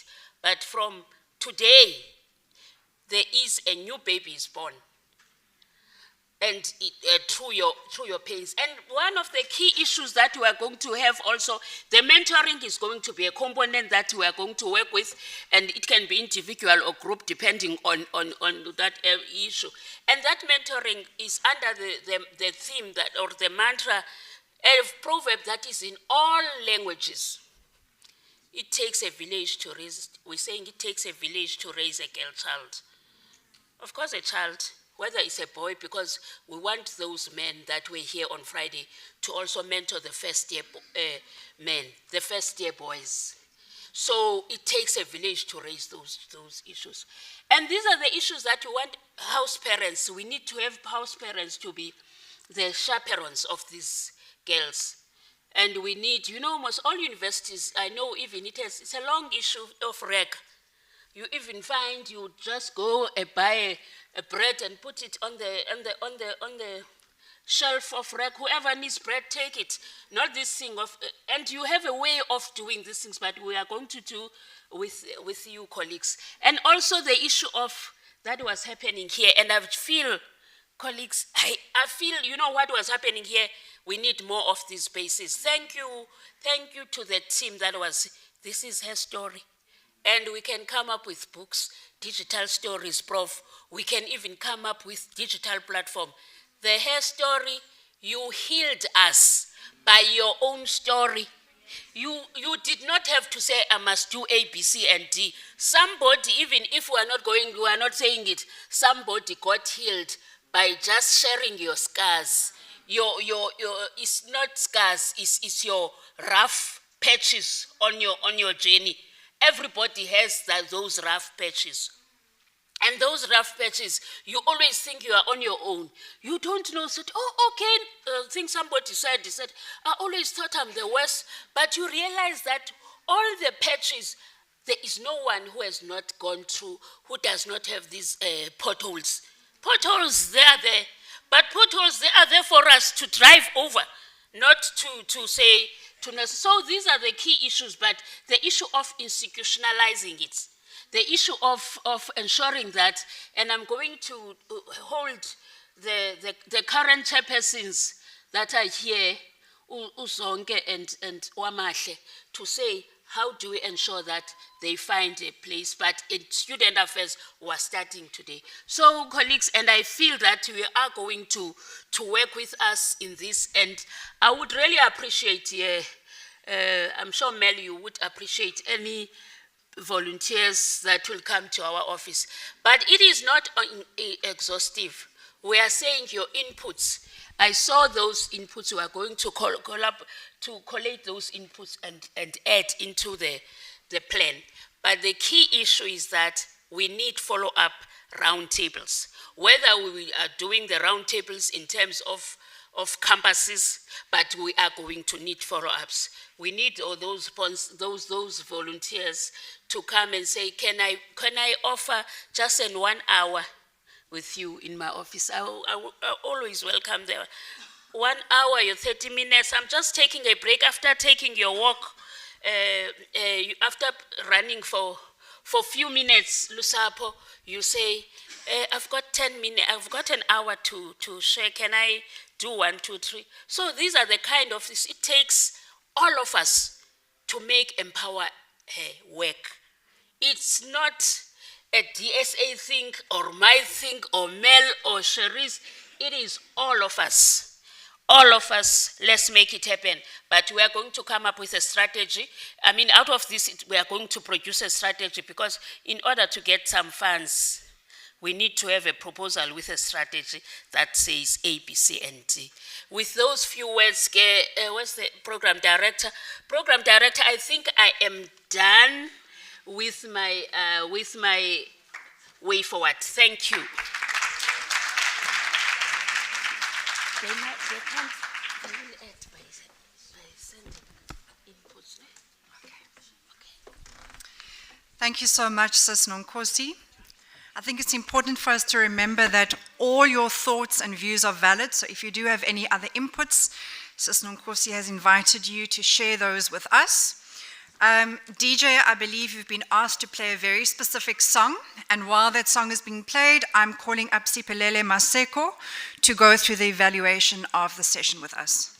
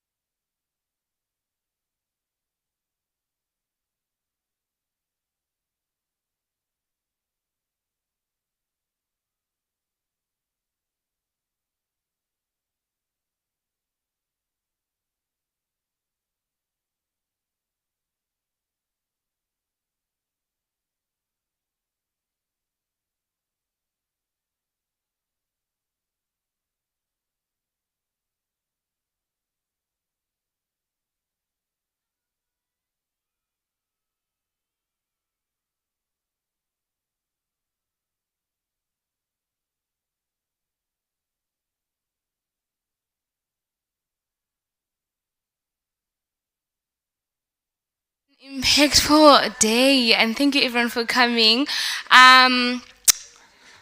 Guys, I'm going home, Sana, and I am full. Like, I didn't even have to eat. Everything that was said just made me full. So before I ask you guys to fill out the evaluation form, I would like you guys to please follow us on all our social media platforms, please. You can follow the EmpowHer SA social media, Facebook and Instagram. There is also a Young Women Empowerment page, Facebook, and there's also Amachita Men's page. You can also follow that for us. Thank you. And as you can see, guys, please scan the barcode on the screen and tell us how you feel about this entire day. It was a beautiful Sunday. Wouldn't you guys say it was a beautiful Sunday? I mean, this was church, okay? This was church. Thank you so much.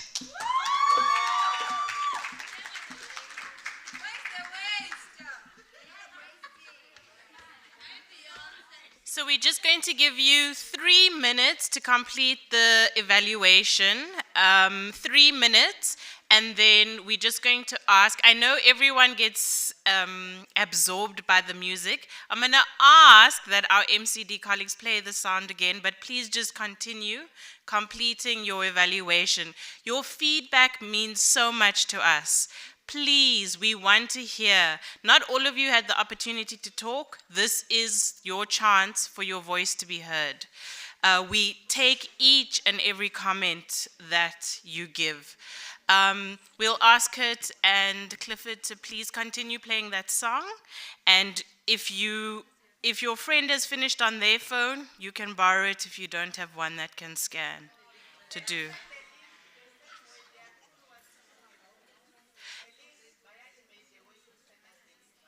Okay. Okay. So those that are streaming us, I just got reminded we're not here alone, eh? We are being streamed live. So we will also share the link to everyone so that we can have all of your input. So please also don't go. Sharice is going to come back in a couple of minutes, 3 minutes to be exact. I'm going to be very strict. So we'll play that song now. 3 minutes, ladies.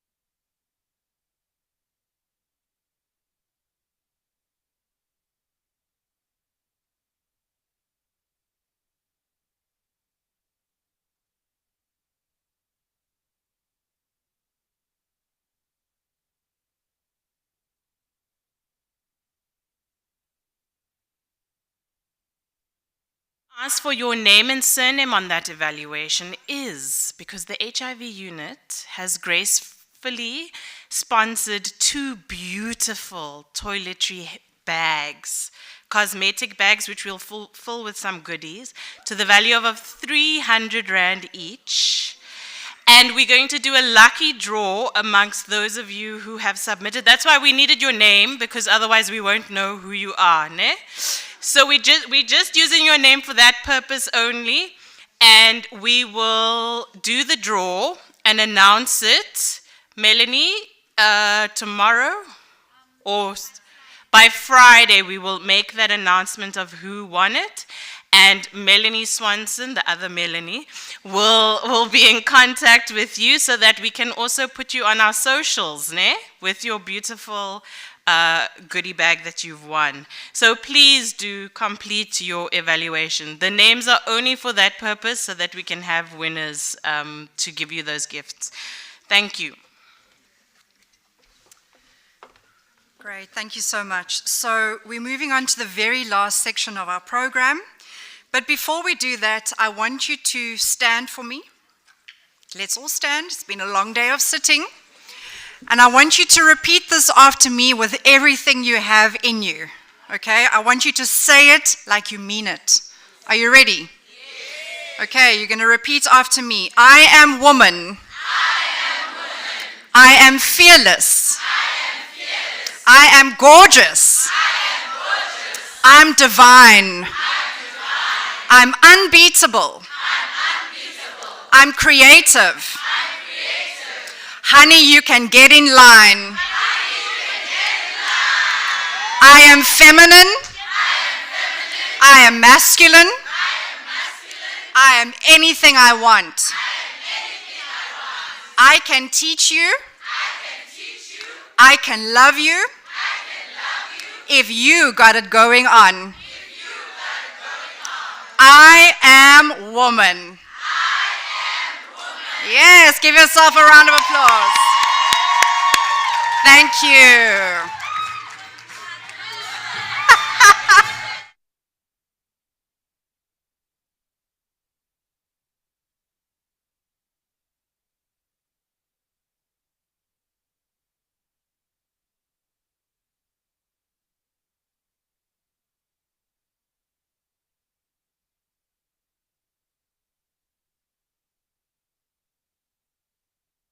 Thank you for joining me. So in closing, I would like to call on our Deputy Dean, Njabulo Mapumolo, to do the way forward and the closing. Thank you so much. Let's welcome our Deputy Dean.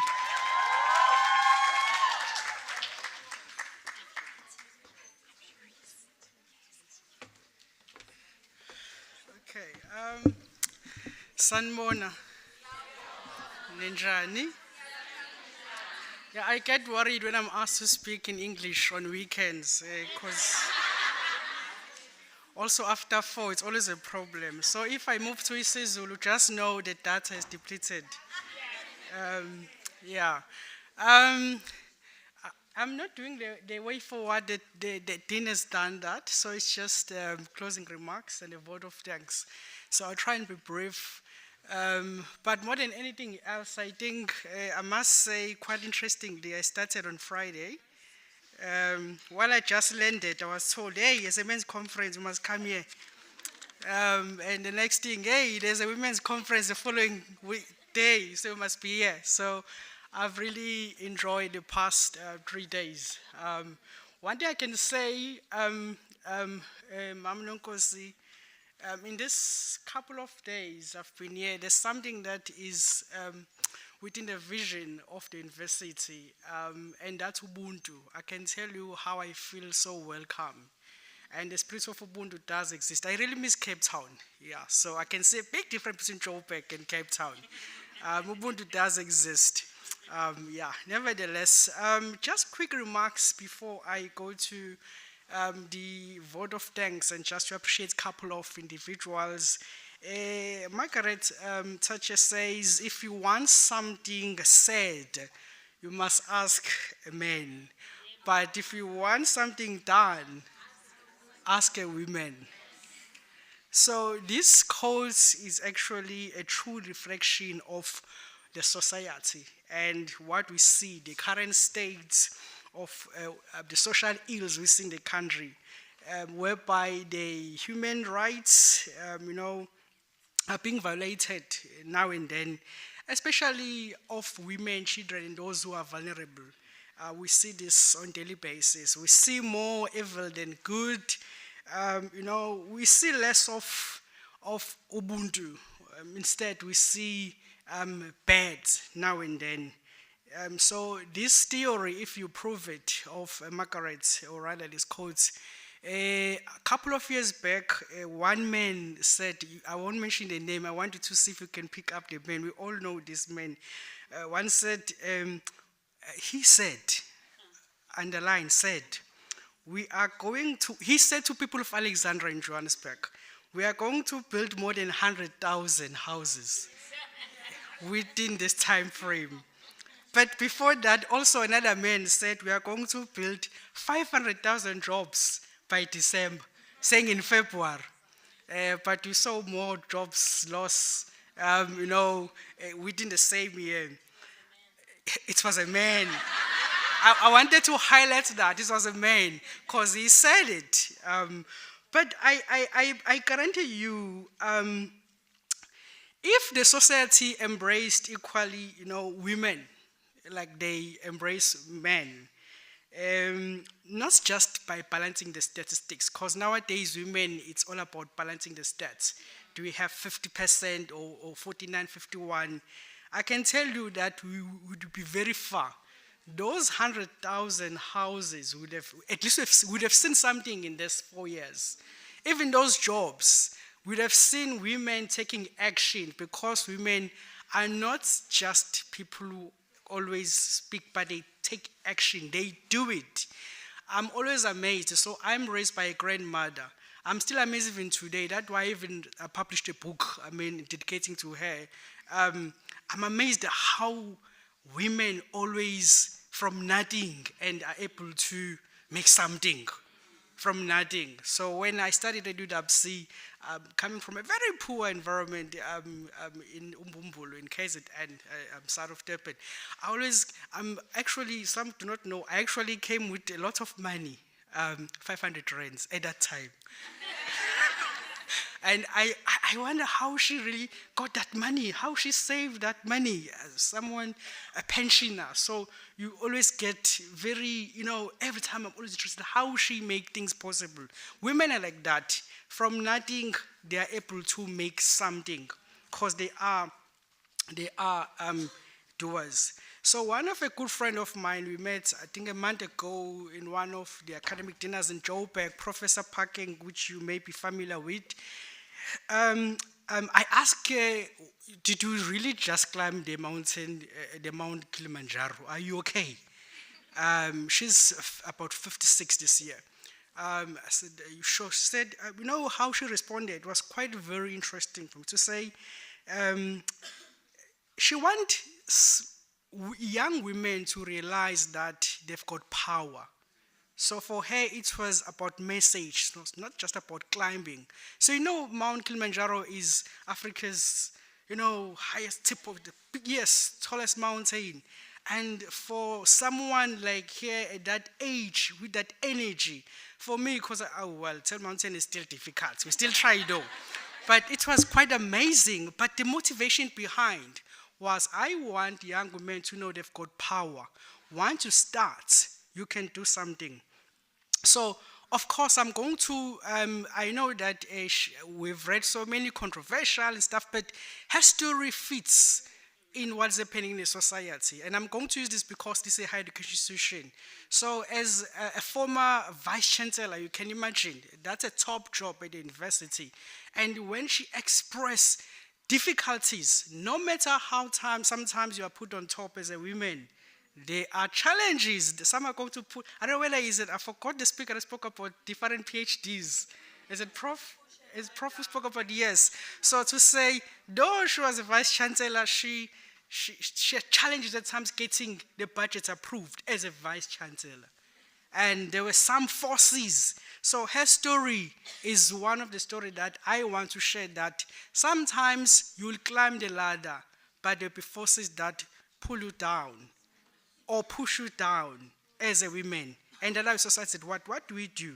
So I want to leave you with this on behalf of the Dean's Office and Division for Student Affairs, that you have a power to dominate the space. Remember that. In fact, your power starts here at CPUT. Before you go to your community, it starts here. You need to know that as a woman, you are actually a natural born leader. So I always say men are leaders. No. We hear the Bible ethos. I'm not debating, but women by their nature, they are leaders. You see that at home. You see with a mother. One of a colleague here who came with a child. That's leadership. You may take for granted. It's leadership, natural leadership. Who does that? Who multitask? I go and speak, then I have also my son here, and then run a business. That leadership, it's a natural leadership. Don't take it for granted. Women are born with wisdom in this marginalized society. So, in fact, check the stats. There are more women at the university more than men. What does that prove you? You have wisdom in your bed. And women are not just super women as we hear. So today I just want to remind you that you are super Makondovias. You are gigantic in your hearts. You've got a wise mind. But the question that we leave you with is, as you depart this conference, I hope it's not just a ticking box exercise for you and a nice lunch. How are you going to take back to your circles your friends who are not here? How are you going to ensure that the sisterhoodship continue? I mean, I learned quite a lot as I was sitting there. I was like, wow, I never thought about this, but there's a lot. How are you taking that to your friends, to your family? If you stay at res, how are you taking back that to your residents? How are you going to impact your resident with that? So you have power to impact the society. Don't take it for granted. Again, Prof. Parking says, all you need to do is to take the first step with the faith, highlight faith, that everything will be fine. You have to take a first step. I'm also very amazed of how women here presented and actually expressed themselves of how I got out of my comfort zone. You need to challenge yourself this year. If you never thought of being out of a comfort zone and stand for leadership, now this is your turn. SRC elections are coming. Stop thinking, oh, politics, but challenge yourself. You know what? Even if you don't get elected, it's okay because you are bound to get a bigger position next time. Place that CV, don't be scared. If you don't get shortlisted, it's okay because your post is being created. Start that small business here on campus. If you can place the head, do something. If you also fail, don't worry. The big capital is coming for you. And the breakthrough is coming for you. So don't sit and wait and hope someone's going to do something for you, especially in this society. Vuga uzenzele, because as a woman, you are empowered. So finally, let me take this opportunity. I usually do a lot of things differently. They gave me a long list because of time. Let me do this. I would like to ask everyone who came here in front, whether you're a speaker or facilitator, please stand. I want us to honor them. If you, between the 2 days, you're a speaker or a facilitator, please stand. We want to just clap hands and honor you and appreciate you.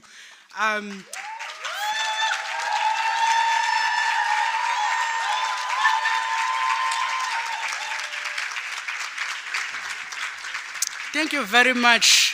I'm not going to name all of you one by one. Thank you very much. You may be seated. But I'm sure on behalf of also every participant, there's a lot that was learned from you. Also, great facilitators. Thank you very much for really putting yourself up there. I'm not going to follow the list. I'm just doing something differently. I want to also ask all those who are behind the scenes. Sometimes you have no idea what it takes to put this. And then Mel and your team, please do stand also, because I know you do not know also the incense I've seen. So one thing I can say with this event, professional excellence. All the people behind the scene,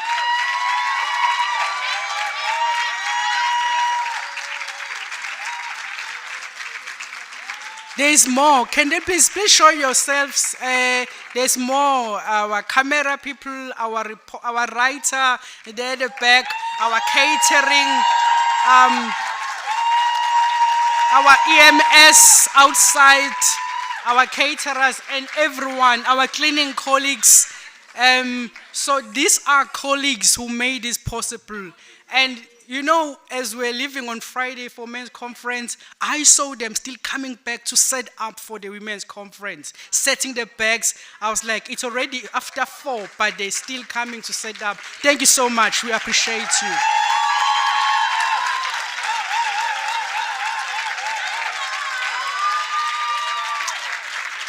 So these are all our people behind the scenes. Thank you very much, colleagues. We have talent.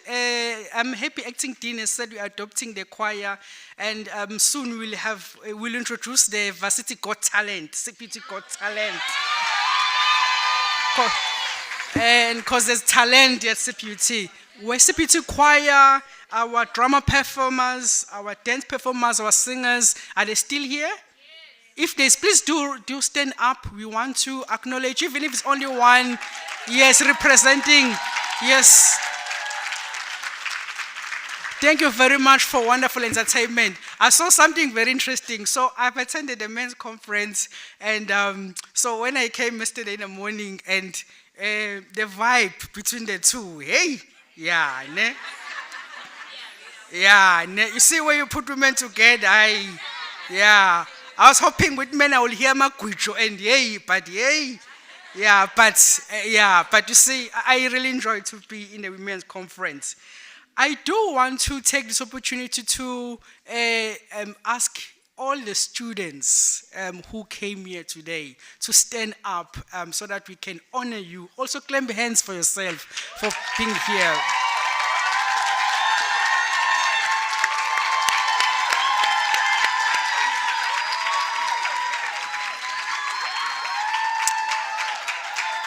So, well done to you. Let me tell you something.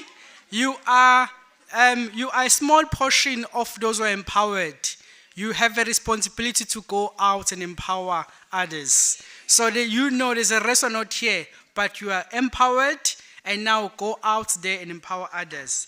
Let me conclude. You know, my elder, I don't want to say stand up, but respectfully, I'll ask them, can umamu Utolwane no mamu Kusela, can they stand both of them? Mam Nonkosen, Mam Kusela. Kusela is not here, absent. Yes, but these are our leaders behind the scene. That when we went to knock,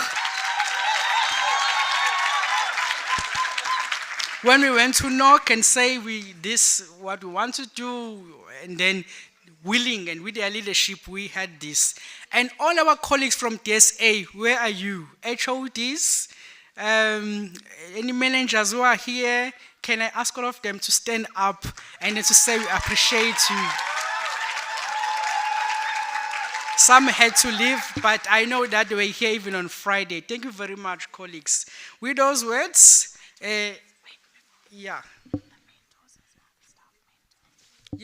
Yes, yeah. Very importantly, almost forgot, the mentors, the staff mentors, who play a very huge role, in our young women's life. Can I ask them also to stand so that we can acknowledge them? All our mentors.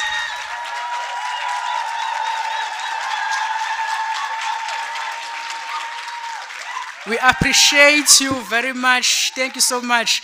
I do know when you are in academic, it's not always easy to even make time, but we say this wholeheartedly to say we appreciate you. Even when you're in a support office, professional environment, it's not easy to make time for someone, but you are one of the few who really allowed yourself to support our students. We really appreciate you. So I leave you with the words that one woman, many opportunities. Thank you.